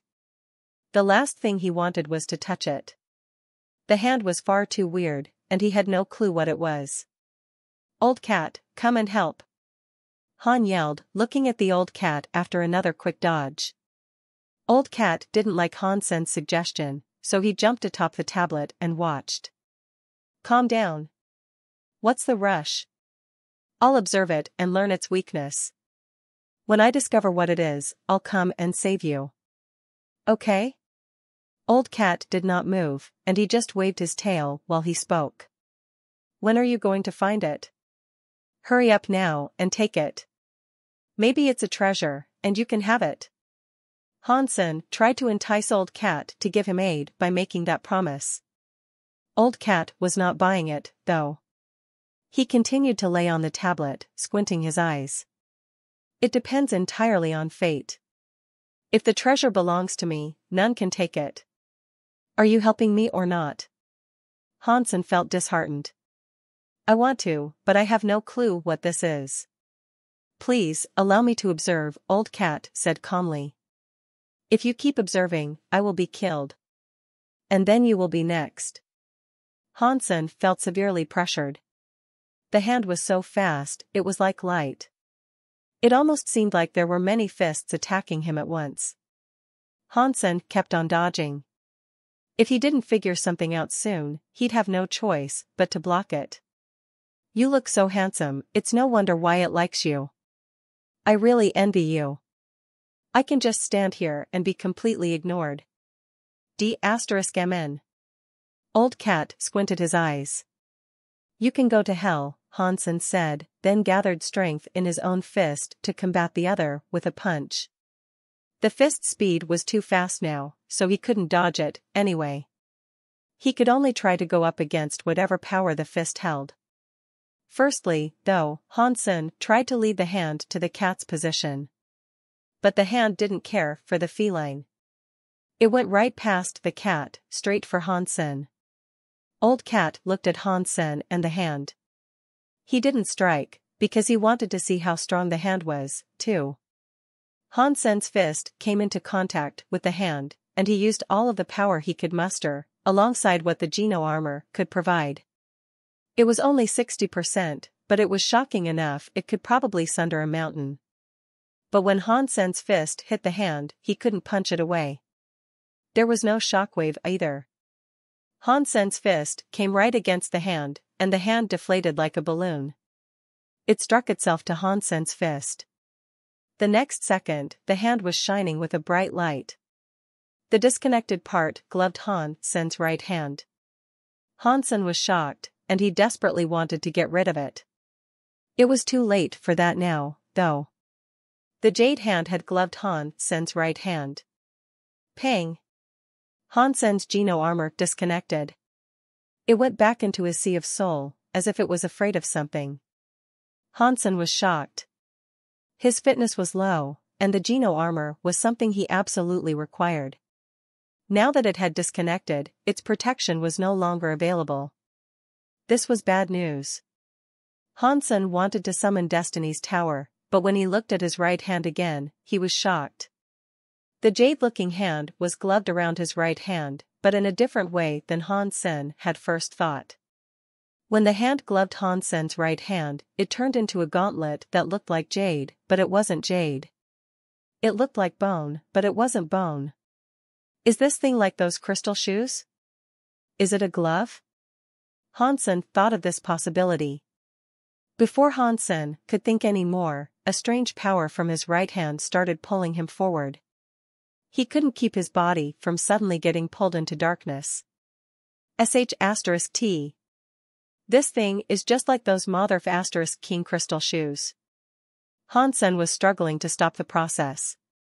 It didn't work, though, as the glove was much stronger than him. Old Cat was shocked. He leaped down from the tablet and ran toward Hansen. But the glove had pulled him away too quickly, and by the time Old Cat reached the spot Hansen had been in, he was gone. There were some broken buildings and paths ahead, but Old Cat wasn't sure which one Hansen had taken. Old Cat stopped. He looked around and sniffed what he could before deciding on a trail to follow. Hansen had been dragged deeper into the ruins by the glove. His legs were simply dragging, leaving 2 trenches in the ground for a wake. Still, nothing stopped the force that pulled him along. He was taken into a broken building, and after a few twists and turns, the glove drilled into another building's entrance that was half buried by rubble. It was dark inside there, and Hansen couldn't tell what was around him. He felt very nervous, though, being dragged in the way he was. But that nervousness did not lead to panic. He'd been through a lot, and he'd had a lot of experience with dire and uncertain situations. Hansen fumbled around the dark with his free fist and hit something. The item was shattered, whatever it was, but the glove did not stop pulling him onwards. He broke a few more items after that, but eventually, the glove stopped. The place was dark and still. There wasn't a sound to be heard. The glove was ahead of Hansen, and then it jerked him forward and up so that he was standing up straight. Why did this thing stop here? Is there another glove here? Hansen wondered to himself. He swung his left hand and ignited a flame upon it to use as a torch. In front of Hansen was a dried-up corpse that was staring right at Hansen. Arg! Hansen screamed, wanting to fall back. But the glove held him firmly, and no matter how he tried to resist and move away, his arm remained still. After Hansen calmed down from the sudden surprise, he noticed it wasn't moving. There was no life force, and it was very dead. The body was sitting on a chair, with its clothes all rotten and its skin dry. It was very complete, though, and it looked like some zombie in the dark. Hansen looked around and noticed it was a crystallizer room. There were crystallizer tools everywhere, far more than he had seen in the main control room. It made Hansen feel as if he was standing in a lab. Aside from the tools, though, Hansen spied the presence of a number of crystal containers. They were full of liquid, and things were soaking inside. There were animals, livestock, plants, even things Hansen had never seen before. Is it just as Old Cat said? Is this a greenhouse? A laboratory in their base? Hansen thought. But then, his right hand moved, and it started to drag him forward again. Hansen was being brought towards the dead body that was slumped in a chair. The glove began feeling around the corpse, as if it was searching for something. *T. Is this thing a necrophiliac? Hansen felt depressed, but fortunately, nothing really messed up occurred. After a while, the right hand found something inside a tattered pocket. It pulled it out. Because his hand was being controlled, though, Hansen was unable to see what it was. Then the hand returned to his chest. Hansen felt like he could control it again. And Hansen could feel himself holding something hard like a chestnut.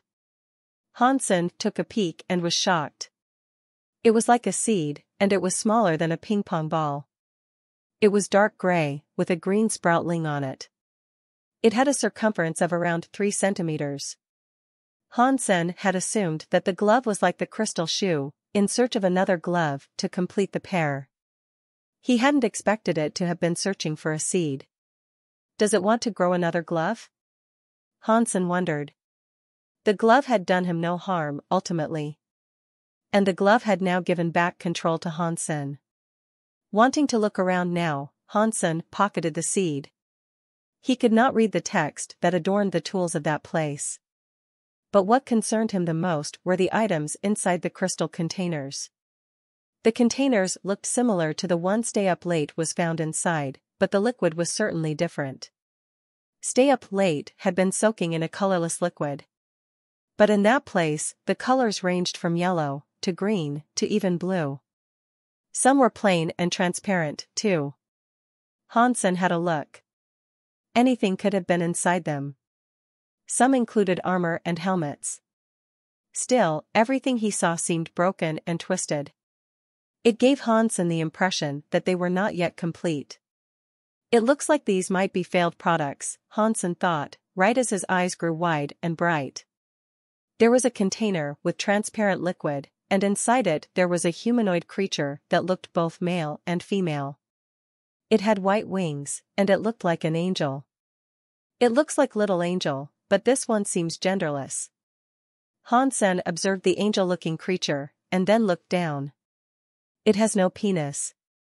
Maybe this thing is a failure, as well. Hansen saw the person was very smooth down below, and due to it not having any gender-specific parts, it could have very well have been a failure, he believed. After Hansen looked down, he looked up. But right at that moment, the angel creature opened its eyes. The eyes opened wide, but there were only pupils there. It wasn't like an ordinary creature. The red pupils consumed the whole eye, but turned to gaze right at Hansen. Hansen was shocked, and so he started walking backward slowly. The red eyes followed him wherever he moved. The head turned like a robot. I can't be this unlucky. Hansen felt glum. Crystallizers made weird stuff, and that thing inside the container didn't look too friendly. Old Cat appeared in the lab, and after he saw the angel inside the container, he shouted at Hans Sr. Run. It's a feather. Hansen did not react. The angel-looking creature burst through the container, and then the creepy and beautiful body came forward to grab him. Fear gripped Hansen's throat, but he found himself falling back before Old Cat even made the suggestion. He summoned his Death Armor Swordsman Beast Soul and transformed into the Death Armor Swordsman. Hansen had no choice but to use the beast soul as his fitness was low. And since he was wearing the glove, he could not summon the white armor. He could only summon beast souls. The angry-looking creature blurred toward him, while Hansen was also fast. He wasn't fast enough to dodge. Hansen gritted his teeth and used his hand to protect his chest for a block. Pang! Hansen felt as if he had been hit by a train. His body was sent flying, and he went barreling into one of the walls of the laboratory. He broke through the wall and continued flying back. After bursting through a few walls, Hansen came to a stop. He fell to the ground and spat out some blood. Hansen did not have time to wipe his lips, though, and he immediately regained his feet and started running. Old Cat was running, too, and he went right past Hansen. Hansen turned around and saw the red-eyed angel giving chase at a blisteringly swift speed. *T. What is that thing? Hansen ran as fast as he could, but the being was way too strong. Not even Geno armor could bestow the strength necessary to beat it. Old Cat ran, and as he went, he screamed. After the crystallizers lost the war, they stole a few children from the higher race. I thought it was only a myth. But look at this. It's King real. Crystallizers brought feathers to such places for research, as they wanted their genes. A superior race? What superior race? Hansen gnashed his teeth. Don't ask. Just run. It's going to catch up. Old Cat shouted. Hansen turned around, and the feather was right behind him. The fist was coming so quickly, strong and fast. Hansen had already taken a hit, and his chest was still in pain. This time, he'd definitely be unable to dodge. He gritted his teeth and summoned Destiny's Tower. Pang! The feather punched Destiny's Tower, and the bottom of Destiny's Tower actually caved in. Destiny's Tower had gone through the God's Door test. It was far stronger than it had been before, like Geno armor. But even so, the feather had just punched it. The power required to do what the feather had just done was breathtaking. Hansen had intended to use Destiny's Tower to absorb the feather, but the feather's punch was enough to knock Destiny's Tower away. The bottom of it caved in. Hansen gasped and kept on running. The feather was way too overpowered, and it made for a terrifying foe. The feather kept chasing, while Hansen used Destiny's Tower as much as he could to block it. The feather's punches had made Destiny's Tower all crooked and twisted. It'd break if things continued like this. But Hansen could not really spare concern over Destiny's Tower, given the circumstances. He had no choice but to use it to keep himself alive. Old Cat, what is this? Can you deal with it? Hansen shouted at Old Cat. Even if he sacrificed Destiny's Tower, an escape did not seem likely. When the tower broke, he would be killed. Stop thinking and just run. It's beyond either of our levels. This thing must have been tortured by the crystallizers. It's probably weak in comparison to others. If this thing was operating at full strength, you'd already be dead. Old Cat shouted. Hansen wanted to run, but he felt as if he no longer could. Hearing Old Cat say that their foe was that strong, he knew this was the direst of circumstances. This guy cannot be a creature from outside. Hansen said. He is, Old Cat said without hesitation. Hansen was feeling desperate, as there was no safe place he could run to. The feather punched Destiny's Tower with an extra hearty hit, and it sent the tower flying away. The feather was the same as it had been, though. And then, it threw another punch towards Hansen. Hansen used so many different types of movement, but he was incapable of evading the feather. He gritted his teeth and threw a punch back at the foe. Hansen was prepared to borrow strength from every ability he had. The fitness of a super creature was minuscule in comparison to a feather, after all. He used Yin-Yang Blasting power. Even if he was risking having his organs damaged, he had to try to outrun his pursuer. The fists collided with each other. And as the fists came into contact, Hansen readied himself. He felt a scary power come through his right fist, hitting the feather. Those two powers created a massive shockwave that toppled all the buildings around them, while Hansen was entirely fine. Hansen's right hand was glowing. The light shone across his body, and he was completely wrapped up by it. Hansen felt as if he was full of power. It was almost endless, like an endless river coursing through his body. The armor that looked like jade and bone started to cover up his entire body. It almost looked like he was wearing the white Geno armor, but he wasn't. Before Hansen could get a better look, though, the feather appeared again. Its fist was raging toward him, and the speed was incredibly fast. Hansen quickly dodged the feather, and he was surprised. With the armor that had come from the glove, he could catch up with the feather's speed. Feather threw a punch, but Hansen was unafraid.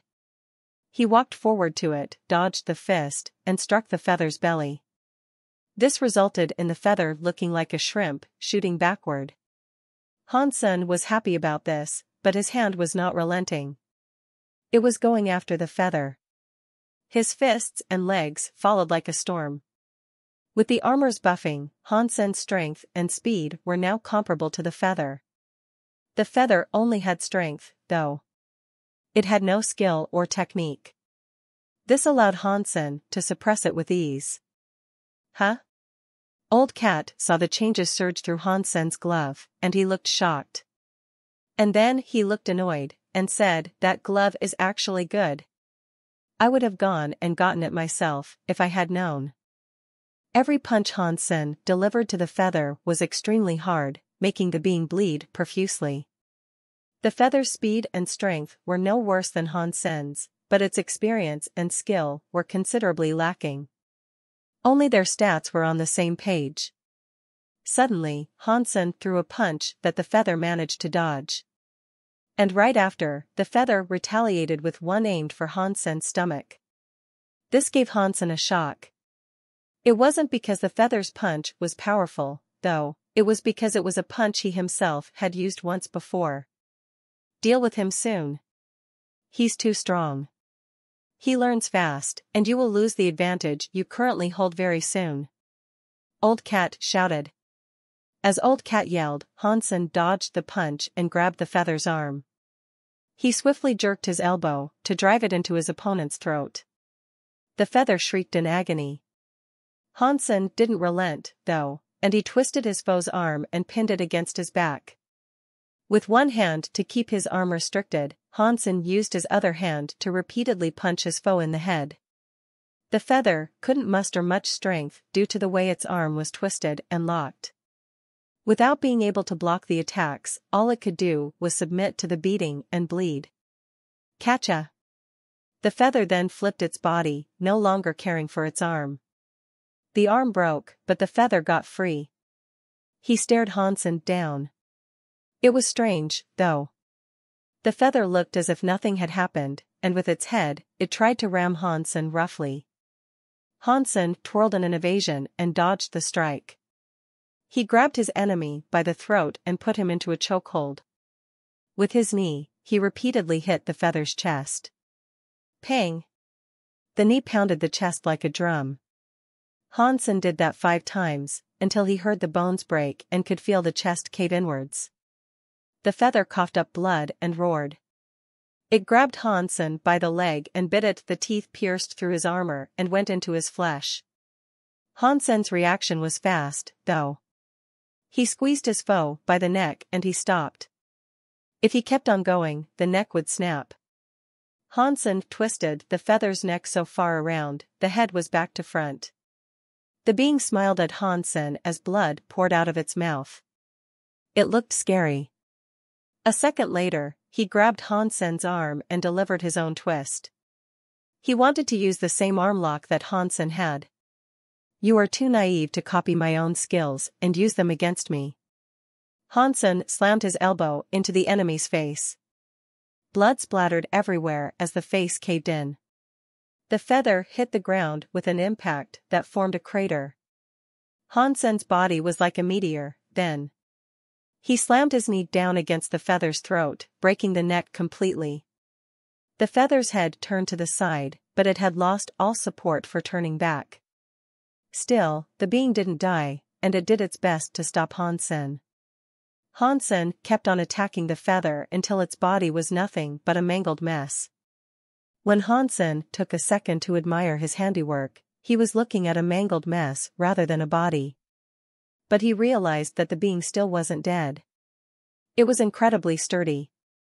F***ck. Why won't this thing die? Hansen shouted.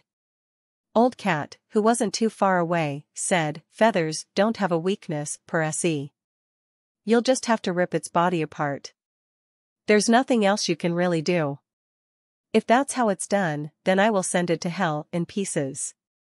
Hansen's fists raged with greater fury. The feather's limbs and chest were all broken, and its skull was deformed. But still, the feather did not die. It was very strong. PSSST. Hansen ripped off a bloodied white wing. The feather let out an animalistic shriek of pain.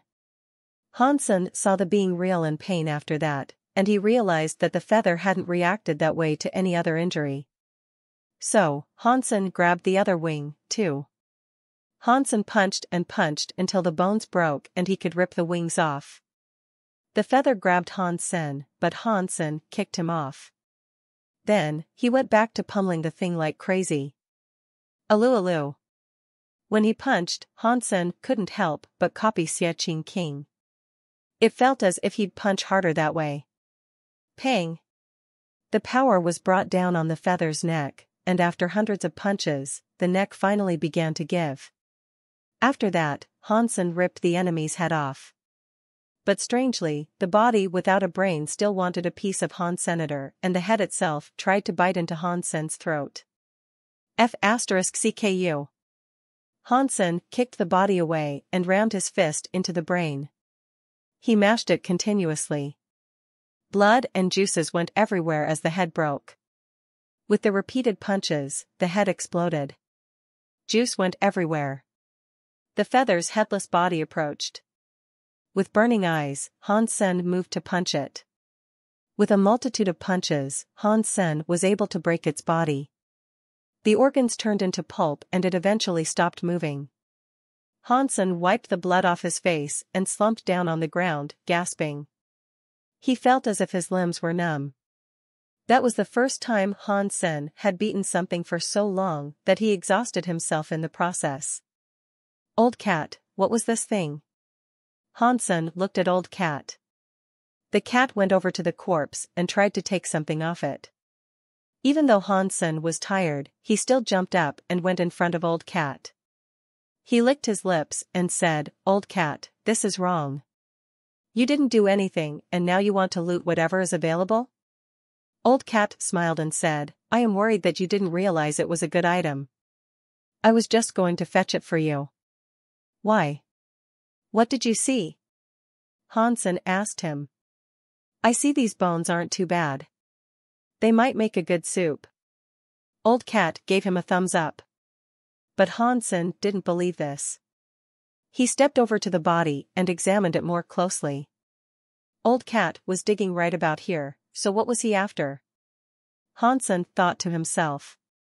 He only saw organs, blood, and bones. It was pretty gross to look at. It was fortunate Hansen was not super hygienic. He rooted around in the organs and bones and searched amongst the blood for a bit. He eventually found something, and it sure didn't feel like bone. Hansen put the item in his hand. It was around 10 centimeters long, and it looked like a bone. But it didn't feel like a bone, it actually felt heavier than metal. It was obscured in a lot of blood, so it was hard to discern its original appearance. He wiped it all away to reveal its true form. It was part of a small bone, but it was red and a little purplish. It was different from the feather's other bones. Hansen kept looking around the dead body. Aside from that little bone, the rest were white and of the correct weight. They were a little heavier than a human's, but not like the way the purple one was.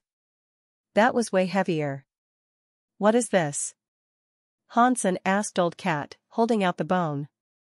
The cat looked bored, like he could not even muster the energy to answer. A bone? What else could it be? Old Cat didn't answer him straight, so Hansen didn't bother asking him again. If the cat wasn't going to tell him anything, it was pointless trying to get answers from him. Hansen investigated the bone himself, but he found nothing truly special about it. Or at least, he couldn't at the moment. So, he put the bone away and turned to ask the old cat, "Old cat, do you know how I can get back to the Alliance?" Hansen did not want to be there for long. God's organization might have found his home, he would need to return as soon as he could. There was no time to waste. Find a teleporter in a shelter. You can get back that way, Old Cat said casually. If I teleport, where will I end up? Hansen asked. The teleporter of a shelter would send a person back to the point they entered from. But the 9-life cat tattoo had pulled him in from nowhere specific. He hadn't used a teleporter, and thus, he didn't know what would happen to him if he used one now. Old Cat sighed and said, "It's hard to tell. You might end up somewhere random." Hearing Old Cat say this, Hansen's face fell. Teleporting randomly was bad. If he ended up somewhere far from planet Roka, he couldn't make it home in any short jiffy. Hansen asked how he could leave the ruins he was currently in and if there were any shelters nearby the cat was aware of. Then, he left. Old Cat didn't want to leave yet, though. He still wanted to unearth more items. But Hansen had to go, and so he left the ruins via the directions given to him by Old Cat. He proceeded to the nearest shelter. Hansen had been in the Fourth God Sanctuary for a long time, but he was in an area he had never ventured to before. He had only heard Old Cat tell him that there was a shelter around. Old Cat had never been there, though, and it had been taken over by creatures. To Hansen, that sounded like a super shelter. Hansen used his death armor swordsman on his way there. Hansen's fitness was 10,000. Using the super shape-shifting beast soul would burden his body. Before, Hansen wouldn't have been able to use it for very long. But his body had changed after the ascension, and shapeshift beast souls did not tax him like they used to. Black Sky Demon Shelter was around that mountain someplace. Xiaqing King frowned and leaned forward. He saw a humanoid creature with black horns. "Black God, why are you blocking my way?" "Xiaqing, I've heard you have been cocky." Black God looked at Xiaqing King and spoke. "That is none of your business," Xiaqing King said coldly. Black God laughed and said, "It isn't any of my business, but you have been cocky around my Black Sky Demon Shelter. I will give you a decision to make. The first is that you die. The second." Before he finished speaking, Xiaqing King's body flashed with a silver light. He threw a punch towards the foe. Black God was so mad, and the demonic aura he had blasted towards and against Xiaqing King's fist. Boom! The silver light and the demonic force collided, creating an explosion. Xiaqing King did not move, but Black God was knocked back 10 meters. "It is no wonder you have such a reputation. You are cocky," Black God said darkly. Then he went on to say, "Since I am here, you can still choose to obey me. The choice is yours." With Black God's booming voice, the entire mountain was shrouded with a menacing presence. It became tangible, as many forces started to surround Xiaqing King. "In my eyes, there is only one word. And that is, fight." Xiaqing King's eyes were on fire, and the silver light erupted like a volcano. His entire body became silver as he ran towards Black God. Black God grunted. The demonic aura summoned a black Geno-core sword into his hands. He immediately slashed towards Xiaqing King with both hands. The demonic force came out like a rippling flash in the air. It looked as if it was going to sunder the skies. Xiaqing King clenched his fists and went against the demonic force. Then, a silver glove appeared upon his fist. They collided in midair. The silver light, however, was indestructible. The demonic force was easily broken, and the silver glove came down on the sword. A catch noise sounded as the sword snapped easily. Black God was sent flying into a nearby mountain, breaking it. Kill him. Black God staggered back from the mountainside, shouting. His face was drenched with blood. 6 scary presences surrounded Xie King. They were all as strong as Black God, and they all started to attack at once. The silver light was so bright on Xie King's fist, and the super creatures did not dare face it directly. The color of the sky changed, and it looked like the end of the world. Black God looked ill. He had brought 6 super creatures to attack Xie King, and while they managed to hurt him, he had managed to hurt them back. The 7 of them were injured, with one being severely wounded. Pang! Xie King hit Black God and crushed his armor. Black God's chest caved in. Just as he was about to finish him off, a scary power appeared. Xie King heard a cold voice. Hurt one of my blood and you are dead. A humanoid creature that looked like Black God approached, carrying a demonic presence. A black hand covered the sky, crashing down on the area like a mountain. Xie King had to dodge it. Father! Black God looked delighted. Big Black Sky Devil was one of the best berserk super creatures in the 4th God Sanctuary. He was far stronger than Black God. With him there, Black God thought they could easily beat Xie King. Xie King, seeing the big hand approaching, acknowledged how wretchedly powerful it was. Still, that did not mean he was afraid. Xie King was not very good at running. And right now, running would only make him die faster. He stayed where he was, making his body surge with silver light before throwing a punch at the descending hand. The silver light erupted like a volcano against the hand. But even so, the hand was able to suppress it. It was like lava getting squashed. Boom! The hand came down to grip Xie King's head, which Xie King tried to resist by pushing it back. The ground around his feet began to break, forming cracks that webbed the land for a few dozen miles in each direction. Big Black Sky Devil's hand kept pressing down as Xie King held strong against it. His body began to make creaking sounds, suggesting it was going to snap any minute.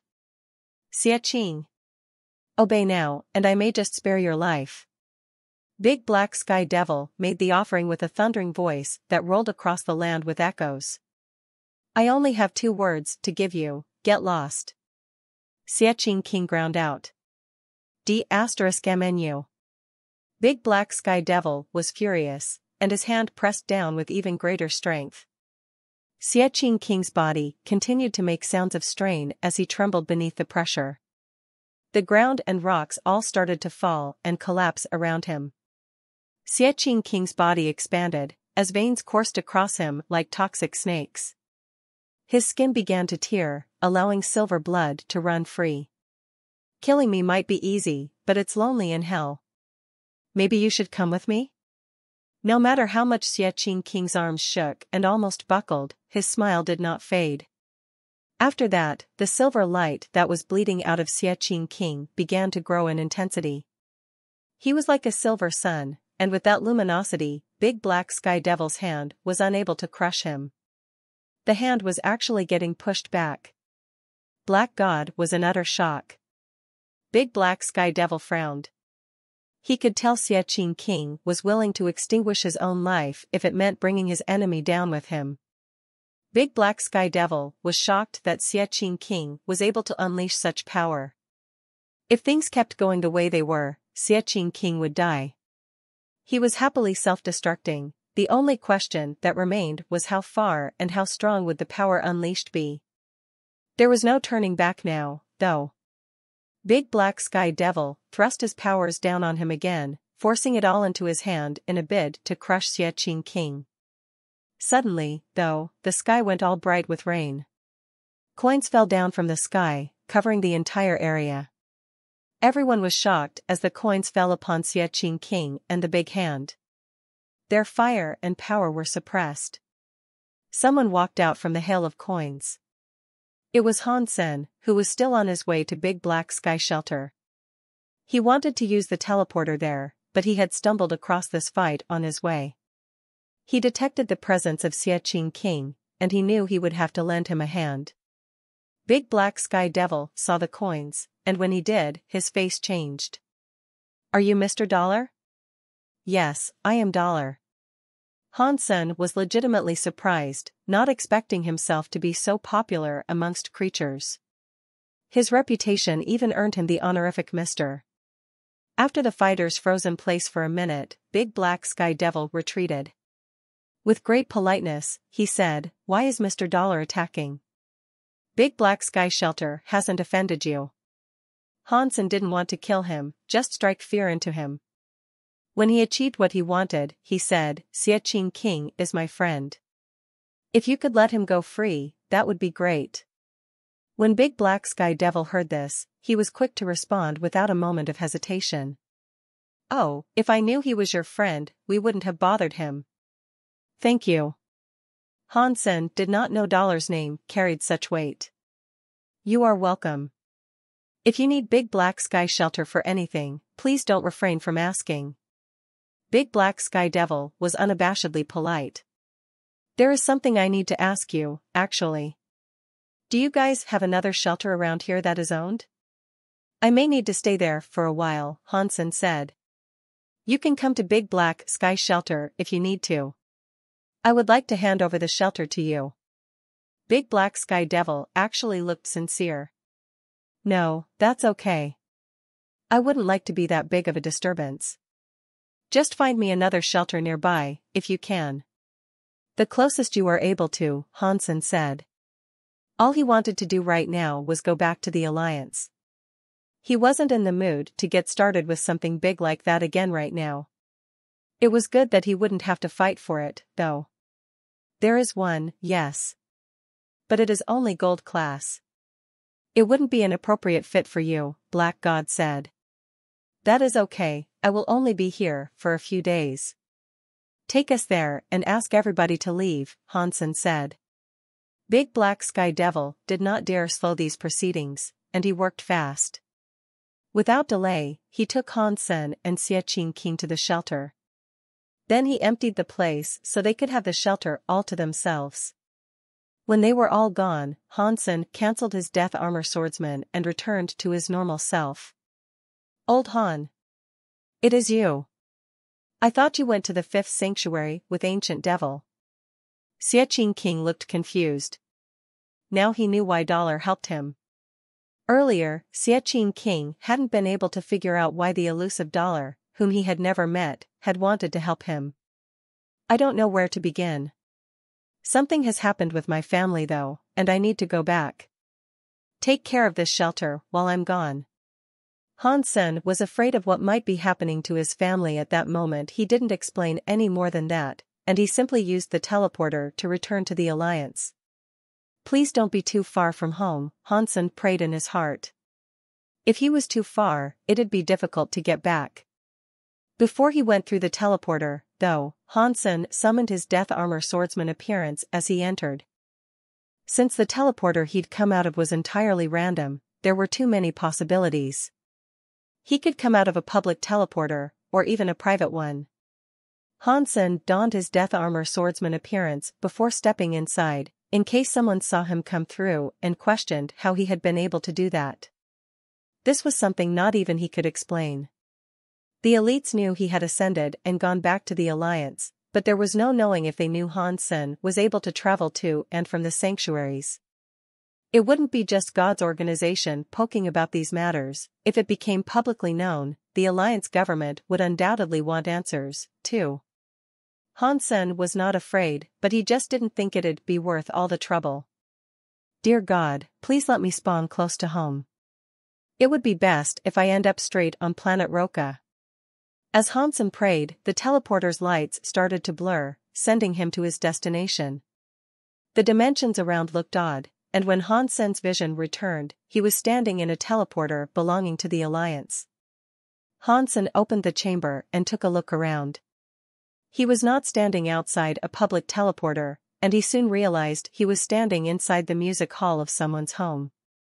The architecture was fairly old-fashioned, but with the decorations and space available, you could tell it was a music hall belonging to a very rich family. Romantic music was playing, and it made Hansen calm down somewhat. If this place belonged to rich people, he wouldn't be on a planet that was too far away. At the very least, it meant he could get home. Just as he was about to use Dongxian Aura to learn more about his environment, someone entered the hall. It was a beautiful woman with curly, wet hair. She had a white towel wrapped tight around her body, revealing her gorgeous long legs. Her skin was snow white. Her eyes were closed as she came in, with a glass of wine in one hand.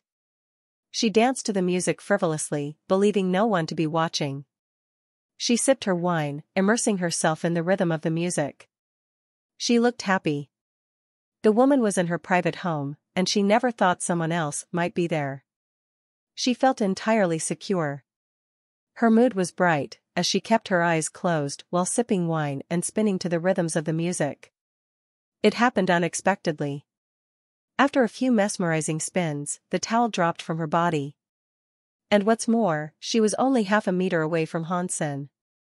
Hansen looked at her, and although he was delighted to allow his eyes to feast on such a wonderful body, he couldn't help but feel a little awkward about it all. To add to that, he knew who this woman was.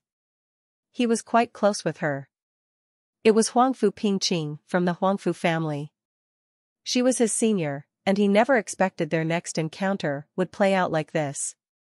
Because the towel had fallen, she opened her eyes in order to pick it back up. She opened her eyes and saw Han Senator. They looked at each and froze for 3 seconds. Huangfu Qingping screamed. The next second, she summoned a beast soul armor and tried to kick Hansen in the balls.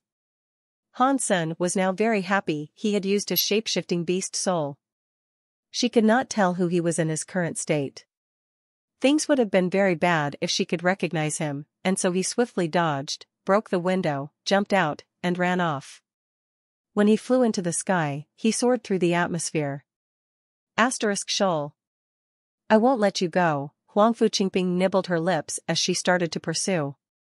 Fortunately, Hansen was too fast for her, and she couldn't keep up for very long.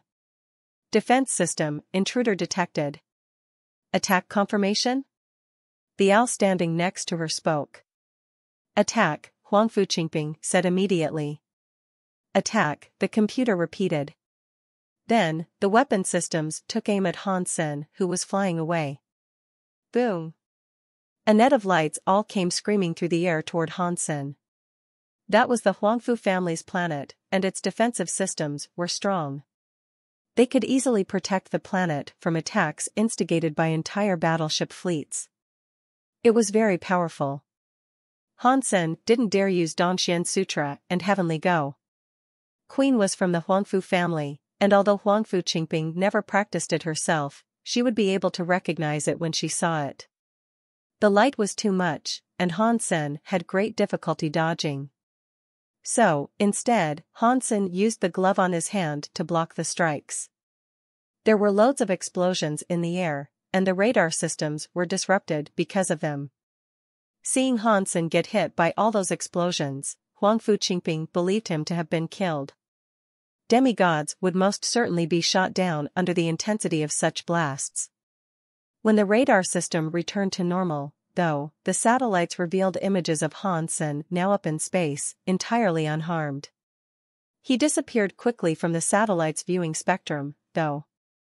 Huangfu Qingping was shocked, and when she went to confirm via the space telescope, she confirmed that he really was gone. That was Qingping Sr. Her skin and body are still as good as ever, it's only her grumpy mood that needs work. After Hansen escaped, he privately complimented her as he reviewed what had happened and what he had been able to see. Hansen summoned the unicorn beetle, then brought up its map. He wouldn't say he was either close to planet Roca or too far from there, but with the unicorn beetle's speed, he'd arrive home in a day's travel. Hansen flew the beetle towards planet Roca, where his family was. Huangfu Qingping was madly looking over the video that had been recorded, trying to learn who that person might have been. There were no cameras in the music hall, but the external cameras didn't pick up anything about him conning in. They only saw him escape and get to space. Huang Fuqingping swore to find who that asterisk shoal was. She searched tirelessly for the culprit, despite knowing that he had used a shape-shifting beast soul, which hid everything about the person behind it. She did find something special, though. His right hand was strange. He may have had armor on, but his right hand was wearing a glove. It looked very weird. She didn't know if it was a beast soul or not, but she could definitely start an investigation from her knowledge of the shape-shifting beast soul and glove the intruder wore. He must be a powerful demigod to block those attacks. That certainly narrows down the list of possible candidates, Huang Fuqingping thought angrily. Don't let me find out who you are. Otherwise, you're done for. On planet Roka, 7 creatures dressed in black were hovering in the air above Han Sen's house. They were watching. Yake, you are being too careful. It is only the Han family, and we aren't even certain they are descended from Han Jinji.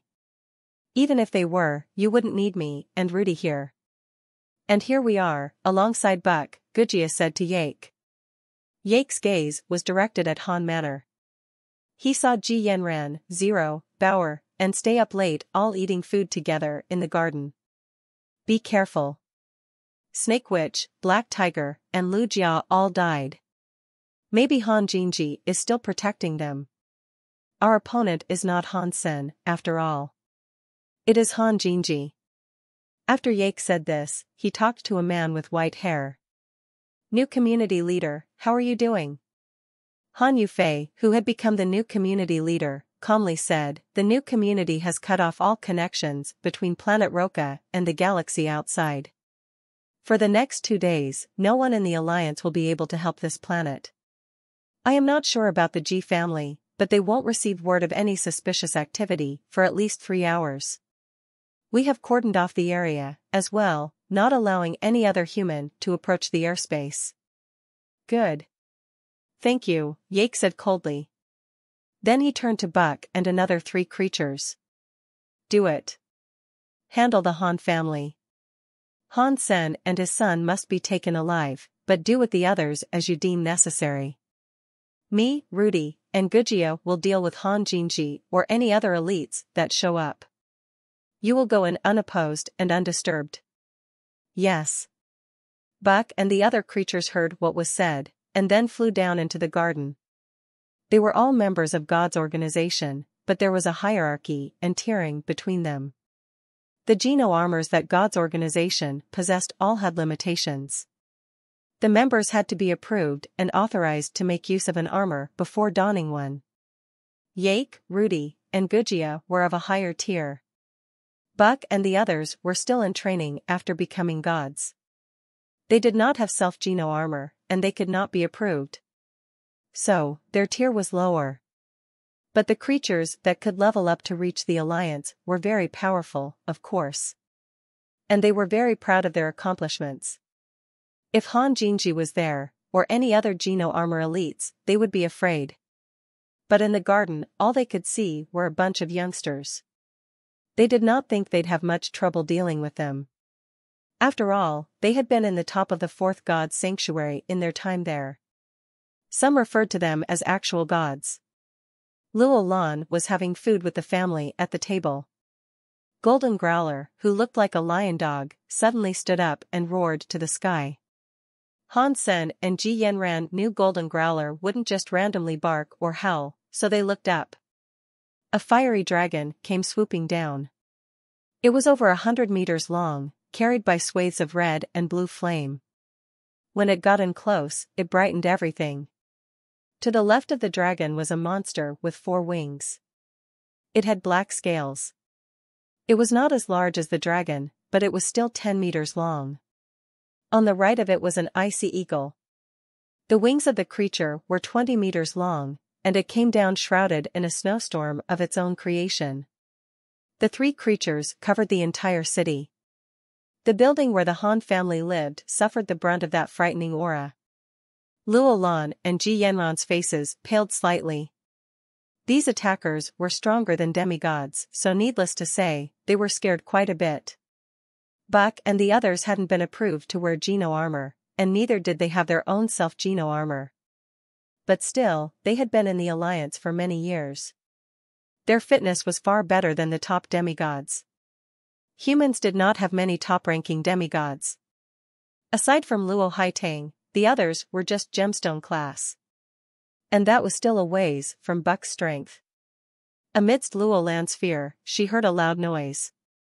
Golden Growler's body was expanding, and immediately, he went flying up towards Buck and the others. He was getting bigger in the air, like a mountain. And on top of that, he was wearing a gold set of armor. The fire dragon Buck looked like a lizard in front of the giant Golden Growler. The other two were tinier than that. Golden Growler brought his gaping maw towards Buck as the dragon swung its talons defensively. But Golden Growler's teeth came down on his neck and broke it. Blood cascaded down like a waterfall. Golden Growler was using a Geno armor to bully the would-be assaulters coming down from the sky. He ripped the 3 god-class creatures apart in no time. They were bleeding all over, shocking all who witnessed the act. Luo Lan and Ji Yanran were stunned by the sight, as they hadn't expected Golden Growler to be that strong. Stay Up Late observed Golden Growler's Geno armor and squinted in thought. Yake, Rudy, and Gujia were shocked, too. They were waiting for other elites to back the family up, and they never suspected the dog-looking creature at the table was the one they feared. Golden Growler had managed to kill Buck and severely damage the other 2 creatures in no time at all. That's so wrong. An elite with Geno armor, pretending to be a simple pet dog. Oh, I am going to kill it. Gujia roared. He flew in front of Golden Growler and stopped him from finishing off the other 2. Gujia looked like a human, but he had a third eye in his forehead. He was wearing white Geno armor when he swooped down to go against Golden Growler. Boom! Golden Growler slapped Gujia, and he was sent rolling a few thousand miles. His face looked glum, and he immediately acknowledged that he was no match for Golden Growler's strength. Golden Growler was like Han Senator, he hadn't matured after ascending, and his fitness was worse than Gujia's and Buck's. But the power of his Geno armor closed the gap and fixed this issue. Golden Growler and his gold Geno armor were quite compatible, and the creature could make use of 60% of its power. That was higher than Gujia's compatibility with his. It was through this large buff that he could beat Gujia. Gujia acknowledged this, and his face looked grim. The onlookers Rudy and Yake had the same expression, too. They had no way of expecting there'd be a Geno armor creature dining with Han Sen, let alone one with such incredible strength. Gujia grunted. He jumped up like a silver shadow and avoided Golden Growler's attack. He went behind Golden Growler and attacked his head. Mere power is not the end-all be-all. Gujia looked cold.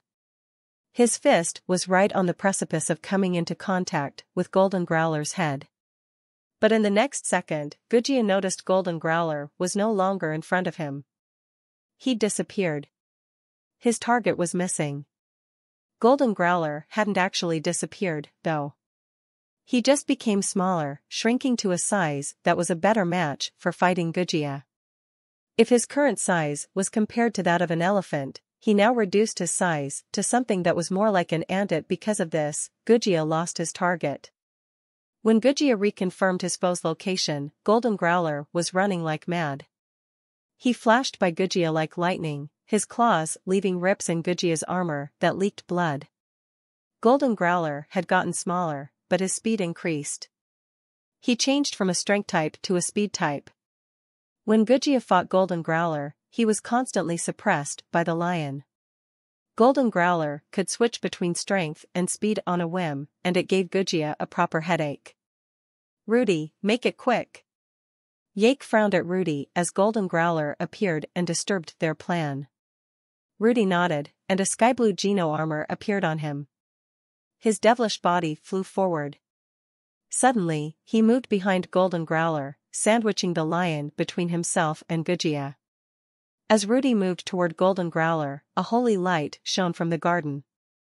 The next second, an ant-like woman WRTH holy armor appeared. Her hands were like swords, slashing down toward his fists. Catcha! Rudy noticed his gauntlets were broken. His skin was cut and bleeding. Another powerful Geno armor creature. Rudy's face looked ill. The humble Han family had hidden 2 creatures with Geno armor in their midst that was beyond what anyone had expected. It was already difficult to become a god, let alone gain Geno armor.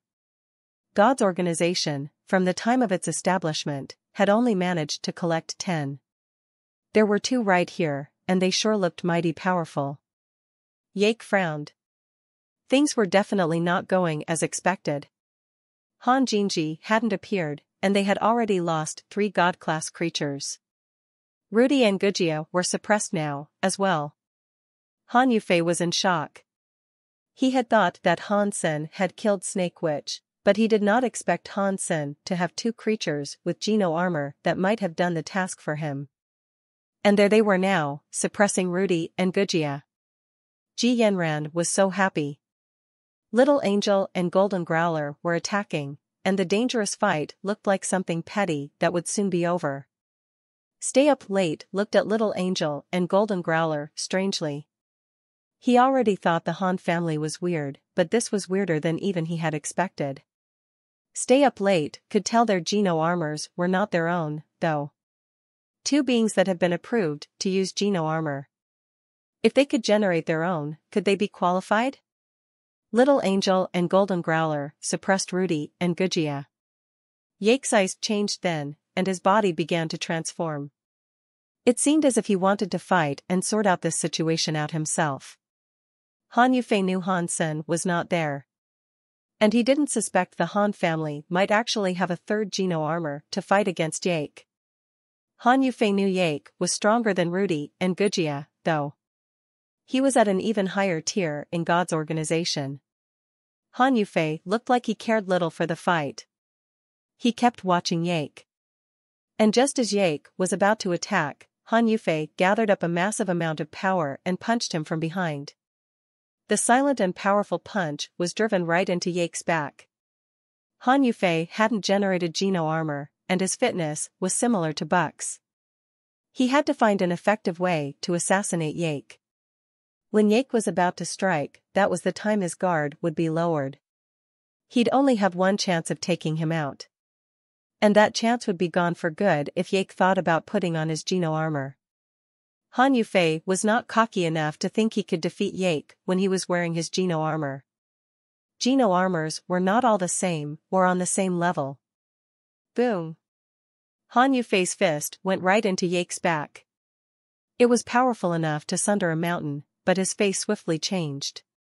Such powerful strength landed on Yake, and yet, Yake had suddenly donned a steel-looking armor. His punch went against it, dealing 0 damage. And it was like his hand had gotten stuck inside the metal. He couldn't get it back out. You have a problem.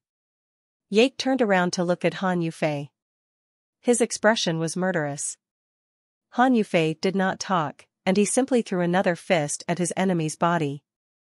Yake grabbed Han Yufei's hand, though, and proceeded to speak. You think I'm like one of them? You are very wrong. Your skills might work against the likes of Rudy, but to me, it was a really dumb move. I have self-Geno armor, and that is a very different thing. After that, Yake used his hand to break Han Yufei's arm. Han Yufei's face turned white as his arm was twisted. He started to develop a cold sweat. His fist could not reach Yake, and neither could he run off. Go to hell. Yake's other fist was fast approaching Han Yufei's head with power. Han Yufei's expression looked dire. The gap between their strengths was too wide to cover. If Rudy and the others used Geno armor that originally belonged to others, Han Yufei reckoned he could make battle with them. He could possibly kill them, too. But someone who had generated their own self-Geno armor was in another league entirely. Han Yufei knew there was nothing he could do right now. So, the best he could come up with was buying more time by throwing his own fist to meet Yake's. Idiot. Yake snorted coldly, channeling even more strength into his fist. He was primed to deliver the blow straight to Han Yufei's head. Ji Yanran thought it was strange, seeing what was going on high above.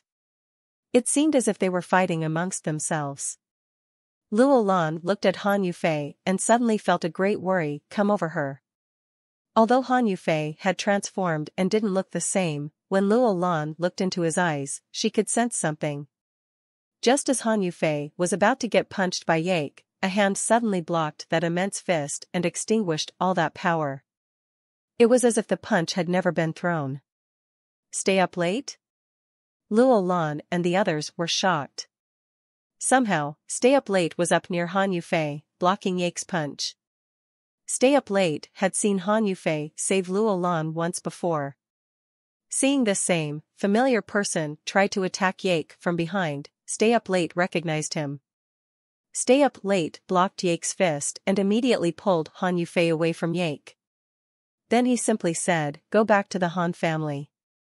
Thanks. Han Yufei was in shock, but he knew now was not the time for talk. So he held his arm and flew towards Ji Yanran's building. Yake looked at Stay Up Late. He didn't bother trying to pursue Han Yufei, and he simply stared at Stay Up Late. "You are a crystallizer?" Yake asked, looking up at Stay Up Late. "I did not expect there to be another crystallizer survivor, apart from myself." Stay Up Late looked at Yake. "As a crystallizer, you have chosen to work for a human?" Yake asked. "I observe the Han family," Stay Up Late answered. "Why are you killing those of another race? They could be qualified. You should not kill them." Yake laughed mockingly. "Observe? The crystallizers were destroyed long ago. That thing doesn't exist, so it is pointless to observe." "I am still here," Stay Up Late said quietly. "So what? Even if you are a crystallizer, you can't say that." Yake snorted and threw a punch at Stay Up Late. Stay Up Late deployed his armor, but he didn't fight Yake. He evaded the attack so that Yake only hit air. "You don't dare fight?" Yake looked a little annoyed. He hated Stay Up Late's face, the way it was currently.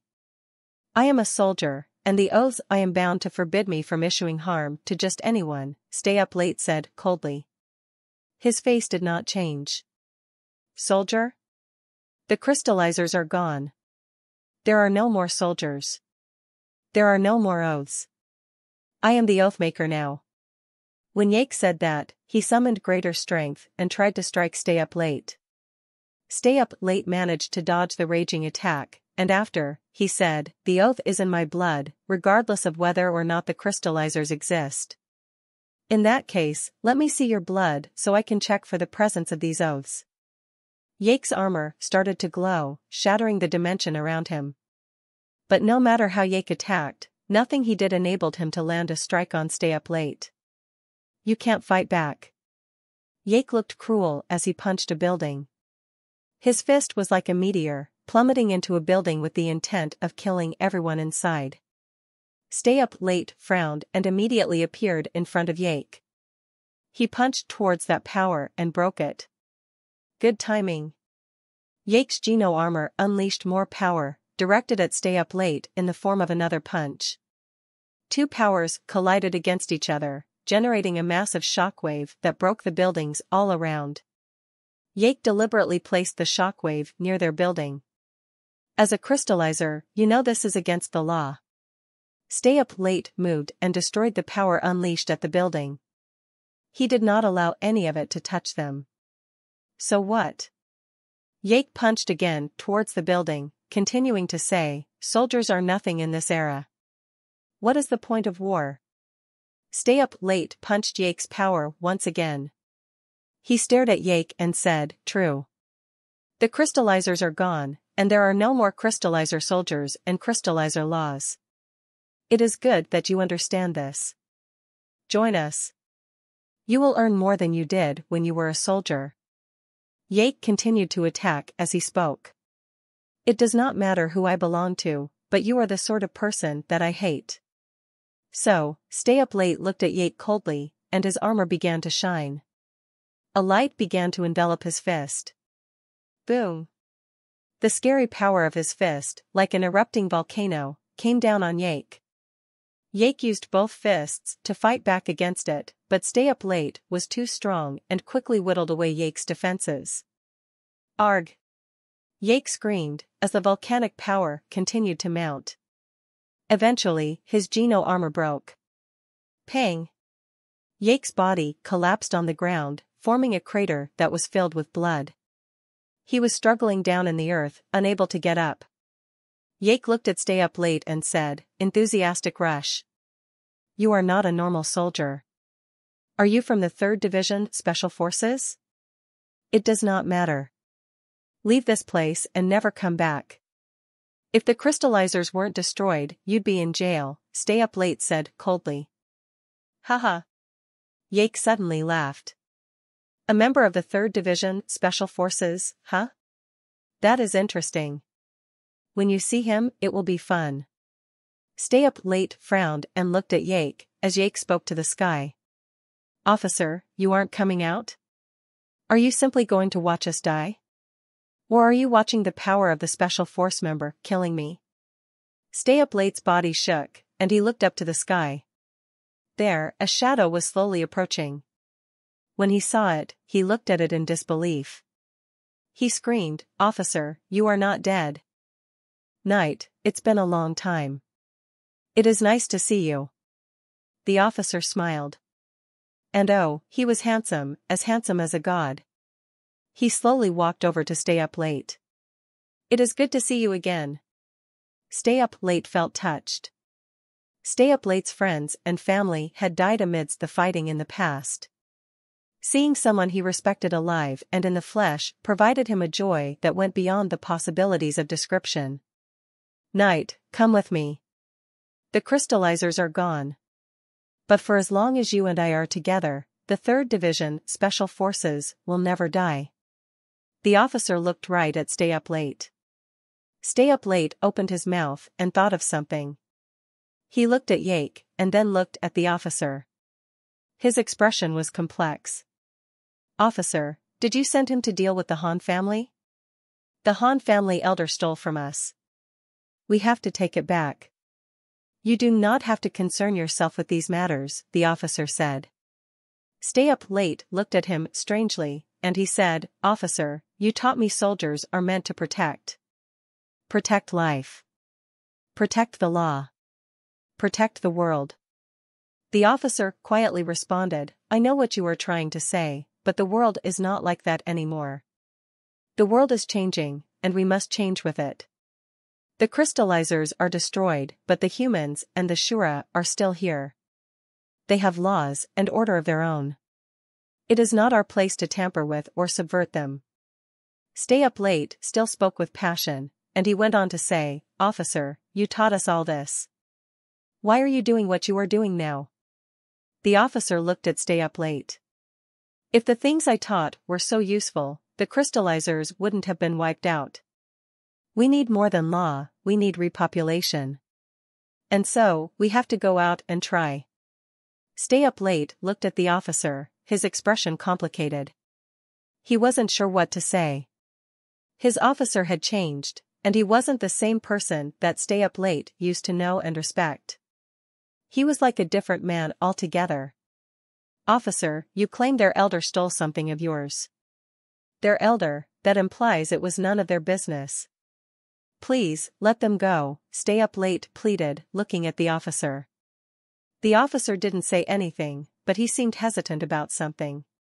"Officer, he is our only lead. We need to catch them to draw out Han Jinji. You shouldn't just let them go, because of this kid. We have sacrificed many people in this pursuit, we can't turn back now." Yake shouted. "Shut up, I am talking with the officer now." Stay Up Late stared down at Yake, who was looking like ice. Yake seethed, but he did not speak a word. The officer sighed and said, "Fine. Since you say it is so." The officer walked in front of Stay Up Late and patted his shoulder. He said, "Let us take a walk, Knight. I have many things to tell you, after all these years that have elapsed." Officer, stay up late's eyes turned red and teary. His love and admiration for the officer of the 3rd Division were back.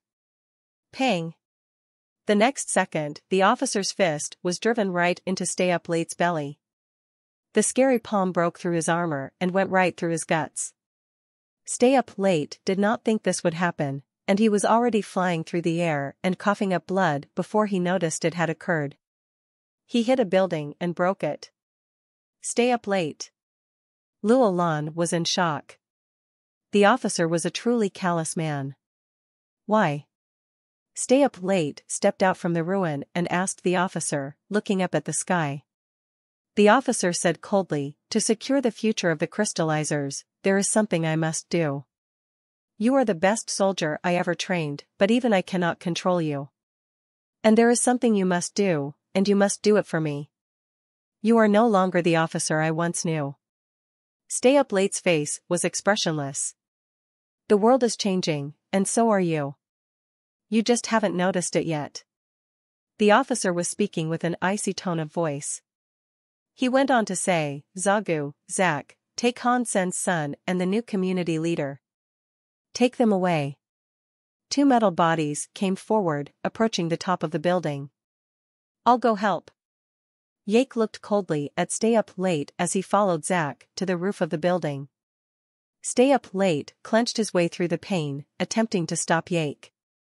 But the officer went right in front of him.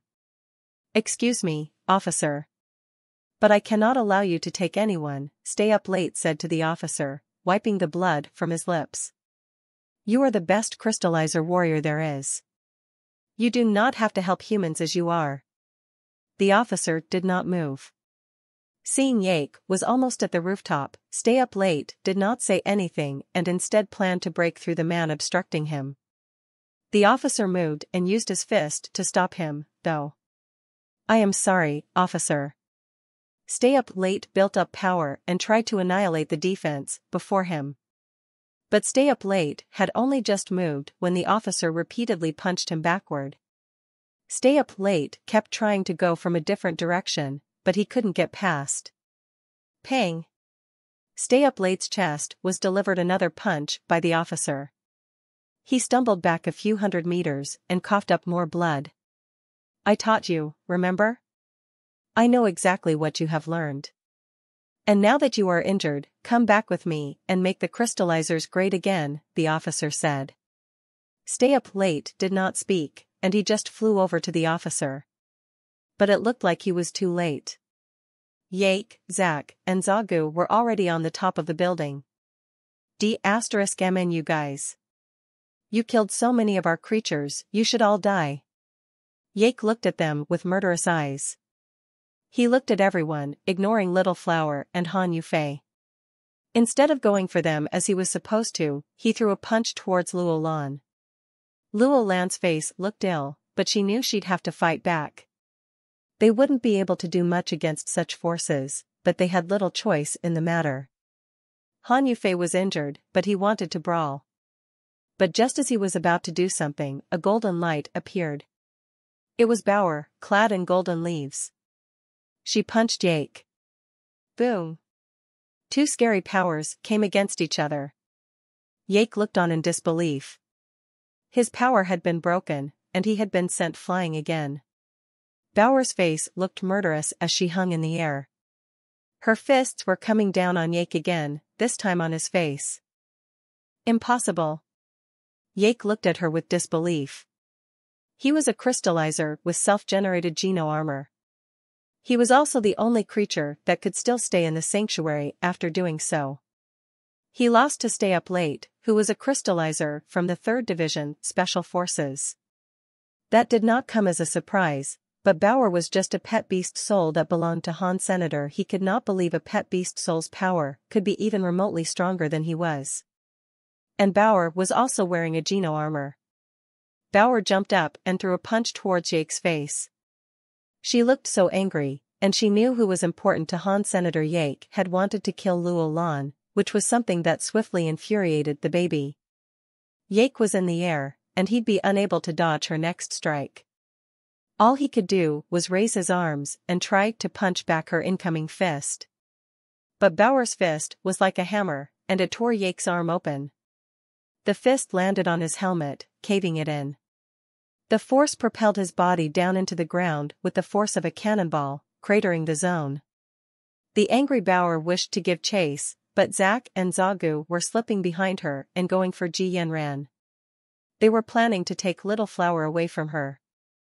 Bauer's little body flashed back to Ji Yanran. To stop Zack and Zagu, she gave them a punch each. Dong. Zack and Zagu were strong. They were stronger than Yake, definitely, and that was because they had also generated their own Geno armor. Even so, their armor sets were visibly dented by the punches that Bauer delivered. Yake's face, which was smeared with mud and blood, emerged from the crater. He came rushing towards Bauer with manic fury. Bauer fought all three of them with absolute strength. Her fists and her arms were so hard, Bauer was able to keep delivering strikes that repeatedly dented their armor. Yake and the others were in shock. It was difficult to believe that anyone this powerful aside from the officer resided in the Alliance. The officer frowned, seeing all this. And he was visibly afraid of the power Bauer wielded. But Bauer's golden leaf armor suddenly started to shine. The luminosity made it look rather unstable. Bauer had put the armor on to defeat Snake which, before she really should have, and that had made her weak for some time. This time, however, she wasn't able to kill them immediately. It was taking her a while, and it didn't help that there were three of them to deal with. Things were turning dire once more. Ji Yanran saw Bauer's situation suddenly turn grim, and she gave Little Flower to Luo Lan. Then, she put on the crystal shoes that were in her bag. "Crystal shoes, please help us." "We will very much appreciate your assistance," Ji Yanran said to the crystal shoes. The crystal shoes heard what Ji Yanran said, and then leaped down onto the ground. They slipped themselves onto her feet, and a crystal light began to shine everywhere. The shoes were like magic, and they turned into a crystal armor that decked out Ji Yanran. Before Ji Yanran could move, the crystal armor pulled her into the air. She attacked Zack with spinning legs. Zack threw a punch at the incoming legs and they collided. But Zack's fist was broken against the solid crystal armor, resulting in a spray of blood. Arg! Zack fell back, as Ji Yanran was now in the thick of things. Ji Yanran joined the fight alongside Bauer. The attackers had a hard time withstanding Bauer's strikes alone, but now they could do nothing. They kept on getting hit without reprieve, and they were bleeding like mad. Everyone from God's organization was in shock. They thought it would be a fun event to draw Han Jinji out of hiding. The Han family wasn't even their target. Yet as soon as the fight began, they realized how scary the family was. That fear had only mounted in the time since, and they felt truly powerless and helpless before them. Yake, Zack, and Zagu were having a particularly terrible time. They had claimed to be the strongest, and they had even claimed to be crystallizers. But now they were getting cruelly beaten by Ji Yanran and Bauer. They were on a short fuse now. Ji Yanran was not fighting them herself, of course. She was being controlled by the crystal shoes. The shoes merely borrowed her body for fighting purposes. When the officer saw the crystal shoes, his eyes opened wide. He said, "Why would Eastern King's crystal shoes be here, owned by these humans?" The officer suddenly left Stay Up Late where he was. He headed straight for Ji Yanran and Bauer. "Officer, are you leaving?" Stay Up Late followed the officer and stopped him.